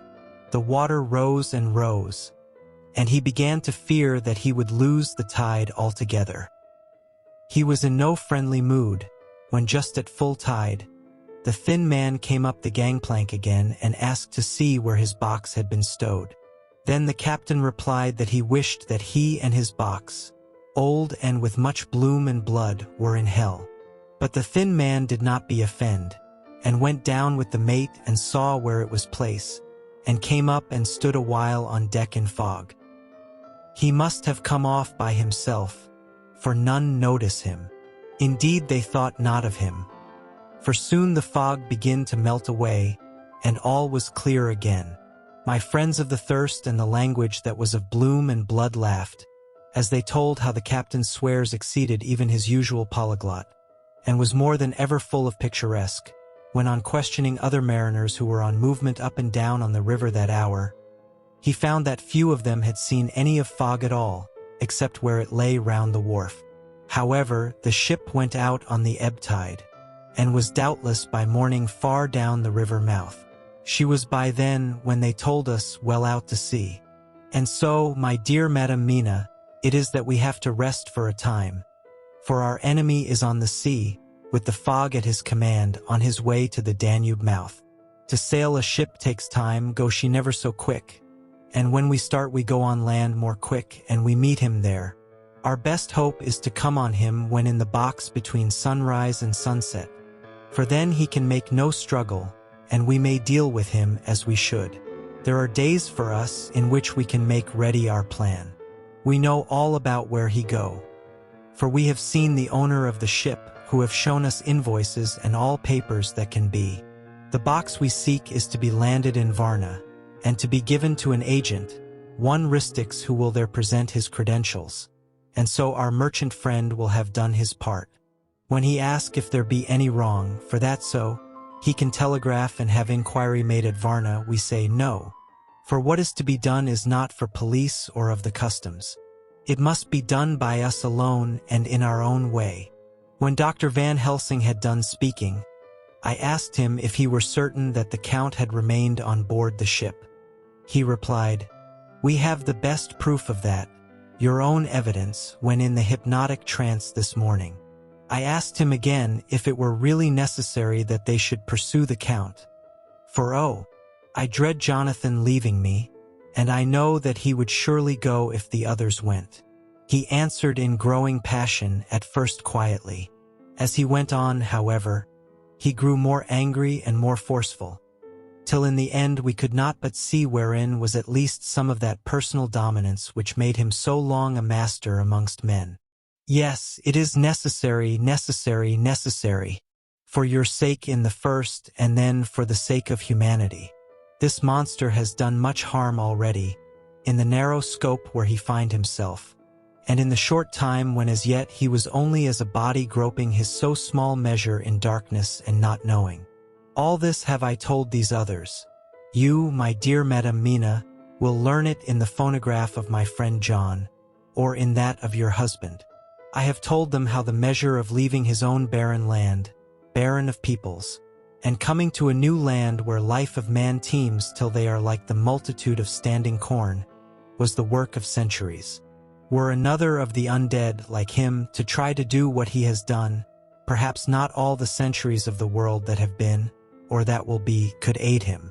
With this one, all the forces of nature that are occult and deep and strong must have worked together in some wondrous way. The very place where he have been alive, undead for all these centuries, is full of strangeness of the geologic and chemical world. There are deep caverns and fissures that reach none know whither. There have been volcanoes, some of whose openings still send out waters of strange properties, and gases that kill or make to vivify. Doubtless, there is something magnetic or electric in some of these combinations of occult forces which work for physical life in strange way, and in himself were from the first some great qualities. In a hard and warlike time he was celebrate that he have more iron nerve, more subtle brain, more braver heart, than any man. In him some vital principle have in strange way found their utmost. And as his body keeps strong and grow and thrive, so his brain grow too. All this without that diabolic aid which is surely to him. For it have to yield to the powers that come from, and are symbolic of good. And now this is what he is to us. He have infect you. Oh, forgive me, my dear, that I must say such. But it is for good of you that I speak. He infect you in such wise, that even if he do no more, you have only to live in your own old sweet way, and so in time death, which is of man's common lot and with God's sanction, shall make you like to him. This must not be. We have sworn together that it must not. Thus are we ministers of God's own wish, that the world, and men for whom his Son die, will not be given over to monsters, whose very existence would defame him. He have allowed us to redeem one soul already, and we go out as the old knights of the cross to redeem more. Like them we shall travel towards the sunrise, and like them if we fall in good cause. He paused, and I said, but will not the Count take his rebuff wisely?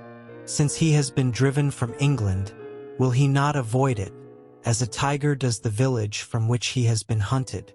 Aha, he said, your simile of the tiger good, for me, and I shall adopt him. Your man-eater, as they of India call the tiger who has once tasted blood of the human. Care no more for the other prey, but prowl unceasing till he get him. This that we hunt from our village is a tiger, too, a man-eater, and he never ceased to prowl. Nay, in himself he is not one to retire and stay afar. In his life, his living life, he go over the Turkey frontier and attack his enemy on his own ground. He be beaten back, but did he stay? No. He come again and again and again. Look at his persistence and endurance. With the child brain that was to him, he have long since conceived the idea of coming to a great city. What does he do? He find out the place of all the world most of promise for him. Then he deliberately set himself down to prepare for the task. He find in patience just how is his strength, and what are his powers. He study new tongues. He learn new social life, new environment of old ways, the politic, the law, the finance, the science, the habit of a new land and a new people who have come to be since he was. His glimpse that he have had, whet his appetite only and in keen his desire. Nay, it help him to grow as to his brain. For it all proved to him how right he was at the first in his surmises. He have done this alone, all alone, from a ruined tomb in a forgotten land. What more may he not do when the greater world of thought is open to him? He that can smile at death, as we know him, who can flourish in the midst of diseases that kill off whole peoples. Oh, if such an one was to come from God, and not the devil, what a force for good might he not be in this old world of ours. But we are pledged to set the world free. Our toil must be in silence, and our efforts all in secret. For in this enlightened age, when men believe not even what they see, the doubting of wise men would be his greatest strength. It would be at once his sheath and his armor, and his weapons to destroy us, his enemies, who are willing to peril even our own souls for the safety of one we love, for the good of mankind, and for the honor and glory of God. After a general discussion, it was determined that for tonight nothing be definitely settled, that we should all sleep on the facts, and try to think out the proper conclusions. Tomorrow, at breakfast, we are to meet again, and, after making our conclusions known to one another, we shall decide on some definite cause of action. I feel a wonderful peace and rest tonight. It is as if some haunting presence were removed from me. Perhaps my surmise was not finished, could not be. For I caught sight in the mirror of the red mark upon my forehead, and I knew that I was still unclean. Dr. Seward's Diary. October 5th. We all rose early, and I think that sleep did much for each and all of us.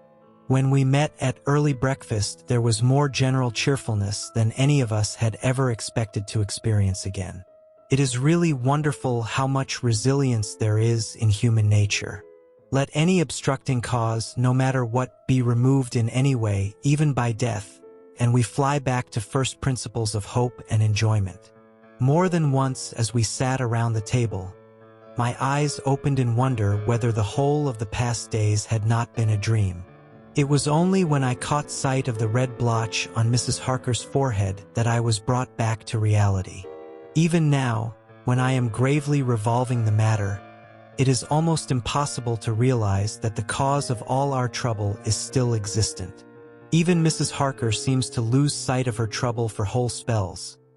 It is only now and again, when something recalls it to her mind, that she thinks of her terrible scar. We are to meet here in my study in half an hour and decide on our course of action. I see only one immediate difficulty. I know it by instinct rather than reason. We shall all have to speak frankly, and yet I fear that in some mysterious way poor Mrs. Harker's tongue is tied. I know that she forms conclusions of her own, and from all that has been I can guess how brilliant and how true they must be. But she will not, or cannot, give them utterance. I have mentioned this to Van Helsing, and he and I are to talk it over when we are alone. I suppose it is some of that horrid poison which has got into her veins beginning to work. The Count had his own purposes when he gave her what Van Helsing called the vampire's baptism of blood. Well, there may be a poison that distills itself out of good things. In an age when the existence of ptomaines is a mystery, we should not wonder at anything. One thing I know, that if my instinct be true regarding poor Mrs. Harker's silences, then there is a terrible difficulty, an unknown danger in the work before us. The same power that compels her silence may compel her speech. I dare not think further, for so I should in my thoughts dishonor a noble woman. Van Helsing is coming to my study a little before the others. I shall try to open the subject with him. Later. When the professor came in, we talked over the state of things. I could see that he had something on his mind which he wanted to say, but felt some hesitancy about broaching the subject. After beating about the bush a little, he said suddenly, "Friend John, there is something that you and I must talk of alone, just at the first at any rate. Later, we may have to take the others into our confidence." Then he stopped, so I waited. He went on, "Madam Mina, our poor, dear Madam Mina is changing." A cold shiver ran through me to find my worst fears thus endorsed. Van Helsing continued, "With the sad experience of Miss Lucy, we must this time be warned before things go too far. Our task is now in reality more difficult than ever, and this new trouble makes every hour of the direst importance. I can see the characteristics of the vampire coming in her face. It is now but very, very slight, but it is to be seen if we have eyes to notice without to prejudge. Her teeth are some sharper, and at times her eyes are more hard. But these are not all. There is to her the silence now often, as so it was with Miss Lucy. She did not speak, even when she wrote that which she wished to be known later. Now my fear is this. If it be that she can, by our hypnotic trance, tell what the Count see and hear, is it not more true that he who have hypnotized her first, and who have drink of her very blood and make her drink of his, should, if he will, compel her mind to disclose to him that which she know?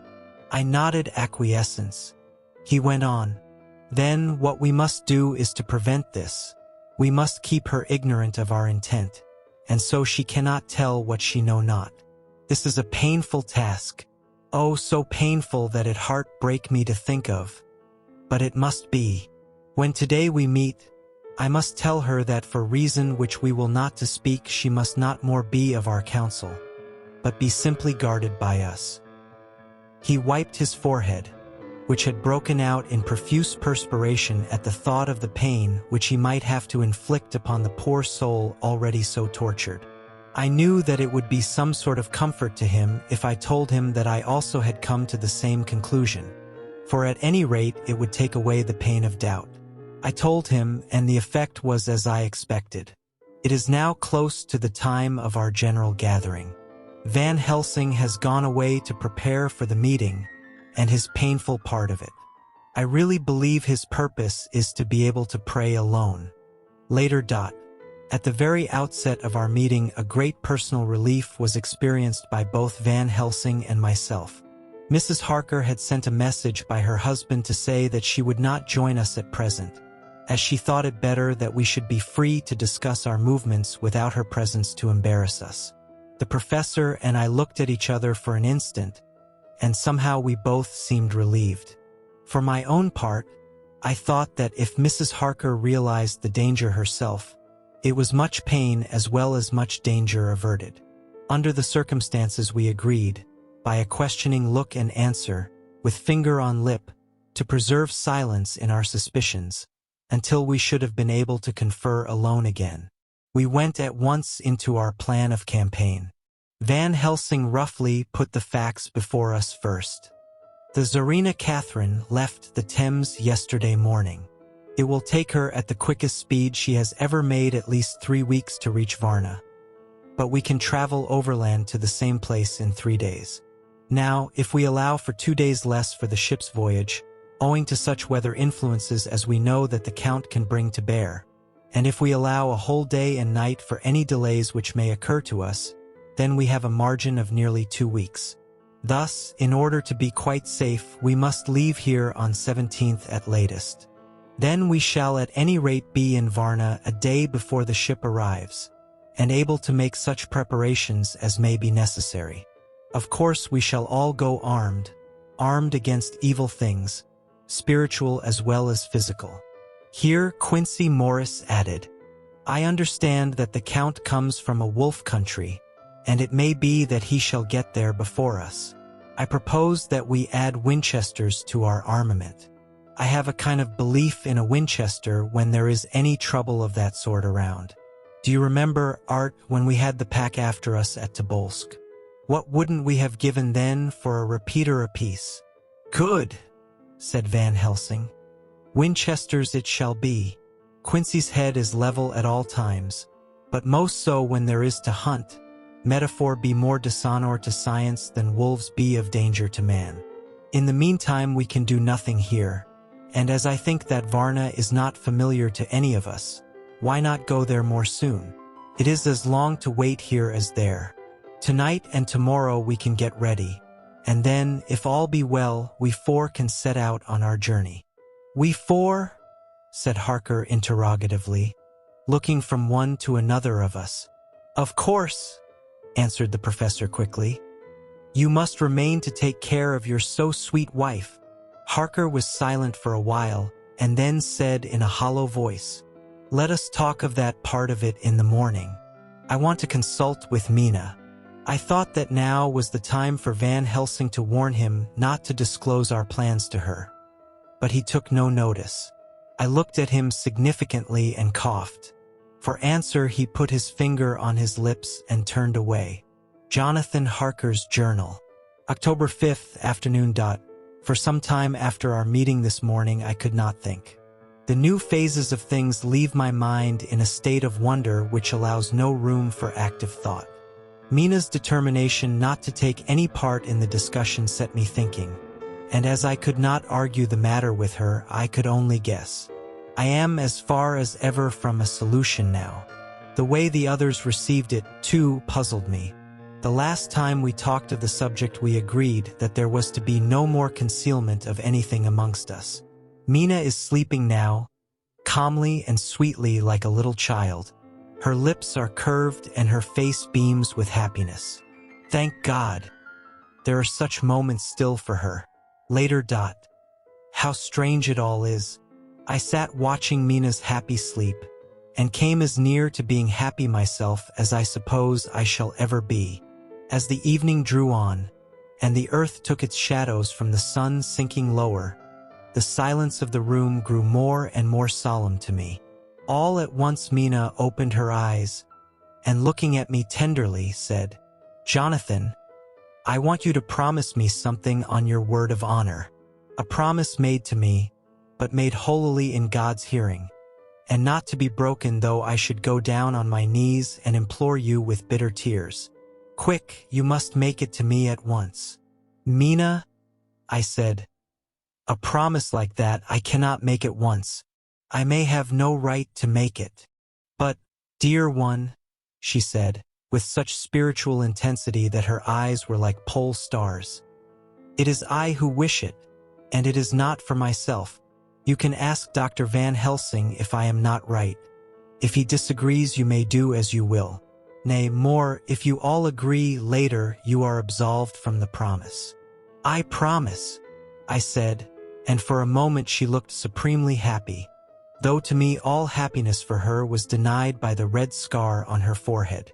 She said, "Promise me that you will not tell me anything of the plans formed for the campaign against the Count. Not by word or inference or implication. Not at any time whilst this remains to me." And she solemnly pointed to the scar. I saw that she was in earnest, and said solemnly, "I promise." And as I said it, I felt that from that instant a door had been shut between us. Later, midnight. Mina has been bright and cheerful all the evening. So much so that all the rest seemed to take courage, as if infected somewhat with her gaiety. As a result, even I myself felt as if the pall of gloom which weighs us down were somewhat lifted. We all retired early. Mina is now sleeping like a little child. It is a wonderful thing that her faculty of sleep remains to her in the midst of her terrible trouble. Thank God for it. For then at least she can forget her care. Perhaps her example may affect me as her gaiety did tonight. I shall try it. Oh, for a dreamless sleep. October 6th, morning. Another surprise. Mina woke me early, about the same time as yesterday, and asked me to bring Dr. Van Helsing. I thought that it was another occasion for hypnotism, and without question went for the professor. He had evidently expected some such call, for I found him dressed in his room. His door was ajar so that he could hear the opening of the door of our room. He came at once. As he passed into the room, he asked Mina if the others might come, too. "No," she said quite simply. "It will not be necessary. You can tell them just as well.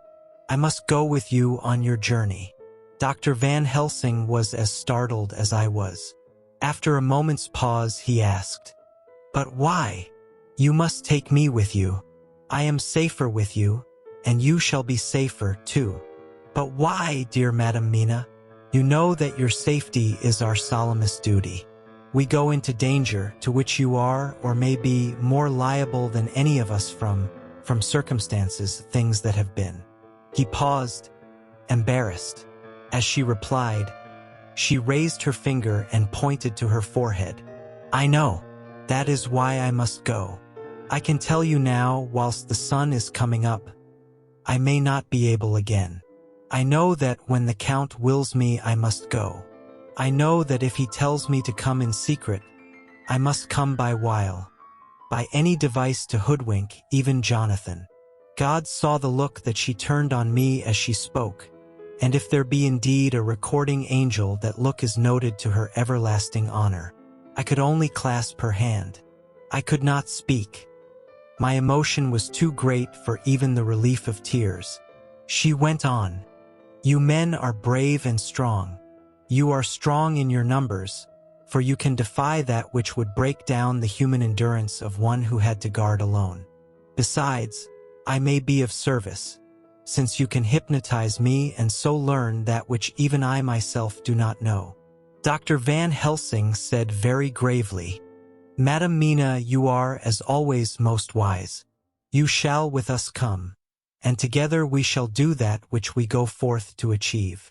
When he had spoken, Mina's long spell of silence made me look at her. She had fallen back on her pillow asleep. She did not even wake when I had pulled up the blind and let in the sunlight which flooded the room. Van Helsing motioned to me to come with him quietly. We went to his room, and within a minute Lord Godalming, Dr. Seward, and Mr. Morris were with us also. He told them what Mina had said, and went on, "In the morning we shall leave for Varna. We have now to deal with a new factor, Madam Mina. Oh, but her soul is true. It is to her an agony to tell us so much as she has done. But it is most right, and we are warned in time. There must be no chance lost, and in Varna we must be ready to act the instant when that ship arrives." "What shall we do exactly?" asked Mr. Morris laconically. The professor paused before replying. "We shall at the first board that ship.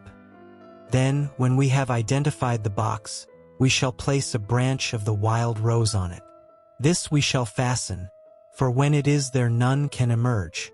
So at least says the superstition. And to superstition must we trust at the first.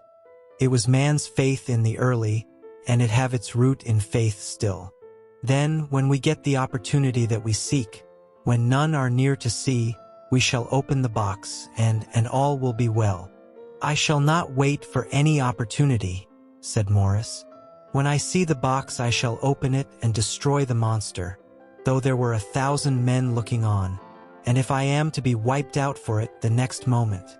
I grasped his hand instinctively and found it as firm as a piece of steel. I think he understood my look. I hope he did. "Good boy," said Dr. Van Helsing. "Brave boy. Quincy is all man. God bless him for it.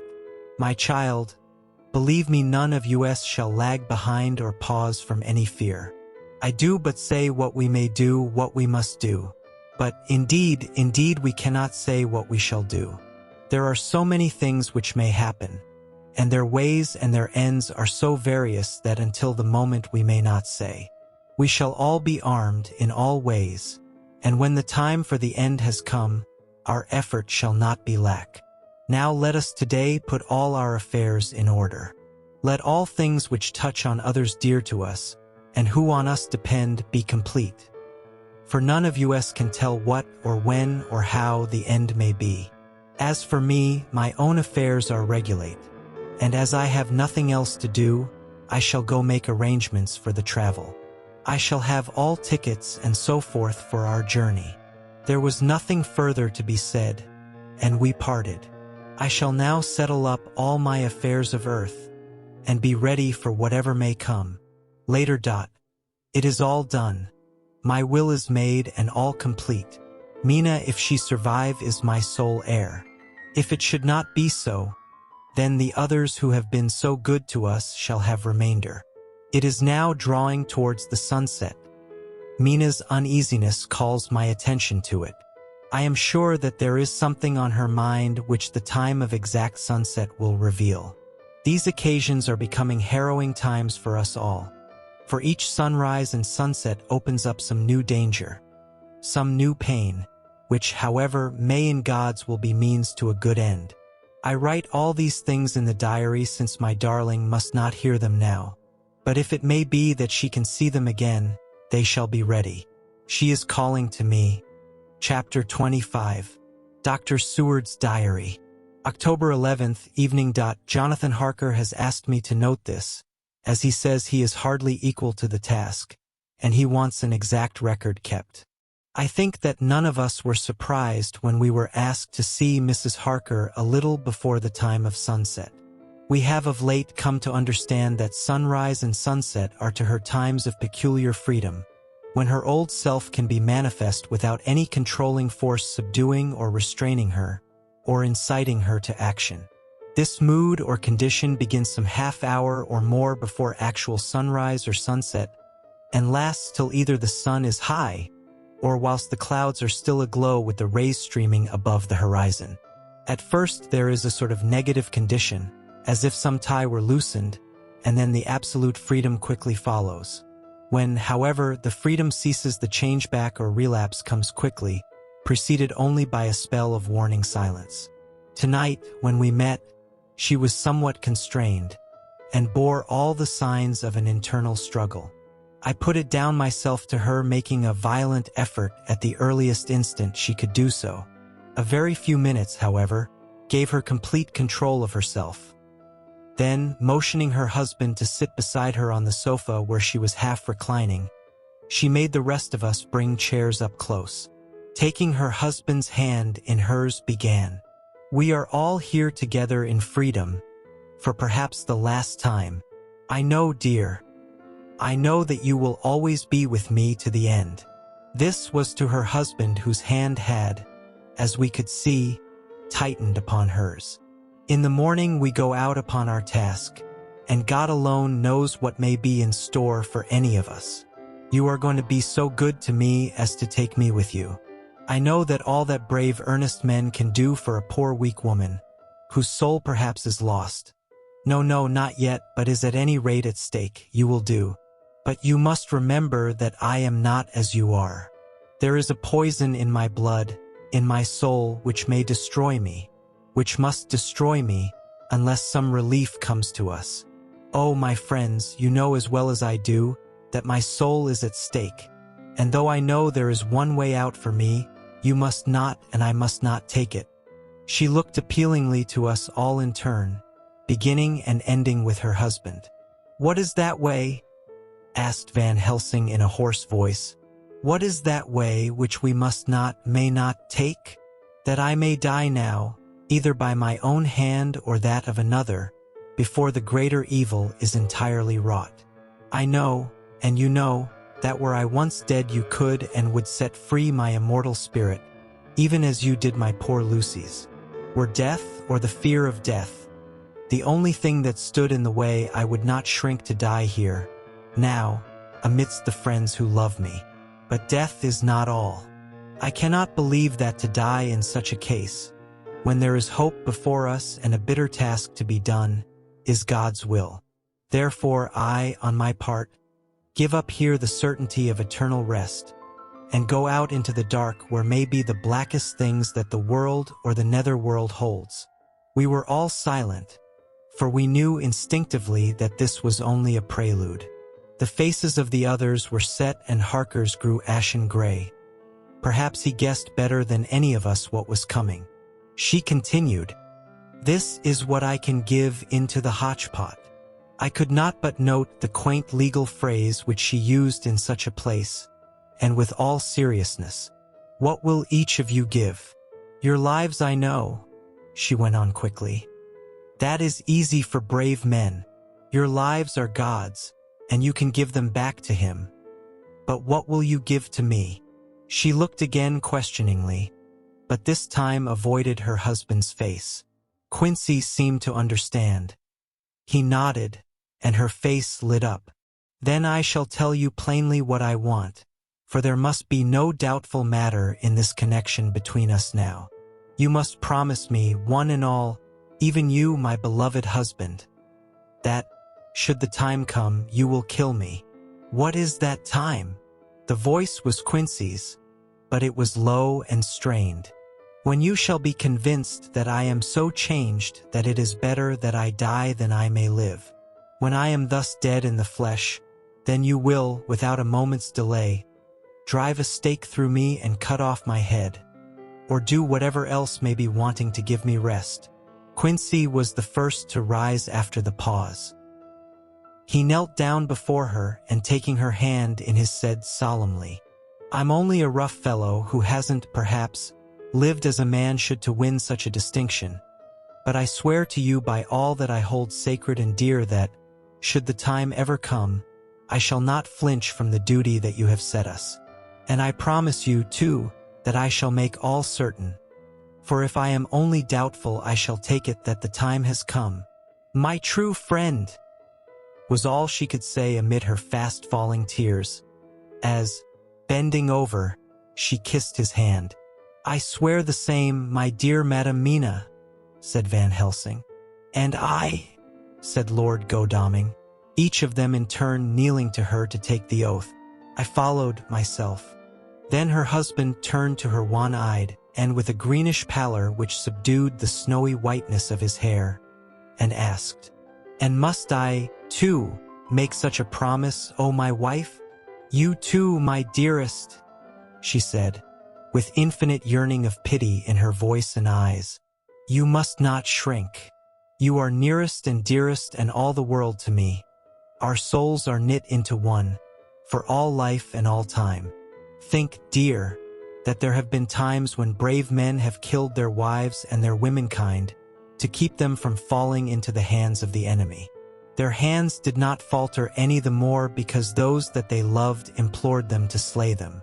It is men's duty towards those whom they love, in such times of sore trial. And oh, my dear, if it is to be that I must meet death at any hand, let it be at the hand of him that loves me best. Dr. Van Helsing, I have not forgotten your mercy in poor Lucy's case to him who loved.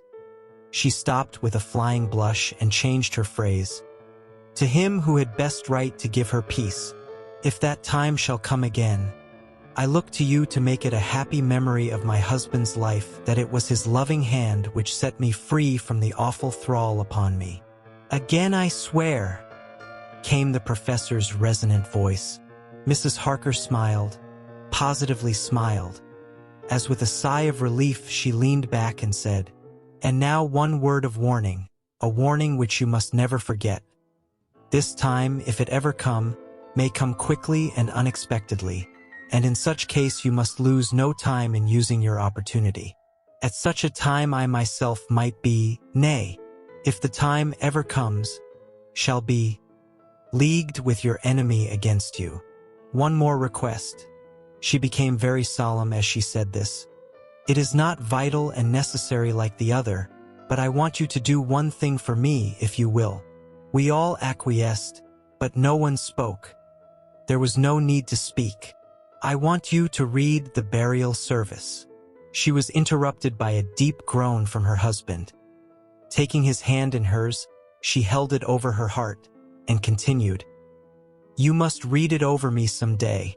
Whatever may be the issue of all this fearful state of things, it will be a sweet thought to all or some of us. You, my dearest, will I hope read it, for then it will be in your voice in my memory forever, come what may. But oh, my dear one, he pleaded, death is afar off from you. Nay, she said, holding up a warning hand. I am deeper in death at this moment than if the weight of an earthly grave lay heavy upon me. Oh, my wife, must I read it? He said before he began. It would comfort me, my husband, was all she said, and he began to read when she had got the book ready. How could anyone tell of that strange scene, its solemnity, its gloom, its sadness, its horror, and withal its sweetness? Even a skeptic, who can see nothing but a travesty of bitter truth in anything holy or emotional, would have been melted to the heart had he seen that little group of loving and devoted friends kneeling round that stricken and sorrowing lady, or heard the tender passion of her husband's voice, as in tones so broken with emotion that often he had to pause. He read the simple and beautiful service from the burial of the dead. I cannot go on words, and vie voice fail me. She was right in her instinct. Strange as it all was, bizarre as it may hereafter seem even to us who felt its potent influence at the time, it comforted us much, and the silence which showed Mrs. Harker's coming relapse from her freedom of soul did not seem so full of despair to any of us as we had dreaded. Jonathan Harker's journal. October 15th, Varna. We left Charing Cross on the morning of the 12th, got to Paris the same night, and took the places secured for us in the Orient Express. We traveled night and day, arriving here at about 5 o'clock. Lord Godalming went to the consulate to see if any telegram had arrived for him, whilst the rest of us came on to this hotel, the Odysseus. The journey may have had incidents. I was, however, too eager to get on to care for them. Until the Tsarina Catherine comes into port, there will be no interest for me in anything in the wide world. Thank God. Mina is well and looks to be getting stronger. Her color is coming back. She sleeps a great deal. Throughout the journey she slept nearly all the time. Before sunrise and sunset, however, she is very wakeful and alert, and it has become a habit for Van Helsing to hypnotize her at such times. At first, some effort was needed, and he had to make many passes. But now she seems to yield at once, as if by habit, and scarcely any action is needed. He seems to have power at these particular moments to simply will, and her thoughts obey him. He always asks her what she can see and hear. She answers to the first, "Nothing. All is dark." And to the second, "I can hear the waves lapping against the ship and the water rushing by. Canvas and cordage strain and masts and yards creak. The wind is high. I can hear it in the shrouds, and the bow throws back the foam." It is evident that the Tsarina Catherine is still at sea, hastening on her way to Varna. Lord Godalming has just returned. He had 4 telegrams, one each day since we started, and all to the same effect, that the Tsarina Catherine had not been reported to Lloyd's from anywhere. He had arranged before leaving London that his agent should send him every day a telegram saying if the ship had been reported. He was to have a message even if she were not reported, so that he might be sure that there was a watch being kept at the other end of the wire. We had dinner and went to bed early. Tomorrow we are to see the vice-consul, and to arrange, if we can, about getting on board the ship as soon as she arrives. Van Helsing says that our chance will be to get on the boat between sunrise and sunset. The Count, even if he takes the form of a bat, cannot cross the running water of his own volition, and so cannot leave the ship. As he dare not change to man's form without suspicion, which he evidently wishes to avoid, he must remain in the box. If, then, we can come on board after sunrise, he is at our mercy. For we can open the box and make sure of him, as we did of poor Lucy before he wakes. What mercy he shall get from us will not count for much. We think that we shall not have much trouble with officials or the seamen. Thank God! This is the country where bribery can do anything, and we are well supplied with money. We have only to make sure that the ship cannot come into port between sunset and sunrise without our being warned, and we shall be safe. Judge Moneybag will settle this case. I think. October 16th. Mina's report still the same. Lapping waves and rushing water, darkness and favoring winds. We are evidently in good time, and when we hear of the Tsarina Catherine we shall be ready. As she must pass the Dardanelles, we are sure to have some report.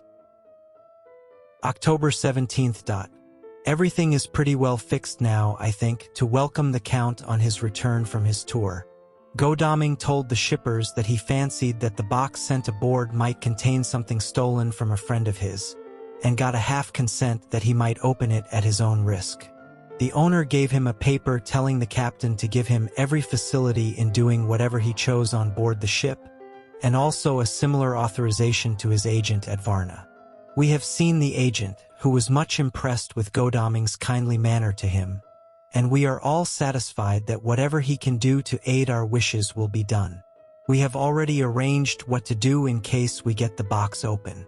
If the Count is there, Van Helsing and Seward will cut off his head at once and drive a stake through his heart.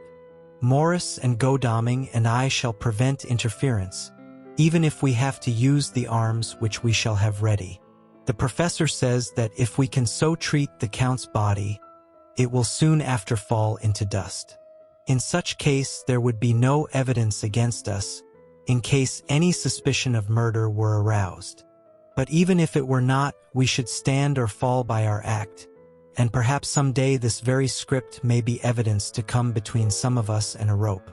For myself, I should take the chance only too thankfully if it were to come. We mean to leave no stone unturned to carry out our intent. We have arranged with certain officials that the instant the Tsarina Catherine is seen, we are to be informed by a special messenger. October 24th. A whole week of waiting. Daily telegrams to go doming, but only the same story, not yet reported. Mina's morning and evening hypnotic answer is unvaried. Lapping waves, rushing water, and creaking masts. Telegram, October 24th. Rufus Smith, Lloyd's, London, to Lord Godalming, care of H. B. M. Viceconsul, Varna. Tsarina Catherine reported this morning from Dardanelles. Dr. Seward's diary. October 25th. How I miss my phonograph. To write diary with a pen is irksome to me, but Van Helsing says I must. We were all wild with excitement yesterday when Godalming got his telegram from Lloyd's. I know now what men feel in battle when the call to action is heard. Mrs. Harker, alone of our party, did not show any signs of emotion.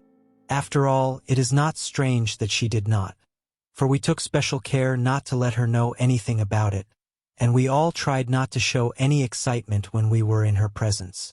In old days she would, I am sure, have noticed, no matter how we might have tried to conceal it. But in this way she is greatly changed during the past 3 weeks.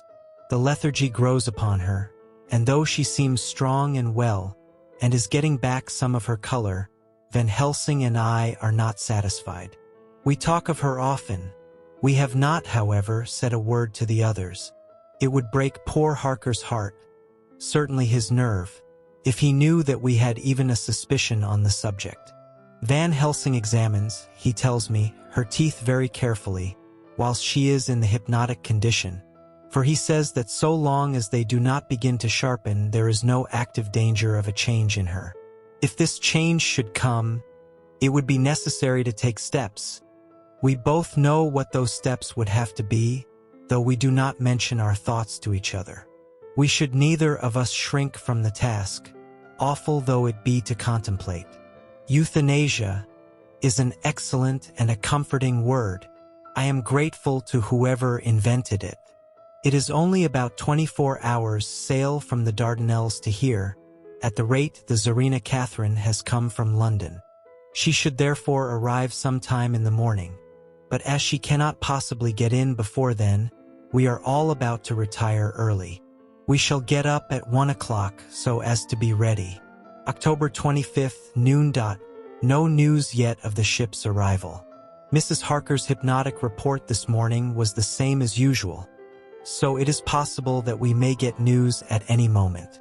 We men are all in a fever of excitement, except Harker, who is calm. His hands are cold as ice, and an hour ago I found him wetting the edge of the great Gurkha knife which he now always carries with him. It will be a bad lookout for the Count if the edge of that kukri ever touches his throat, driven by that stern, ice-cold hand. Van Helsing and I were a little alarmed about Mrs. Harker today. About noon she got into a sort of lethargy which we did not like. Although we kept silence to the others, we were neither of us happy about it. She had been restless all the morning, so that we were at first glad to know that she was sleeping. When, however, her husband mentioned casually that she was sleeping so soundly that he could not wake her, we went to her room to see for ourselves. She was breathing naturally and looked so well and peaceful that we agreed that the sleep was better for her than anything else. Poor girl! She has so much to forget that it is no wonder that sleep, if it brings oblivion to her, does her good. Later. Our opinion was justified, for when after a refreshing sleep of some hours she woke up, she seemed brighter and better than she had been for days. At sunset she made the usual hypnotic report. Wherever he may be in the Black Sea, The Count is hurrying to his destination. To his doom, I trust. October 26th. Another day and no tidings of the Tsarina Catherine. She ought to be here by now. That she is still journeying somewhere is apparent. For Mrs. Harker's hypnotic report at sunrise was still the same. It is possible that the vessel may be lying by, at times, for fog. Some of the steamers which came in last evening reported patches of fog both to north and south of the port. We must continue our watching, as the ship may now be signaled any moment. October 27th, noon. Most strange. No news yet of the ship we wait for. Mrs. Harker reported last night and this morning as usual, lapping waves and rushing water, though she added that the waves were very faint. The telegrams from London have been the same. No further report. Van Helsing is terribly anxious, and told me just now that he fears the Count is escaping us. He added significantly, I did not like that lethargy of Madame Mina's.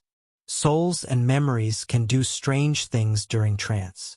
I was about to ask him more, but Harker just then came in, and he held up a warning hand. We must try tonight at sunset to make her speak more fully when in her hypnotic state. October 28th. Telegram. Rufus Smith, London, to Lord Godalming, care H. B. M. Vice-Consul, Varna. Tsarina Catherine reported entering Galatz at 1 o'clock today. Dr. Seward's diary. October 28th. When the telegram came announcing the arrival in Galatz, I do not think it was such a shock to any of us as might have been expected. True, we did not know whence or how or when the bolt would come, but I think we all expected that something strange would happen. The delay of arrival at Varna made us individually satisfied that things would not be just as we had expected. We only waited to learn where the change would occur. None the less, however, was it a surprise. I suppose that nature works on such a hopeful basis that we believe against ourselves that things will be as they ought to be, not as we should know that they will be. Transcendentalism is a beacon to the angels, even if it be a will-o'-the-wisp to man. It was an odd experience, and we all took it differently. Van Helsing raised his hand over his head for a moment, as though in remonstrance with the Almighty. But he said not a word, and in a few seconds stood up with his face sternly set. Lord Godalming grew very pale, and sat breathing heavily. I was myself half-stunned and looked in wonder at one after another. Quincy Morris tightened his belt with that quick movement which I knew so well. In our old wandering days it meant action. Mrs. Harker grew ghastly white, so that the scar on her forehead seemed to burn, but she folded her hands meekly and looked up in prayer. Harker smiled. Actually smiled. The dark, bitter smile of one who is without hope. But at the same time his action belied his words, for his hands instinctively sought the hilt of the great cookery knife and rested there. "When does the next train start for Galatz?" said Van Helsing to us generally. "At 6:30 tomorrow morning." We all started, for the answer came from Mrs. Harker. "How on earth do you know?" said Art. "You forget, or perhaps you do not know, though Jonathan does and so does Dr. Van Helsing, that I am the train fiend. At home in Exeter I always used to make up the timetables so as to be helpful to my husband. I found it so useful sometimes that I always make a study of the timetables now. I knew that if anything were to take us to Castle Dracula we should go by Galatz, or at any rate through Bucharest, so I learned the times very carefully. Unhappily there are not many to learn, as the only train tomorrow leaves, as I say." "Wonderful woman," murmured the professor. "Can't we get a special?" asked Lord Godalming. Van Helsing shook his head. "I fear not. This land is very different from yours or mine. Even if we did have a special, it would probably not arrive as soon as our regular train. Moreover, we have something to prepare. We must think. Now let us organize. You, friend Arthur, go to the train and get the tickets and arrange that all be ready for us to go in the morning. Do you, friend Jonathan, go to the agent of the ship and get from him letters to the agent in Galatz, with authority to make search the ship just as it was here. Morris Quincy, you see the vice-consul, and get his aid with his fellow in Galatz and all he can do to make our way smooth, so that no times be lost when over the Danube. John will stay with Madam Mina and me, and we shall consult. For so if time be long you may be delayed, and it will not matter when the sun set, since I am here with Madame to make report. And I, said Mrs. Harker brightly, and more like her old self than she had been for many a long day, shall try to be of use in all ways, and shall think and write for you as I used to do. Something is shifting from me in some strange way, and I feel freer than I have been of late.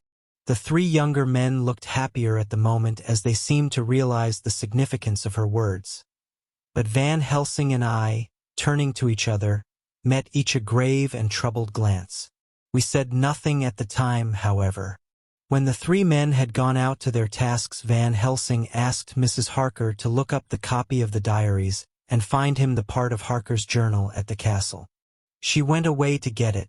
When the door was shut upon her, he said to me, "We mean the same. Speak out. There is some change. It is a hope that makes me sick, for it may deceive us." Quite so. Do you know why I asked her to get the manuscript? No, said I, unless it was to get an opportunity of seeing me alone. You are in part right, friend John, but only in part. I want to tell you something. And oh, my friend, I am taking a terrible risk, but I believe it is right. In the moment when Madam Mina said those words that arrest both our understanding, an inspiration came to me. In the trance of 3 days ago, the Count sent her his spirit to read her mind. Or more like he took her to see him in his earth box in the ship with water rushing, just as it go free at rise and set of sun. He learned then that we are here, for she have more to tell in her open life with eyes to see and ears to hear than he, shut, as he is, in his coffin box. Now he make his most effort to escape us. At present he want her not. He is sure with his so great knowledge that she will come at his call. But he cut her off, take her, as he can do, out of his own power, that so she come not to him. Ah! There I have hope that our man-brains that have been of man so long and that have not lost the grace of God, will come higher than his child-brain that lie in his tomb for centuries, that grow not yet to our stature, and that do only work selfish and therefore small. Here comes Madam Mina. Not a word to her of her trance. She know it not. And it would overwhelm her and make despair just when we want all her hope, all her courage, when most we want all her great brain which is trained like man's brain, but is of sweet woman and have a special power which the Count give her, and which he may not take away altogether, though he think not so. Hush! Let me speak, and you shall learn. Oh, John, my friend, we are in awful straits. I fear as I never feared before. We can only trust the good God. Silence. Here she comes. I thought that the professor was going to break down and have hysterics, just as he had when Lucy died. But with a great effort he controlled himself and was at perfect nervous poise when Mrs. Harker tripped into the room, bright and happy-looking and, in the doing of work, seemingly forgetful of her misery. As she came in, she handed a number of sheets of typewriting to Van Helsing. He looked over them gravely, his face brightening up as he read. Then, holding the pages between his finger and thumb, he said, "Friend John, to you with so much of experience already, and you too, dear Madam Mina, that are young, here is a lesson.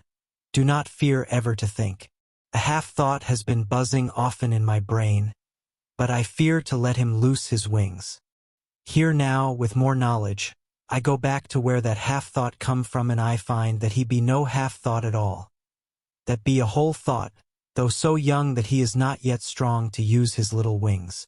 Nay, like the ugly duck of my friend Hans Andersen, he be no duck-thought at all, but a big swan-thought that sail nobly on big wings, when the time come for him to try them. See, I read here what Jonathan have written.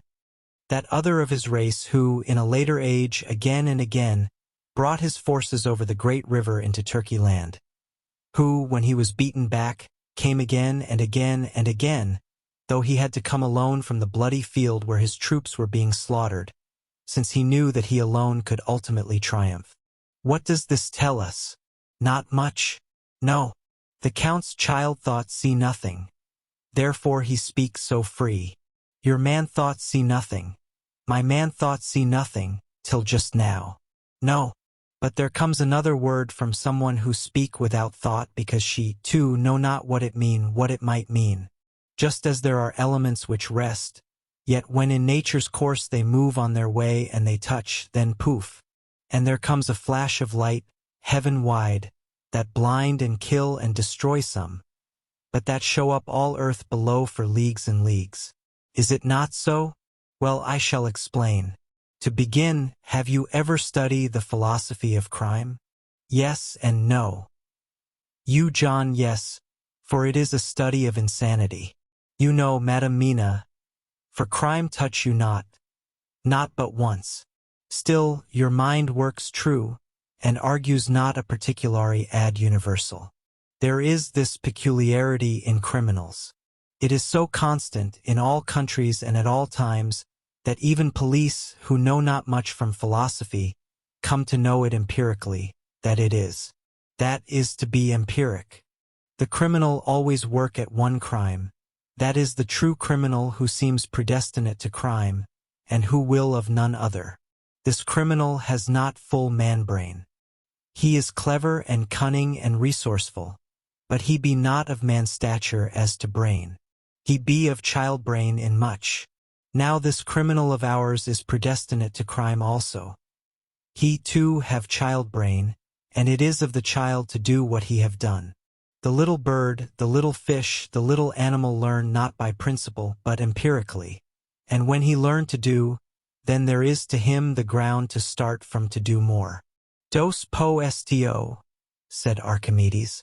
Give me a fulcrum, and I shall move the world. To do once is the fulcrum whereby child-brain become man-brain, and until he have the purpose to do more, he continue to do the same again every time, just as he have done before. Oh, my dear, I see that your eyes are opened, and that to you the lightning flash show all the leagues. For Mrs. Harker began to clap her hands and her eyes sparkled. He went on. Now you shall speak. Tell us two dry men of science what you see with those so bright eyes. He took her hand and held it whilst she spoke. His finger and thumb closed on her pulse, as I thought instinctively and unconsciously, as she spoke. The Count is a criminal and of criminal type. Nordau and Lombroso would so classify him, and qua criminal he is of imperfectly formed mind. Thus, in a difficulty he has to seek resource in habit. His past is a clue, and the one page of it that we know, and that from his own lips, tells that once before, when in what Mr. Morris would call a tight place, he went back to his own country from the land he had tried to invade, and thence, without losing purpose, prepared himself for a new effort. He came again better equipped for his work, and won. So he came to London to invade a new land. He was beaten, and when all hope of success was lost, and his existence in danger, he fled back over the sea to his home, just as formerly he had fled back over the Danube from Turkey land. Good, good. Oh, you so clever lady, said Van Helsing enthusiastically, as he stooped and kissed her hand. A moment later he said to me, as calmly as though we had been having a sick-room consultation, 72 only, and in all this excitement, I have hope. Turning to her again, he said with keen expectation, but go on, go on. There is more to tell if you will. Be not afraid. John and I know. I do in any case and shall tell you if you are right. Speak, without fear. I will try to. But you will forgive me if I seem egotistical. Nay, fear not, you must be egotist, for it is of you that we think. Then, as he is criminal, he is selfish, and as his intellect is small and his action is based on selfishness, he confines himself to one purpose. That purpose is remorseless. As he fled back over the Danube, leaving his forces to be cut to pieces, so now he is intent on being safe, careless of all. So his own selfishness frees my soul somewhat from the terrible power which he acquired over me on that dreadful night. I felt it. Oh, I felt it. Thank God for his great mercy.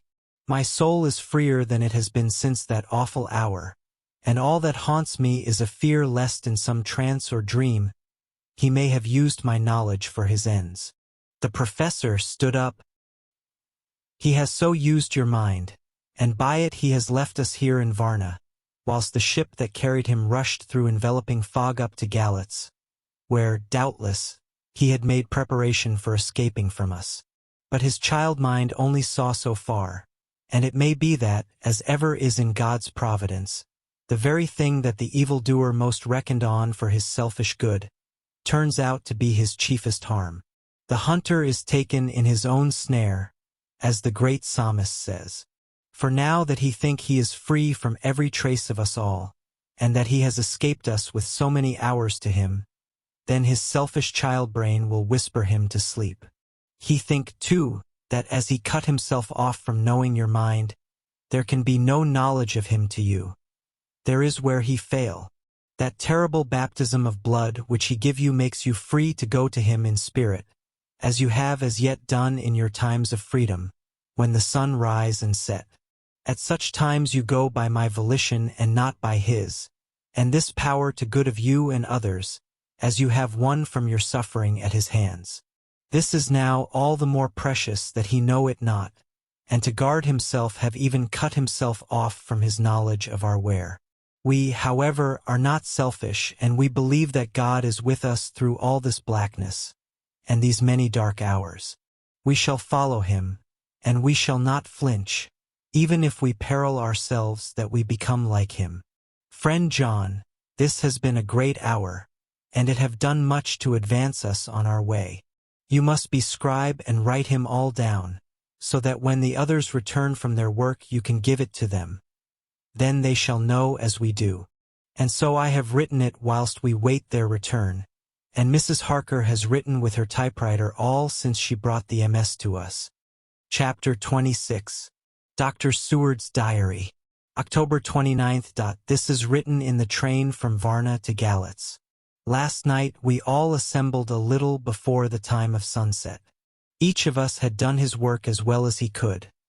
So far as thought and endeavor and opportunity go, we are prepared for the whole of our journey, and for our work when we get to Galatz. When the usual time came round, Mrs. Harker prepared herself for her hypnotic effort, and after a longer and more serious effort on the part of Van Helsing than has been usually necessary, she sank into the trance. Usually she speaks on a hint, but this time the professor had to ask her questions, and to ask them pretty resolutely before we could learn anything. At last her answer came. I can see nothing. We are still. There are no waves lapping, but only a steady swirl of water softly running against the hawser. I can hear men's voices calling, near and far, and the roll and creak of oars in the rowlocks. A gun is fired somewhere. The echo of it seems far away. There is tramping of feet overhead, and ropes and chains are dragged along. What is this? There is a gleam of light. I can feel the air blowing upon me. Here she stopped. She had risen, as if impulsively, from where she lay on the sofa, and raised both her hands, palms upwards, as if lifting a weight. Van Helsing and I looked at each other with understanding. Quincy raised his eyebrows slightly and looked at her intently, whilst Harker's hand instinctively closed round the hilt of his kukri. There was a long pause. We all knew that the time when she could speak was passing, but we felt that it was useless to say anything. Suddenly she sat up, and, as she opened her eyes, said sweetly, "Would none of you like a cup of tea? You must all be so tired." We could only make her happy, and so acquiesced. She bustled off to get tea, When she had gone, Van Helsing said, "You see, my friends, he is close to land, he has left his earth chest. But he has yet to get on shore. In the night he may lie hidden somewhere. But if he be not carried on shore, or if the ship do not touch it, he cannot achieve the land. In such case he can, if it be in the night, change his form and can jump or fly on shore, as he did at Whitby. But if the day come before he get on shore, then, unless he be carried, he cannot escape. And if he be carried, then the customs men may discover what the box contain. Thus, in fine, if he escape not on shore tonight or before dawn, there will be the whole day lost to him. We may then arrive in time, for if he escape not at night, we shall come on him in daytime, boxed up and at our mercy.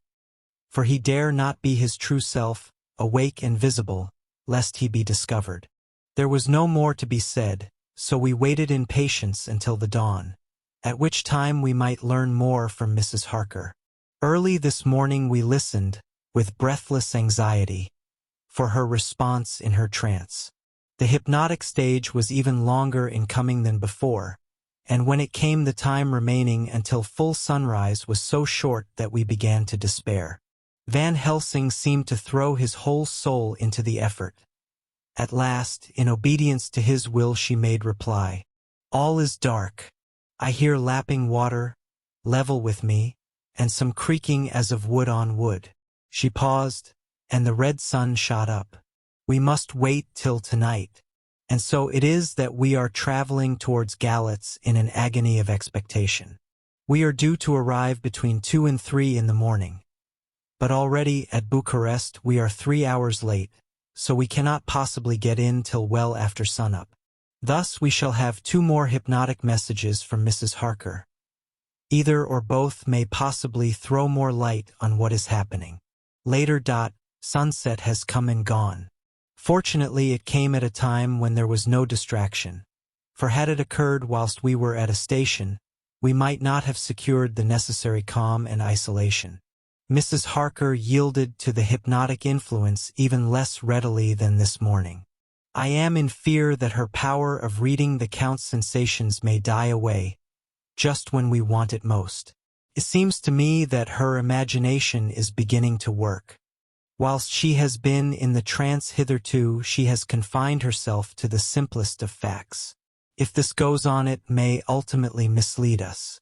If I thought that the Count's power over her would die away equally with her power of knowledge, it would be a happy thought. But I am afraid that it may not be so. When she did speak, her words were enigmatical. Something is going out. I can feel it pass me like a cold wind. I can hear, far off, confused sounds, as of men talking in strange tongues, fierce falling water, and the howling of wolves.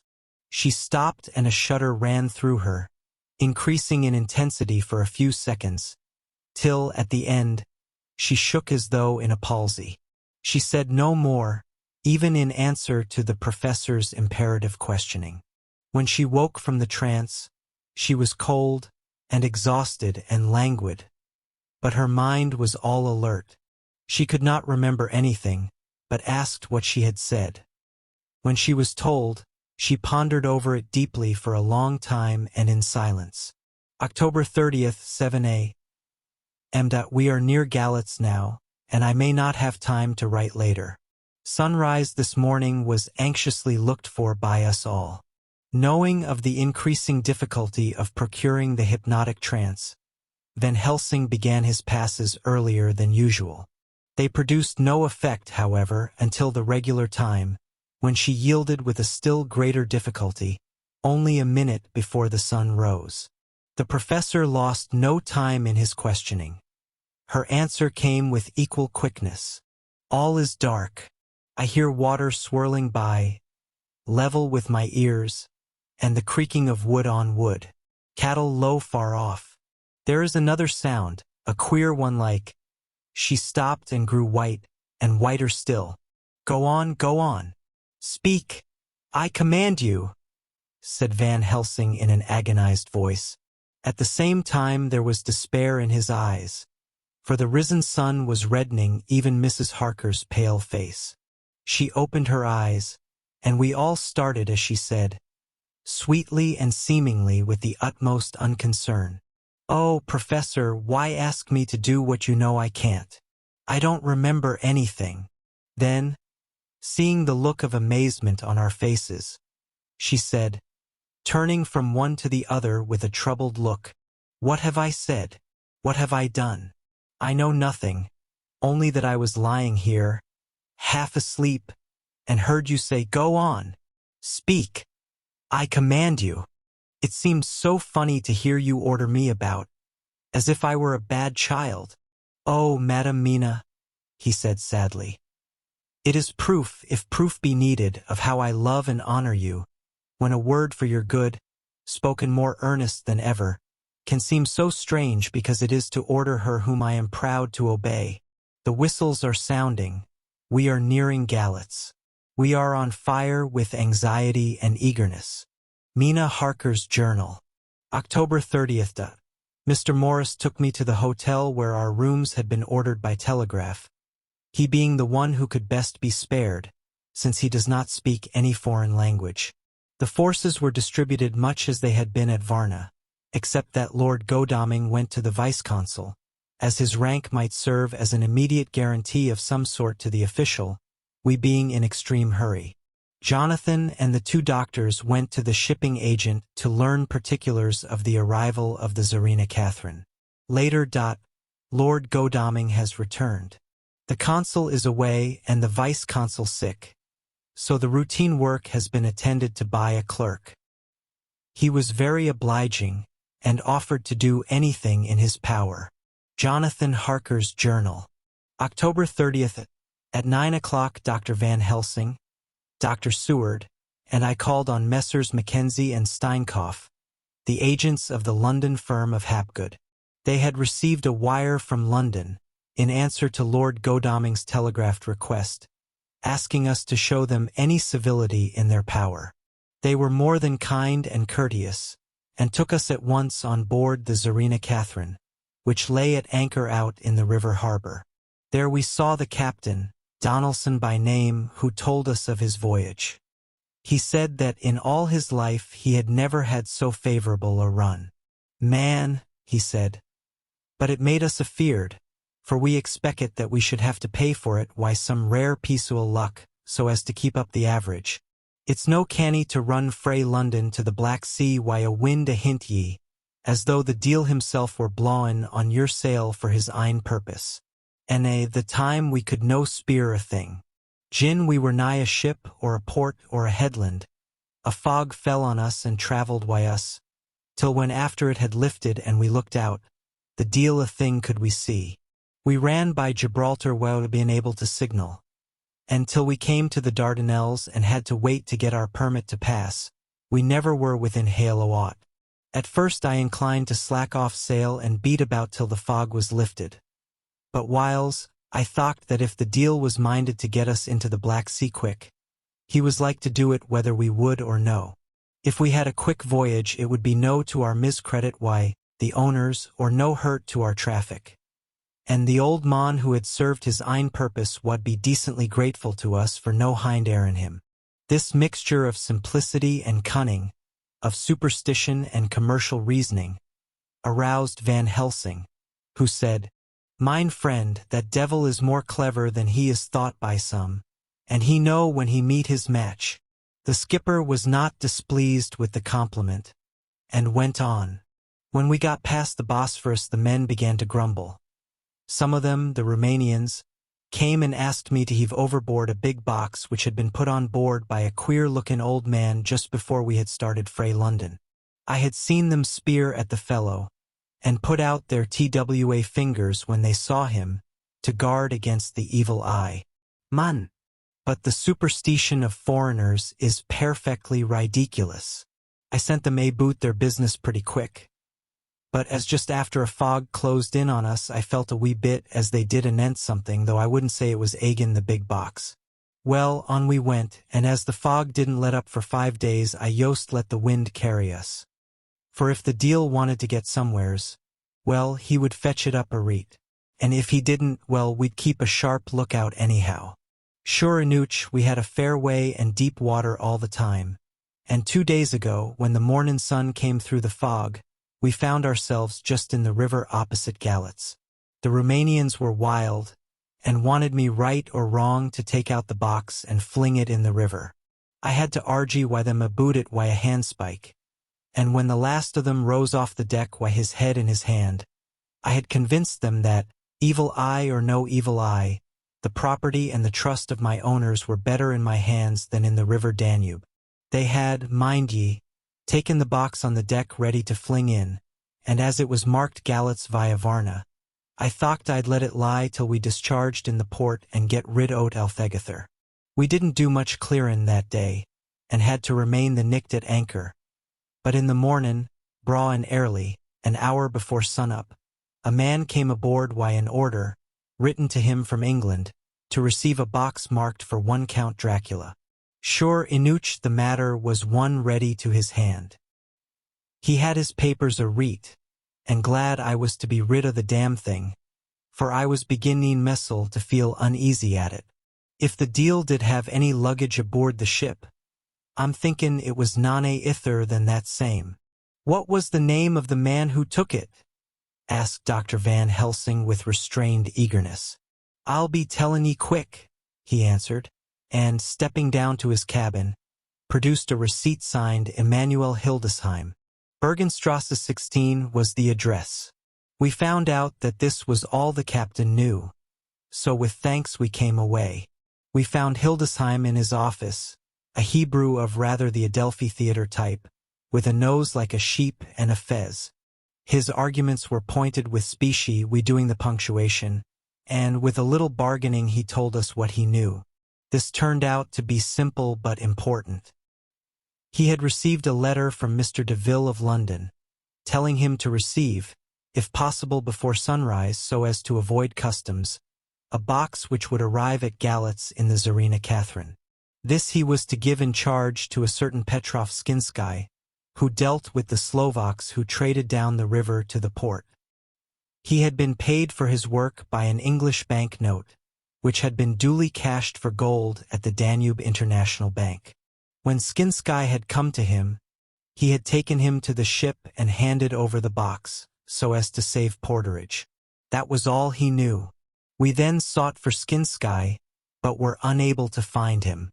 One of his neighbors, who did not seem to bear him any affection, said that he had gone away 2 days before, no one knew whither. This was corroborated by his landlord, who had received by messenger the key of the house together with the rent due, in English money. This had been between 10 and 11 o'clock last night. We were at a standstill again. Whilst we were talking, one came running and breathlessly gasped out that the body of Skinsky had been found inside the wall of the churchyard of St. Peter, and that the throat had been torn open as if by some wild animal. Those we had been speaking with ran off to see the horror, the women crying out, "This is the work of a Slovak." We hurried away lest we should have been in some way drawn into the affair, and so detained. As we came home we could arrive at no definite conclusion.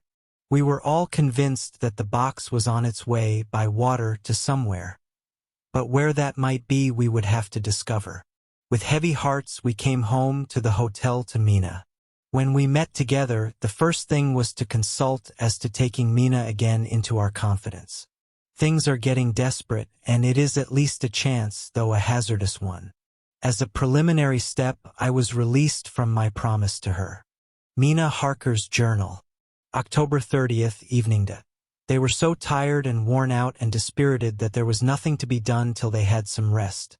So I asked them all to lie down for half an hour whilst I should enter everything up to the moment. I feel so grateful to the man who invented the traveler's typewriter, and to Mr. Morris for getting this one for me. I should have felt quite astray doing the work if I had to write with a pen. It is all done. Poor dear, dear Jonathan, what he must have suffered, what must he be suffering now? He lies on the sofa hardly seeming to breathe, and his whole body appears in collapse. His brows are knit. His face is drawn with pain. Poor fellow, maybe he is thinking, and I can see his face all wrinkled up with the concentration of his thoughts. Oh, if I could only help at all. I shall do what I can. I have asked Dr. Van Helsing, and he has got me all the papers that I have not yet seen. Whilst they are resting, I shall go over all carefully, and perhaps I may arrive at some conclusion. I shall try to follow the professor's example, and think without prejudice on the facts before me. I do believe that under God's providence I have made a discovery. I shall get the maps and look over them. I am more than ever sure that I am right. My new conclusion is ready, so I shall get our party together and read it. They can judge it. It is well to be accurate, and every minute is precious. Mina Harker's memorandum. Entered in her journal. Ground of inquiry. Count Dracula's problem is to get back to his own place. He must be brought back by someone. This is evident. For had he power to move himself as he wished, he could go either as man or wolf or bat, or in some other way. He evidently fears discovery or interference, in the state of helplessness in which he must be, confined as he is between dawn and sunset in his wooden box. B. How is he to be taken? Here a process of exclusions may help us. By road, by rail, by water? 1. By road. There are endless difficulties, especially in leaving the city. X. There are people, and people are curious and investigate. A hint, a surmise, a doubt as to what might be in the box, would destroy him. Y. There are, or there may be, customs and octroi officers to pass. Z. His pursuers might follow. This is his highest fear, and in order to prevent his being betrayed he has repelled, so far as he can, even his victim me. 2. By rail. There is no one in charge of the box. It would have to take its chance of being delayed, and delay would be fatal with enemies on the track. True, he might escape at night. But what would he be, if left in a strange place with no refuge that he could fly to? This is not what he intends, and he does not mean to risk it. 3. By water.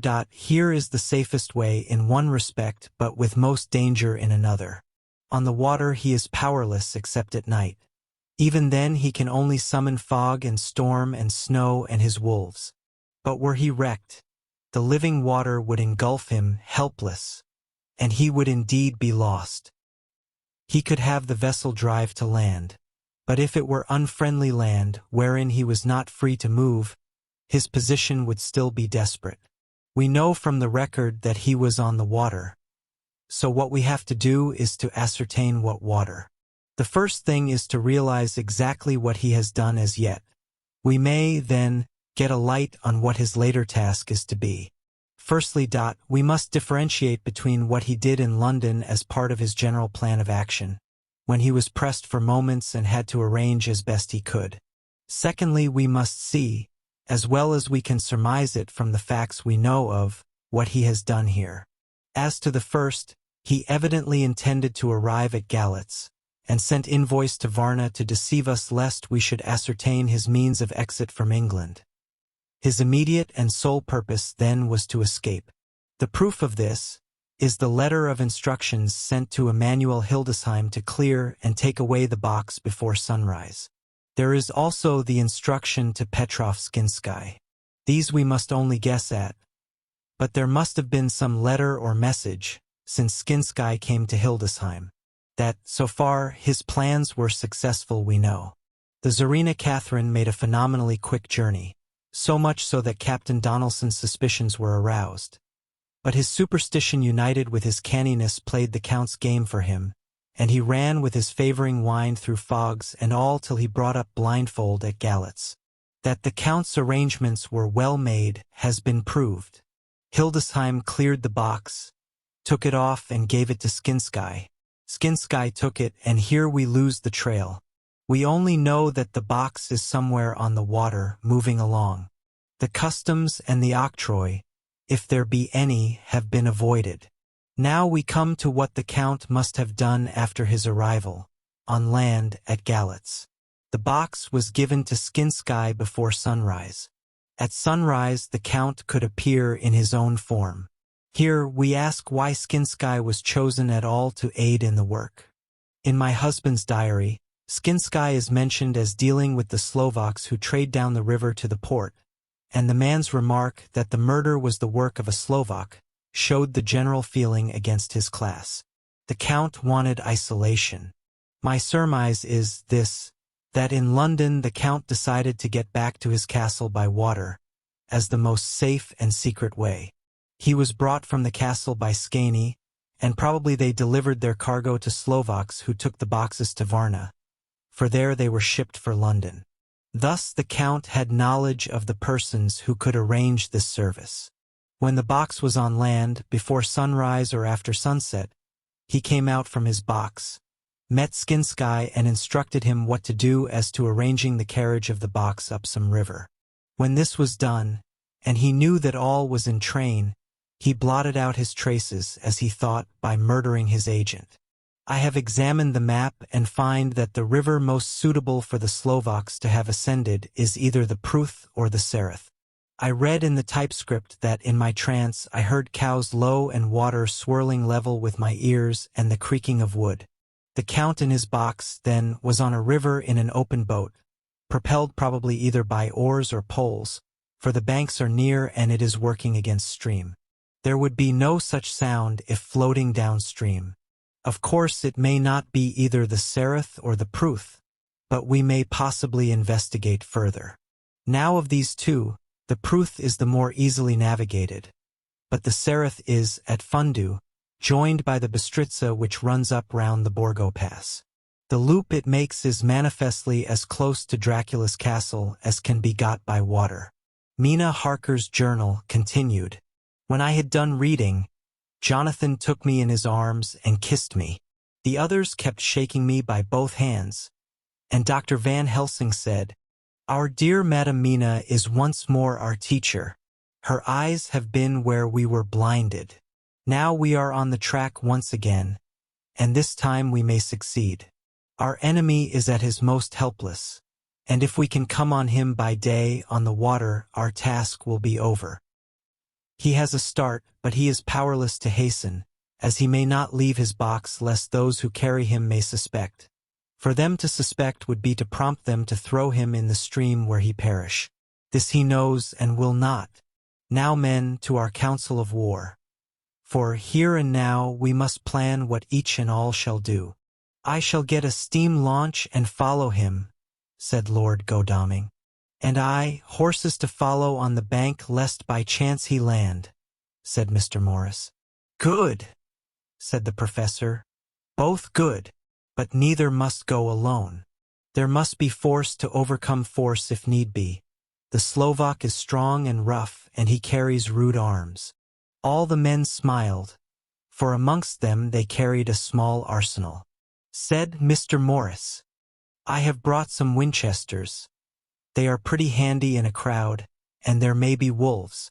The Count, if you remember, took some other precautions. He made some requisitions on others that Mrs. Harker could not quite hear or understand. We must be ready at all points. Dr. Seward said, "I think I had better go with Quincy. We have been accustomed to hunt together, and we two, well armed, will be a match for whatever may come along. You must not be alone, Art. It may be necessary to fight the Slovaks, and a chance thrust, for I don't suppose these fellows carry guns, would undo all our plans. There must be no chances this time. We shall not rest until the Count's head and body have been separated, and we are sure that he cannot reincarnate." He looked at Jonathan as he spoke, and Jonathan looked at me. I could see that the poor dear was torn about in his mind. Of course he wanted to be with me, but then the boat service would most likely be the one which would destroy the. Why did I hesitate to write the word? He was silent a while, and during his silence Dr. Van Helsing spoke. "Friend Jonathan, this is to you for twice reasons. First, because you are young and brave and can fight, and all energies may be needed at the last. And again that it is your right to destroy him, that which has wrought such woe to you and yours. Be not afraid for Madam Mina. She will be my care, if I may. I am old. My legs are not so quick to run as once, and I am not used to ride so long or to pursue as need be, or to fight with lethal weapons. But I can be of other service. I can fight in other way, and I can die if need be as well as younger men. Now let me say that what I would is this. While you, my Lord Godalming and friend Jonathan go in your so swift little steamboat up the river, and whilst John and Quincy guard the bank where perchance he might be landed, I will take Madam Mina right into the heart of the enemy's country. Whilst the old fox is tied in his box, floating on the running stream whence he cannot escape to land, where he dares not raise the lid of his coffin box lest his Slovak carriers should in fear leave him to perish, we shall go in the track where Jonathan went, from Bistritz over the Borgo, and find our way to the castle of Dracula. Here Madam Mina's hypnotic power will surely help, and we shall find our way, all dark and unknown otherwise, after the first sunrise when we are near that fateful place. There is much to be done, and other places to be made sanctify, so that that nest of vipers be obliterated. Here Jonathan interrupted him hotly. Do you mean to say, Professor Van Helsing, that you would bring Mina, in her sad case and tainted as she is with that devil's illness, right into the jaws of his death trap? Not for the world. Not for heaven or hell. He became almost speechless for a minute, and then went on. Do you know what the place is?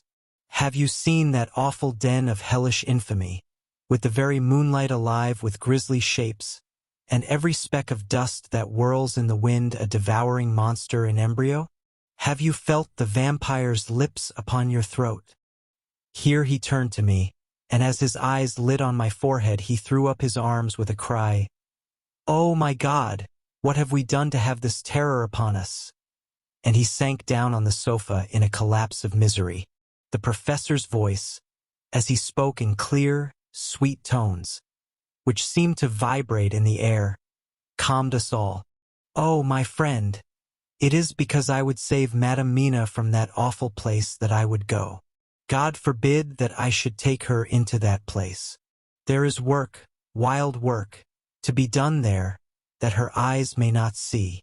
We men here, all save Jonathan, have seen with their own eyes what is to be done before that place can be purified. Remember that we are in terrible straits. If the Count escape us this time, and he is strong and subtle and cunning, he may choose to sleep him for a century, and then in time our dear 1-inch, he took my hand, would come to him to keep him company, and would be as those others that you, Jonathan, saw. You have told us of their gloating lips. You heard their ribald laugh as they clutched the moving bag that the Count threw to them. You shudder, and well may it be. Forgive me that I make you so much pain, but it is necessary. My friend, is it not a dire need for the which I am giving possibly my life? If it were that anyone went into that place to stay, it is I who would have to go to keep them company. Do as you will, said Jonathan, with a sob that shook him all over. We are in the hands of God. Later. Oh, it did me good to see the way that these brave men worked.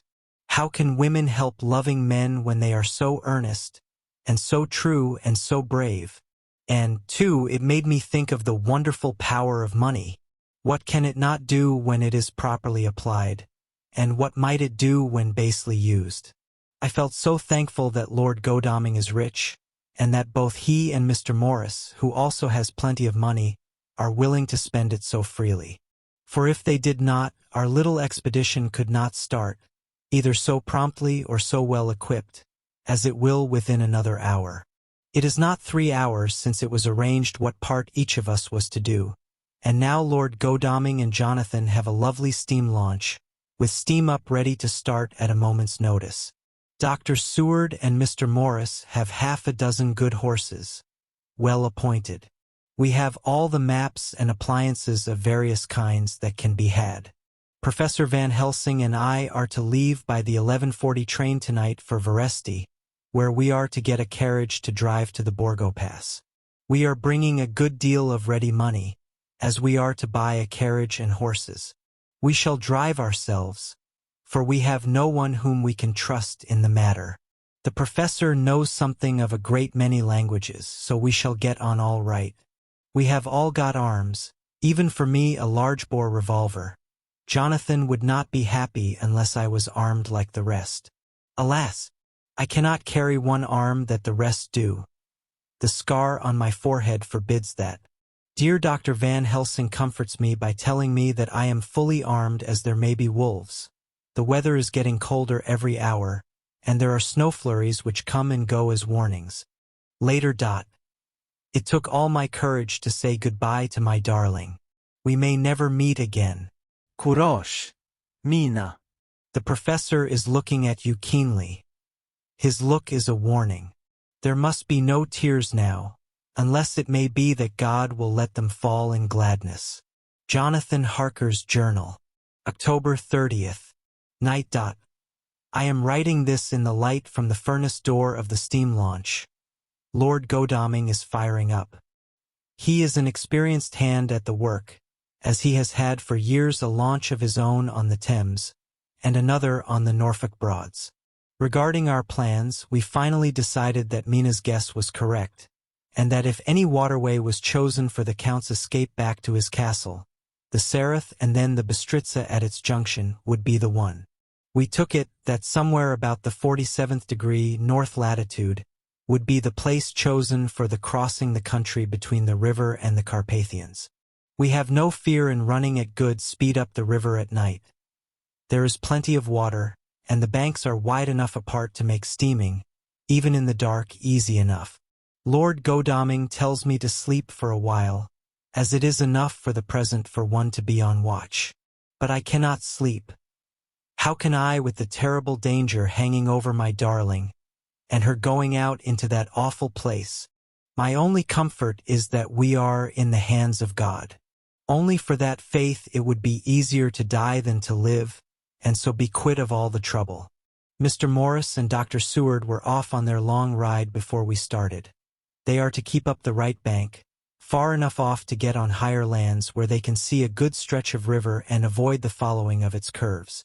They have, for the first stages, 2 men to ride and lead their spare horses, for in all, so as not to excite curiosity.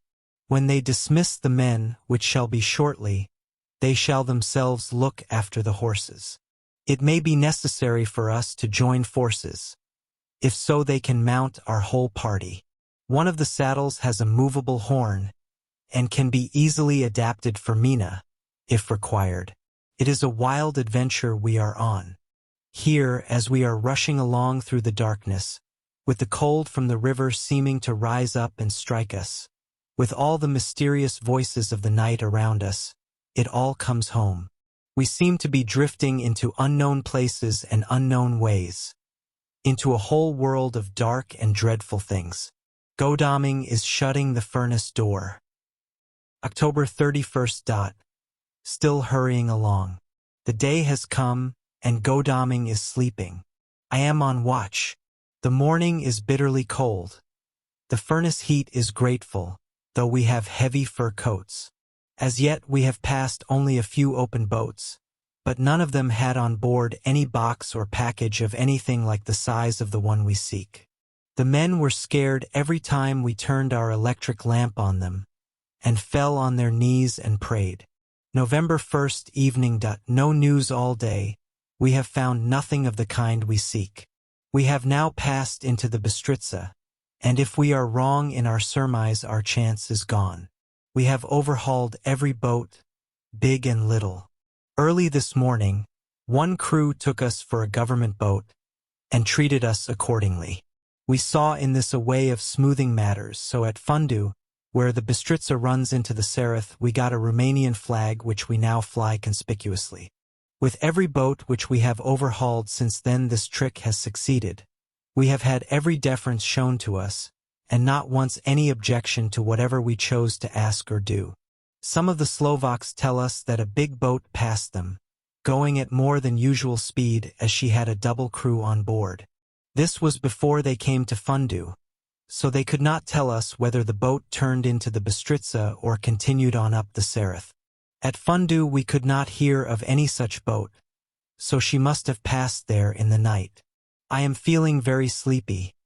The cold is perhaps beginning to tell upon me, and nature must have rest some time. Godalming insists that he shall keep the first watch. God bless him for all his goodness to poor dear Mina and me. November 2nd, morning. It is broad daylight. That good fellow would not wake me. He says it would have been a sin to, for I slept peacefully and was forgetting my trouble. It seems brutally selfish to me to have slept so long, and let him watch all night, but he was quite right. I am a new man this morning, and as I sit here and watch him sleeping, I can do all that is necessary both as to minding the engine, steering, and keeping watch. I can feel that my strength and energy are coming back to me. I wonder where Mina is now and Van Helsing. They should have got to Veresti about noon on Wednesday. It would take them some time to get the carriage and horses, so if they had started and traveled hard, they would be about now at the Borgo Pass. God guide and help them. I am afraid to think what may happen. If we could only go faster, but we cannot. The engines are throbbing and doing their utmost. I wonder how Dr. Seward and Mr. Morris are getting on. There seem to be endless streams running down the mountains into this river, but as none of them are very large, at present at all events, though they are terrible doubtless in winter and when the snow melts, the horsemen may not have met much obstruction. I hope that before we get to Strasbourg we may see them, for if by that time we have not overtaken the Count, it may be necessary to take counsel together what to do next. Dr. Seward's Diary. November 2nd. 3 days on the road. No news, and no time to write it if there had been, for every moment is precious. We have had only the rest needful for the horses, but we are both bearing it wonderfully. Those adventurous days of ours are turning up useful. We must push on. We shall never feel happy till we get the launch in sight again. November 3rd. We heard at Fundu that the launch had gone up the Bistritza. I wish it wasn't so cold. There are signs of snow coming, and if it falls heavy it will stop us. In such case we must get a sledge and go on Russian fashion. November 4th. Today we heard of the launch having been detained by an accident when trying to force a way up the rapids.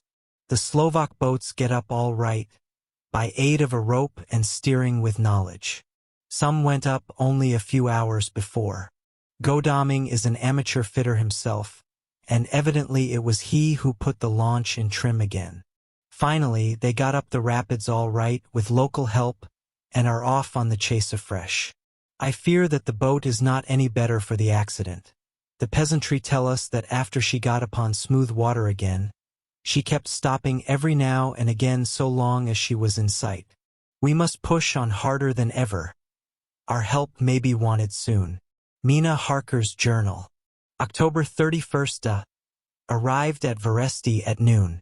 The professor tells me that this morning at dawn he could hardly hypnotize me at all, and that all I could say was, "Dark and quiet." He is off now buying a carriage and horses.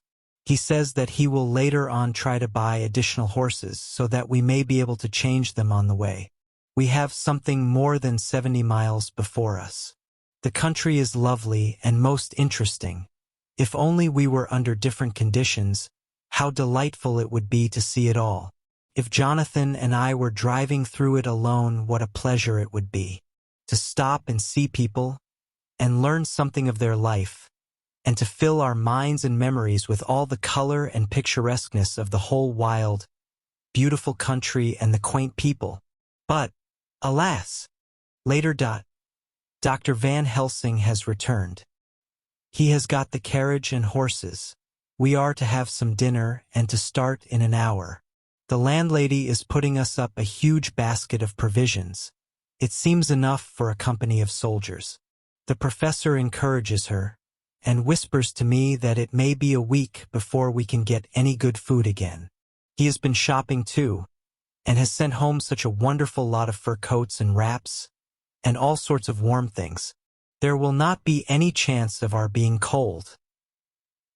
We shall soon be off. I am afraid to think what may happen to us. We are truly in the hands of God. He alone knows what may be, and I pray him, with all the strength of my sad and humble soul, that he will watch over my beloved husband. That whatever may happen, Jonathan may know that I loved him and honored him more than I can say, and that my latest and truest thought will be always for him. Chapter 27. Mina Harker's Journal. November 1st. All day long we have traveled, and at a good speed. The horses seem to know that they are being kindly treated, for they go willingly their full stage at best speed. We have now had so many changes and find the same thing so constantly that we are encouraged to think that the journey will be an easy one. Dr. Van Helsing is laconic. He tells the farmers that he is hurrying to Bistritz, and pays them well to make the exchange of horses. We get hot soup or coffee or tea, and off we go. It is a lovely country, full of beauties of all imaginable kinds, and the people are brave and strong and simple and seem full of nice qualities. They are very, very superstitious. In the first house where we stopped, when the woman who served us saw the scar on my forehead, she crossed herself and put out 2 fingers towards me, to keep off the evil eye. I believe they went to the trouble of putting an extra amount of garlic into our food, and I can't abide garlic. Ever since then I have taken care not to take off my hat or veil, and so have escaped their suspicions.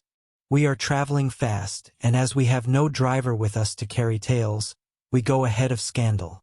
But I dare say that fear of the evil I will follow hard behind us all the way. The professor seems tireless. All day he would not take any rest, though he made me sleep for a long spell. At sunset time he hypnotized me, and he says that I answered as usual darkness, lapping water and creaking wood. So our enemy is still on the river. I am afraid to think of Jonathan, but somehow I have now no fear for him or for myself. I write this whilst we wait in a farmhouse for the horses to be got ready. Dokter, Van Helsing is sleeping. Poor dear, he looks very tired and old and gray, but his mouth is set as firmly as a conqueror's. Even in his sleep he is instinct with resolution. When we have well started I must make him rest whilst I drive. I shall tell him that we have days before us, and we must not break down when most of all his strength will be needed. All is ready, we are off shortly. November 2nd, morning. I was successful and we took turns driving all night. Now the day is on us, bright though cold. There is a strange heaviness in the air. I say heaviness for want of a better word. I mean that it oppresses us both. It is very cold, and only our warm furs keep us comfortable. At dawn Van Helsing hypnotized me. He says I answered, darkness, creaking wood and roaring water. So the river is changing as they ascend. I do hope that my darling will not run any chance of danger, more than need be, but we are in God's hands. November 2nd, night. All day long driving. The country gets wilder as we go, and the great spurs of the Carpathians, which at Veresti seemed so far from us and so low on the horizon, now seem to gather round us and tower in front. We both seem in good spirits. I think we make an effort each to cheer the other. In the doing so we cheer ourselves. Dr. Van Helsing says that by morning we shall reach the Borgo Pass. The houses are very few here now, and the professor says that the last horse we got will have to go on with us, as we may not be able to change. He got 2 in addition to the 2 we changed, so that now we have a rood 4 in hand. The dear horses are patient and good, and they give us no trouble. We are not worried with other travelers, and so even I can drive. We shall get to the pass in daylight. We do not want to arrive before. So we take it easy and have each a long rest in turn. Oh, what will tomorrow bring to us? We go to seek the place where my poor darling suffered so much. God grant that we may be guided aright, and that he will deign to watch over my husband and those dear to us both, and who are in such deadly peril. As for me, I am not worthy in his sight.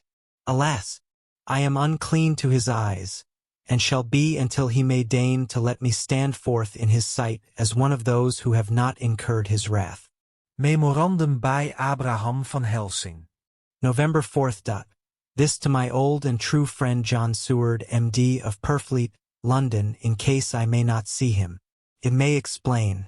It is morning, and I write by a fire which all the night I have kept alive. Madame Mina aiding me. It is cold, cold.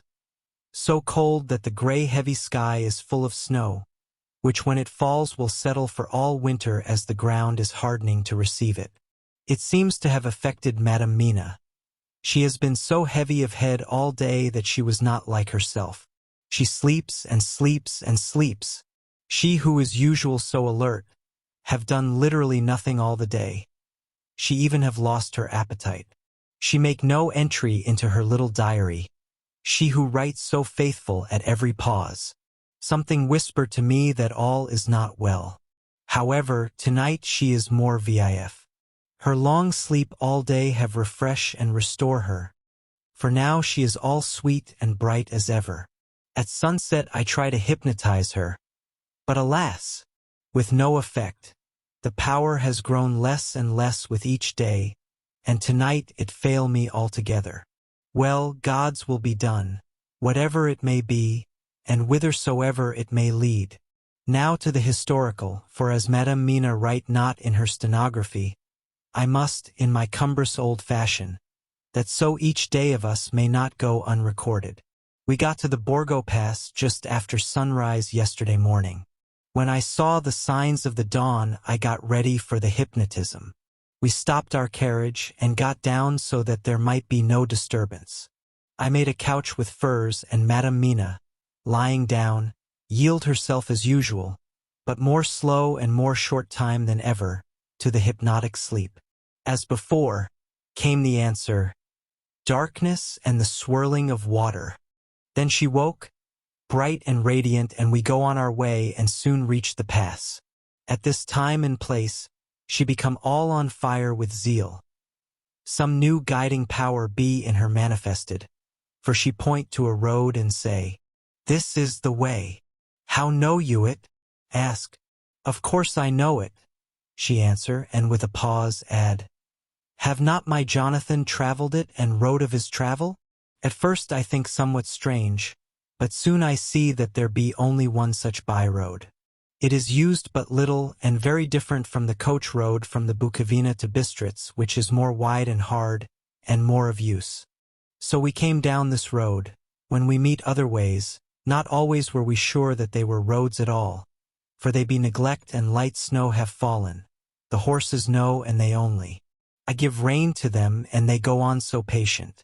By and by we find all the things which Jonathan have note in that wonderful diary of him.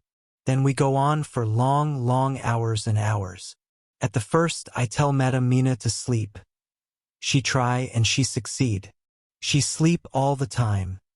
Till at the last, I feel myself to suspicious grow, and attempt to wake her. But she sleep on, and I may not wake her though I try. I do not wish to try too hard lest I harm her. For I know that she have suffer much, and sleep at times be all in all to her. I think I drowse myself, for all of sudden I feel guilt, as though I have done something.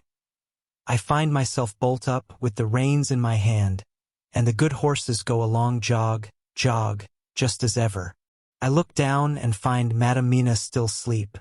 It is now not far off sunset time, and over the snow the light of the sun flow in big yellow flood, so that we throw great long shadow on where the mountain rise so steep. For we are going up, and all is so wild and rocky, as though it were the end of the world. Then I arouse Madame Mina. This time she wake with not much trouble, and then I try to put her to hypnotic sleep. But she sleep not, being as though I were not. Still I try and try, till all at once I find her and myself in dark. So I look round, and find that the sun have gone down. Madame Mina laugh, and I turn and look at her. She is now quite awake, and looks so well as I never saw her since that night at Carfax when we first entered the Count's house. I am amazed and not at ease then. But she is so bright and tender and thoughtful for me that I forget all fear. I light a fire, for we have brought supply of wood with us, and she prepare food while I undo the horses and set them, tethered in shelter, to feed. Then when I return to the fire she have my supper ready. I go to help her, but she smile and tell me that she have eat already, that she was so hungry that she would not wait. I like it not, and I have grave doubts, but I fear to affright her, and so I am silent of it. She help me and I eat alone, and then we wrap in fur and lie beside the fire, and I tell her to sleep while I watch. But presently I forget all of watching, and when I sudden remember that I watch, I find her lying quiet, but awake, and looking at me with so bright eyes. Once, twice more the same occur, and I get much sleep till before morning. When I wake I try to hypnotize her. But alas! Though she shut her eyes obedient, she may not sleep. The sun rise up and up and up, and then sleep come to her too late, but so heavy that she will not wake. I have to lift her up, and place her sleeping in the carriage when I have harnessed the horses and made all ready. Madam still sleep, and she look in her sleep more healthy and more redder than before. And I like it not, and I am afraid, afraid, afraid. I am afraid of all things, even to think, but I must go on my way. The stake we play for is life and death, or more than these, and we must not flinch. November 5th, morning. Let me be accurate in everything, for though you and I have seen some strange things together, you may at the first think that I, Van Helsing, am mad, that the many horrors and the so long strain on nerves has at the last turned my brain. All yesterday we travel, ever getting closer to the mountains, and moving into a more and more wild and desert land. There are great, frowning precipices and much falling water, and nature seemed to have held sometime her carnival. Madam Mina still sleep and sleep, and though I did have hunger and appeased it, I could not waken her, even for food. I began to fear that the fatal spell of the place was upon her, tainted as she is with that vampire baptism. Well, said I to myself, if it be that she sleep all the day, it shall also be that I do not sleep at night. As we travel on the rough road, for a road of an ancient and imperfect kind there was, I held down my head and slept. Again I waked with a sense of guilt and of time past, and found Madam Mina still sleeping, and the sun low down. But all was indeed changed. The frowning mountains seemed further away, and we were near the top of a steep rising hill, on summit of which was such a castle as Jonathan tell of in his diary. At once I exulted and feared, for now, for good or ill, the end was near. I woke Madam Mina, and again tried to hypnotize her. But alas! Unavailing till too late. Then, ere the great dark came upon us, for even after downsun the heavens reflected the gone sun on the snow, and all was for a time in a great twilight, I took out the horses and fed them in what shelter I could. Then I make a fire, and near it I make Madam Mina, now awake and more charming than ever, sit comfortable amid her rugs. I got ready food, but she would not eat, simply saying that she had not hunger. I did not press her, knowing her unavailingness. But I myself eat, for I must needs now be strong for all. Then, with the fear on me of what might be, I drew a ring so big for her comfort, round where Madam Mina sat, and over the ring I passed some of the wafer, and I broke it fine so that all was well guarded. She sat still all the time, so still as one dead, and she grew whiter and ever whiter till the snow was not more pale, and no word she said. But when I drew near, she clung to me, and I could know that the poor soul shook her from head to feet with a tremor that was pain to feel. I said to her presently, when she had grown more quiet, "Will you not come over to the fire?" For I wished to make a test of what she could. She rose obedient, but when she had made a step she stopped, and stood as one stricken. "Why not go on?" I asked. She shook her head, and, coming back, sat down in her place. Then, looking at me with open eyes, as of one waked from sleep, she said simply, "I cannot," and remained silent. I rejoiced, for I knew that what she could not, none of those that we dreaded could. Though there might be danger to her body, yet her soul was safe. Presently the horses began to scream, and tore at their tethers till I came to them and quieted them. When they did feel my hands on them, they whinnied low as in joy, and licked at my hands and were quiet for a time. Many times through the night did I come to them, till it arrived to the cold hour when all nature is at lowest, and every time my coming was with quiet of them. In the cold hour the fire began to die, and I was about stepping forth to replenish it. For now the snow came in flying sweeps, and with it a chill mist. Even in the dark there was a light of some kind, as there ever is over snow, and it seemed as though the snow flurries and the wreaths of mist took shape as of women with trailing garments. All was in dead, grim silence, only that the horses whinnied and cowered, as if in terror of the worst. I began to fear horrible fears, but then came to me the sense of safety in that ring wherein I stood. I began, too, to think that my imaginings were of the night, and the gloom, and the unrest that I have gone through, and all the terrible anxiety. It was as though my memories of all Jonathan's horrid experience were befalling me. For the snowflakes and the mist began to wheel and circle round, till I could get as though a shadowy glimpse of those women that would have kissed him. And then the horses cowered lower and lower, and moaned in terror as men do in pain.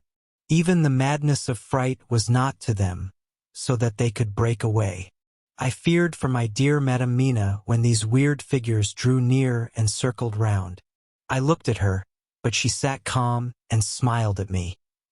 When I would have stepped to the fire to replenish it, she caught me and held me back, and whispered, like a voice that one hears in a dream, so low it was, No, no. "Do not go without. Here you are safe." I turned to her, and looking in her eyes said, "But you? It is for you that I fear." Whereat she laughed, a laugh low and unreal, and said, "Fear for me? Why fear for me? None safer in all the world from them than I am." And as I wondered at the meaning of her words, a puff of wind made the flame leap up, and I see the red scar on her forehead. Then, alas!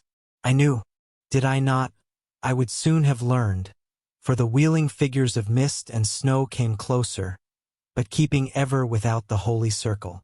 Then they began to materialize till, if God have not taken away my reason, for I saw it through my eyes, there were before me in actual flesh the same 3 women that Jonathan saw in the room, when they would have kissed his throat. I knew the swaying round forms, the bright hard eyes, the white teeth, the ruddy color, the voluptuous lips. They smiled ever at poor dear Madam Mina. And as their laugh came through the silence of the night, they twined their arms and pointed to her, and said in those so sweet tingling tones that Jonathan said were of the intolerable sweetness of the water glasses, "Come, sister, come to us." Come, come. In fear I turned to my poor Madam Mina, and my heart with gladness leapt like flame. For oh, the terror in her sweet eyes, the repulsion, the horror, told a story to my heart that was all of hope. God be thanked she was not yet of them. I seized some of the firewood which was by me, and holding out some of the wafer, advanced on them towards the fire. They drew back before me, and laughed their low horrid laugh. I fed the fire and feared them not, for I knew that we were safe within our protections. They could not approach me whilst so armed, nor Madam Mina whilst she remained within the ring, which she could not leave no more than they could enter. The horses had ceased to moan, and lay still on the ground. The snow fell on them softly, and they grew whiter. I knew that there was for the poor beasts no more of terror. And so we remained till the red of the dawn to fall through the snow gloom. I was desolate and afraid, and full of woe and terror. But when that beautiful sun began to climb the horizon, life was to me again. At the first coming of the dawn, the horrid figures melted in the whirling mist and snow. The wreaths of transparent gloom moved away towards the castle and were lost. Instinctively, with the dawn coming, I turned to Madame Mina, intending to hypnotize her. But she lay in a deep and sudden sleep, from which I could not wake her. I tried to hypnotize through her sleep, but she made no response, none at all, and the day broke. I fear yet to stir. I have made my fire and have seen the horses. They are all dead. Today I have much to do here, and I keep waiting till the sun is up high.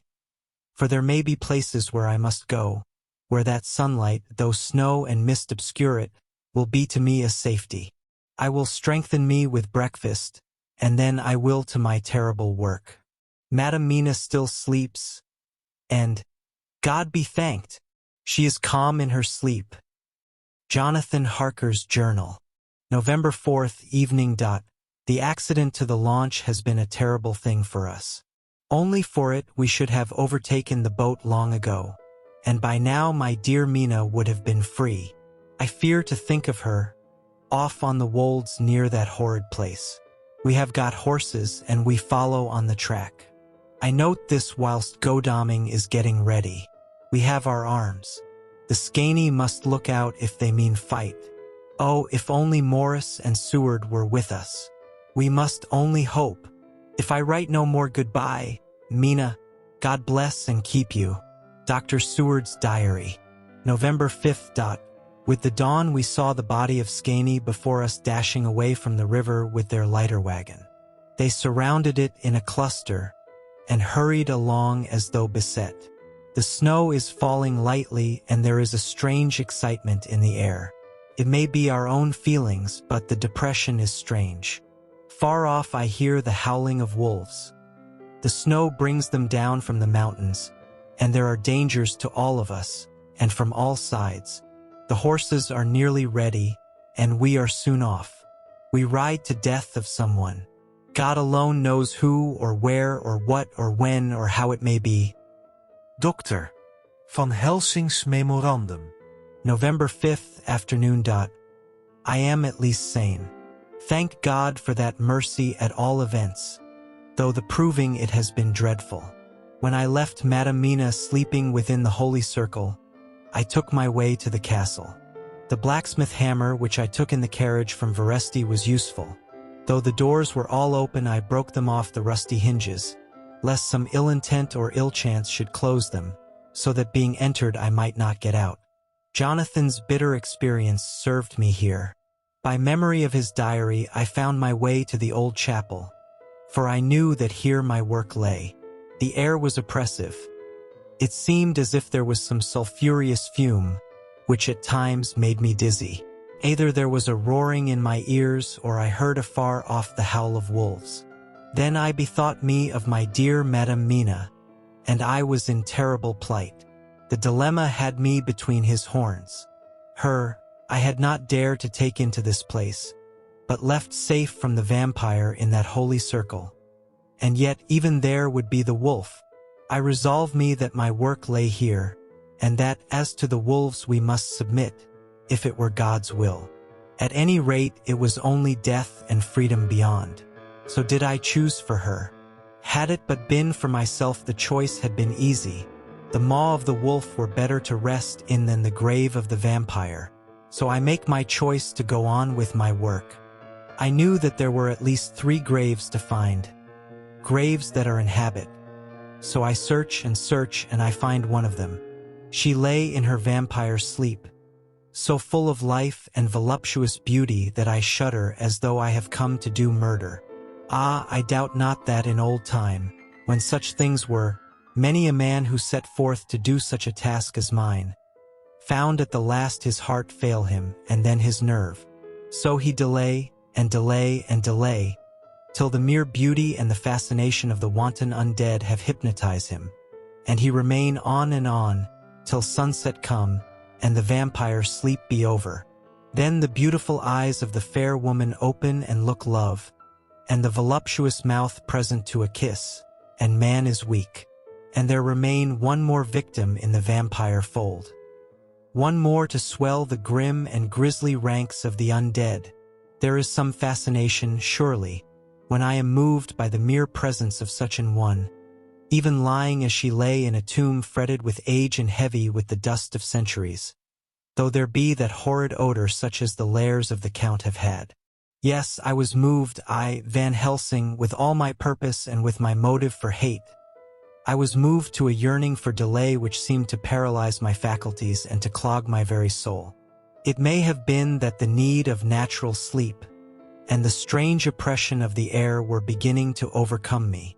Certain it was that I was lapsing into sleep, the open-eyed sleep of one who yields to a sweet fascination, when there came through the snow-stilled air a long, low wail, so full of woe and pity that it woke me like the sound of a clarion. For it was the voice of my dear Madam Mina that I heard. Then I braced myself again to my horrid task, and found by wrenching away tomb-tops one other of the sisters, the other dark one. I dared not pause to look on her as I had on her sister, lest once more I should begin to be in thrall. But I go on searching until, presently, I find in a high great tomb as if made to one much beloved that other fair sister which, like Jonathan, I had seen to gather herself out of the atoms of the mist. She was so fair to look on, so radiantly beautiful, so exquisitely voluptuous, that the very instinct of man in me, which calls some of my sex to love and to protect one of hers, made my head whirl with new emotion. But God be thanked, that soul wail of my dear Madam Mina had not died out of my ears, and, before the spell could be wrought further upon me, I had nerved myself to my wild work. By this time I had searched all the tombs in the chapel, so far as I could tell, and as there had been only 3 of these undead phantoms around us in the night, I took it that there were no more of active undead existent. There was one great tomb more lordly than all the rest. Huge it was and nobly proportioned. On it was but one word: Dracula. This then was the undead home of the king vampire, to whom so many more were due. Its emptiness spoke eloquent to make certain what I knew. Before I began to restore these women to their dead selves through my awful work, I laid in Dracula's tomb some of the wafer, and so banished him from it, undead, forever. Then began my terrible task, and I dreaded it. Had it been but one, it had been easy, comparative. But 3, to begin twice more after I had been through a deed of horror. For if it was terrible with the sweet Miss Lucy, what would it not be with these strange ones who had survived through centuries, and who had been strengthened by the passing of the years, who would, if they could, have fought for their foul lives? Oh, my friend John, but it was butcher work. Had I not been nerved by thoughts of other dead, and of the living over whom hung such a pall of fear, I could not have gone on. I tremble and tremble even yet, though till all was over, God be thanked, my nerve did stand. Had I not seen the repose in the first place, and the gladness that stole over it just ere the final dissolution came, as realization that the soul had been won, I could not have gone further with my butchery. I could not have endured the horrid screeching as the stake drove home, the plunging of writhing form, and lips of bloody foam. I should have fled in terror and left my work undone. But it is over, and the poor souls, I can pity them now and weep, as I think of them placid each in her full sleep of death for a short moment ere fading. For, friend John, hardly had my knife severed the head of each, before the whole body began to melt away and crumble into its native dust, as though the death that should have come centuries agone had at last assert himself and say at once and loud, I am here. Before I left the castle I so fixed its entrances that never more can the Count enter there undead. When I stepped into the circle where Madam Mina slept, she woke from her sleep, and seeing me cried out in pain that I had endured too much. Come, she said, come away from this awful place. Let us go to meet my husband who is, I know, coming towards us.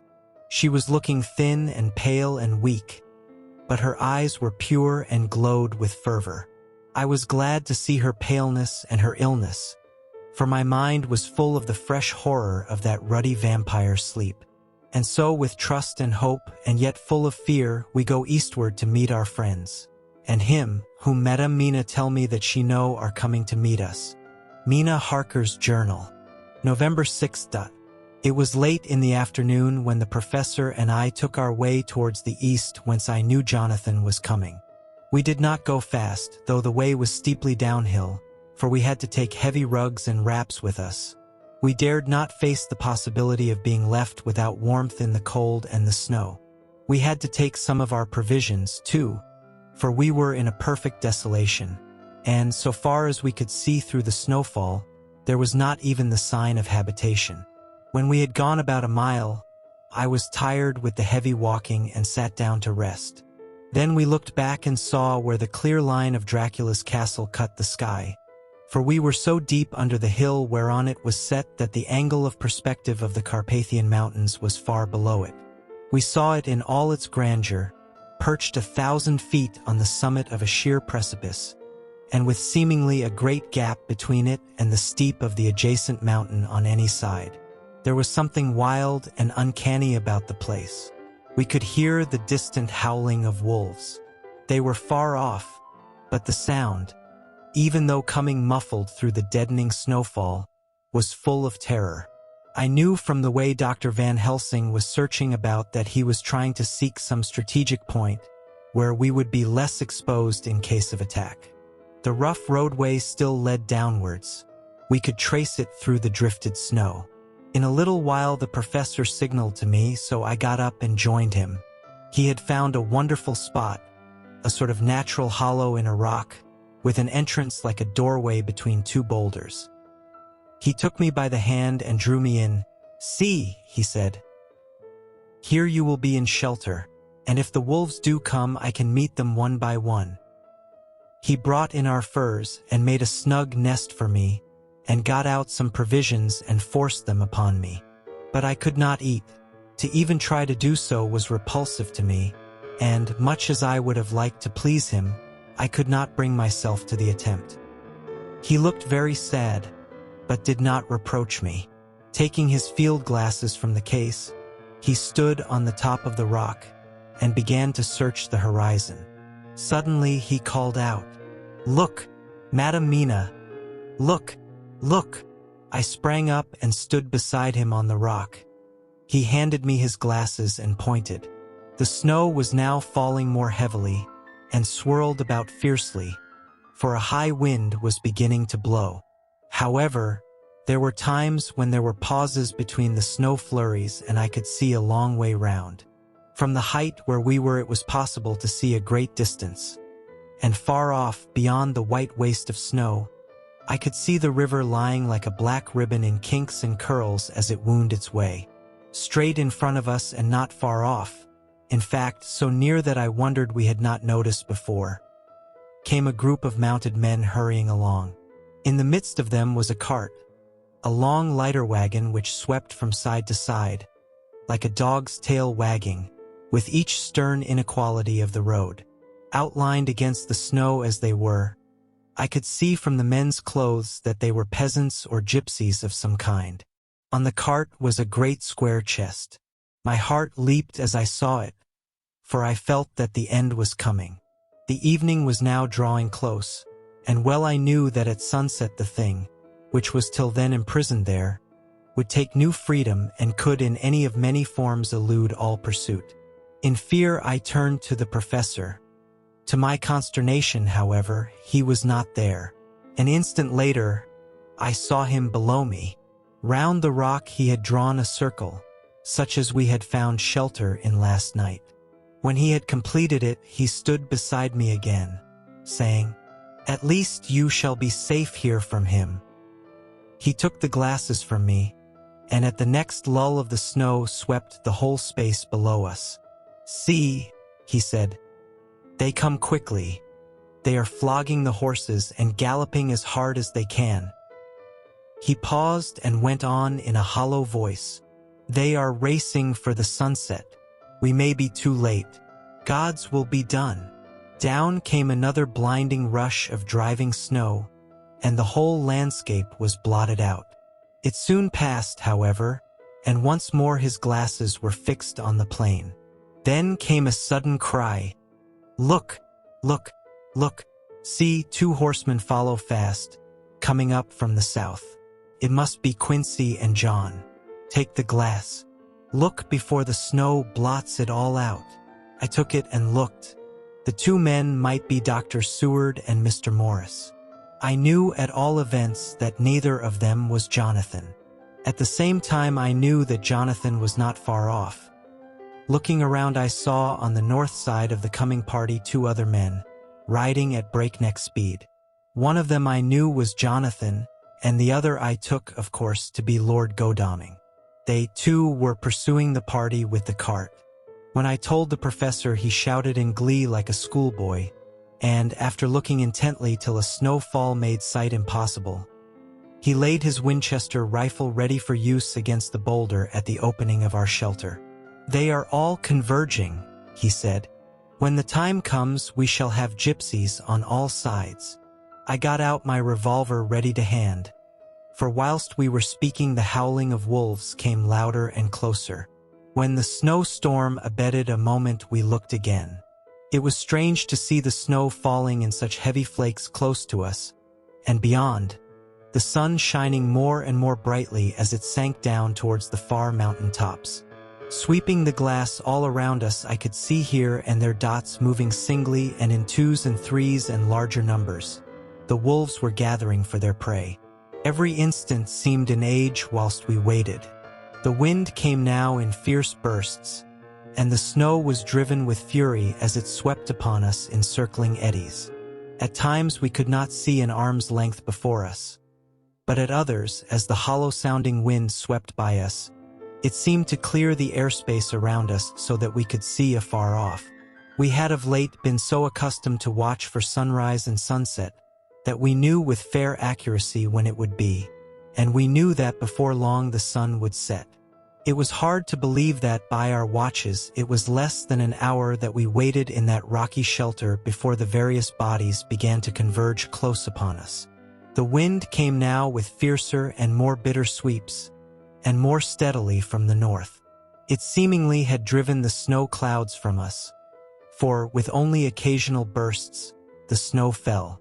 We could distinguish clearly the individuals of each party, the pursued and the pursuers. Strangely enough, those pursued did not seem to realize, or at least to care, that they were pursued. They seemed, however, to hasten with redoubled speed as the sun dropped lower and lower on the mountain tops. Closer and closer they drew. The professor and I crouched down behind our rock and held our weapons ready. I could see that he was determined that they should not pass. One and all were quite unaware of our presence. All at once 2 voices shouted out to halt. One was my Jonathan's, raised in a high key of passion. The other Mr. Morris' strong, resolute tone of quiet command. The gypsies may not have known the language, but there was no mistaking the tone, in whatever tongue the words were spoken. Instinctively they reined in, and at the instant Lord Godalming and Jonathan dashed up at one side and Dr. Seward and Mr. Morris on the other. The leader of the gypsies, a splendid-looking fellow who sat his horse like a centaur, waved them back, and in a fierce voice gave to his companions some word to proceed. They lashed the horses which sprang forward, but the 4 men raised their Winchester rifles, and in an unmistakable way commanded them to stop.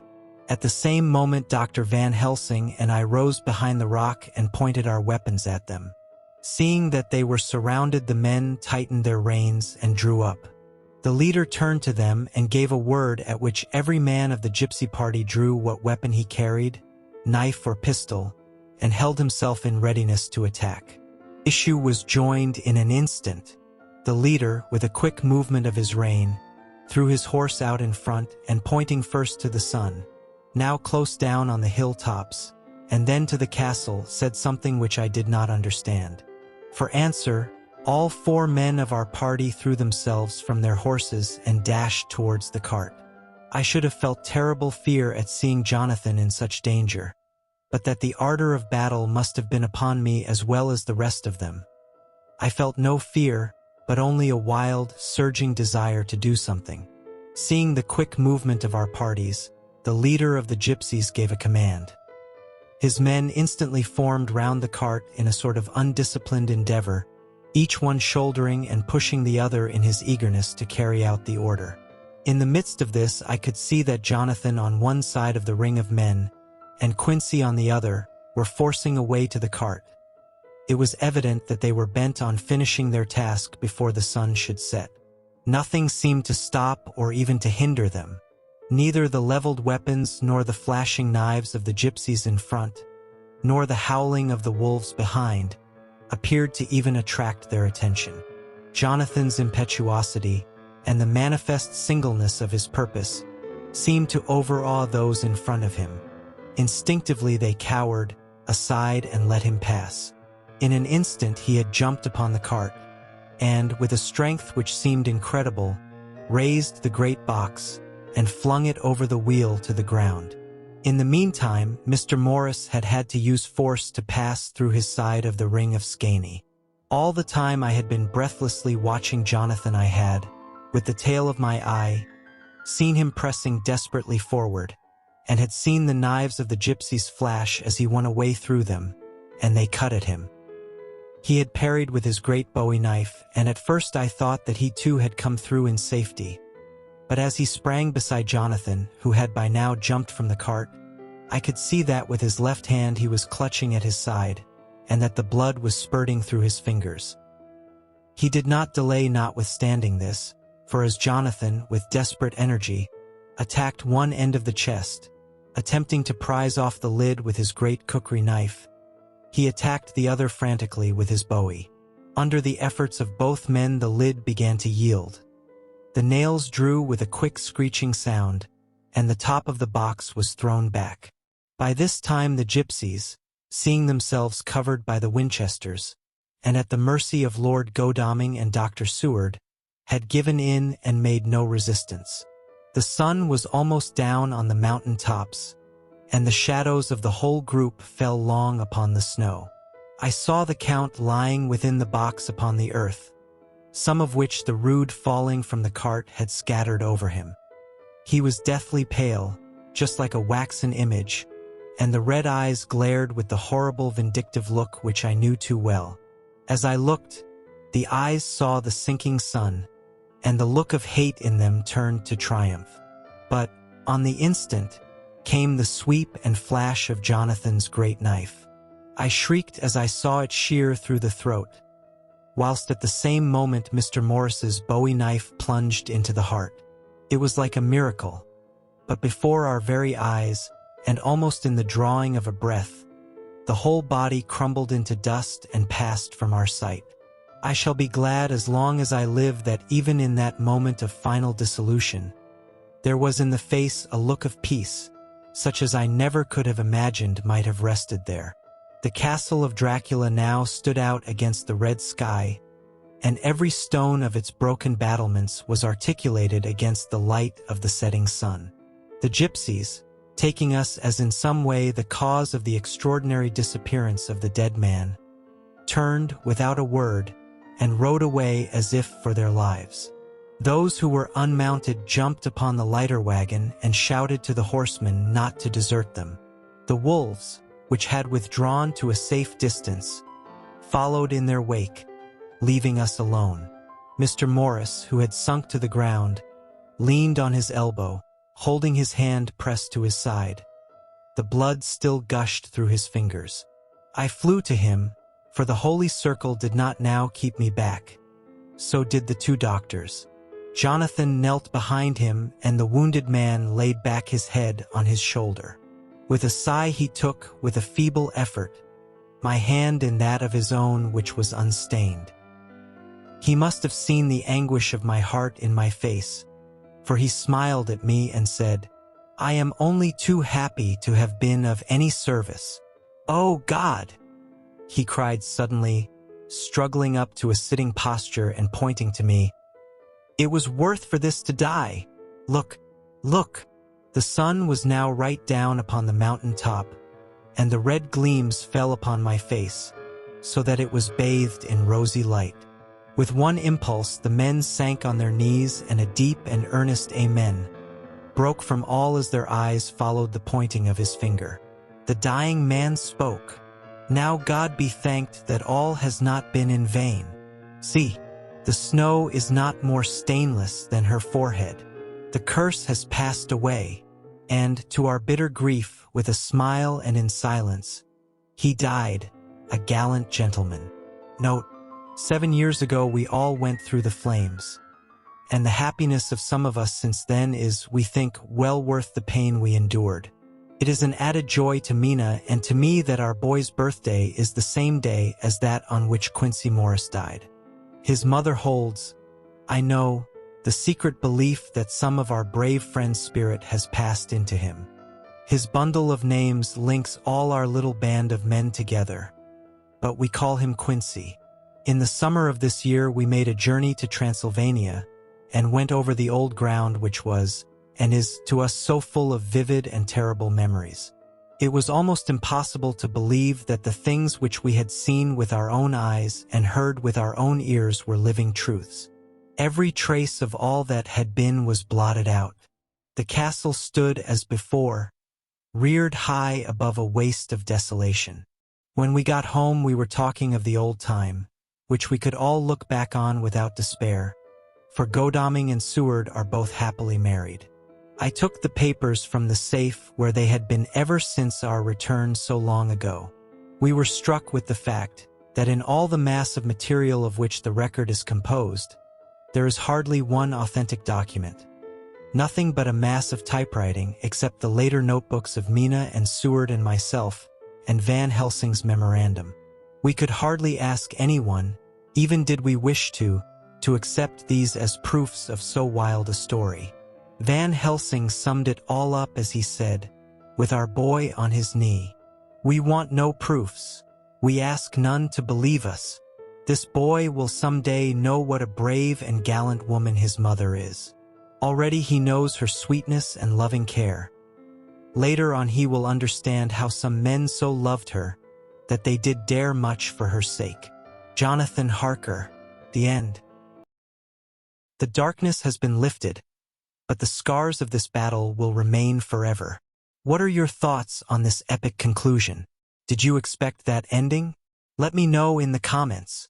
Fun fact, did you know that Bram Stoker never visited Transylvania while writing Dracula?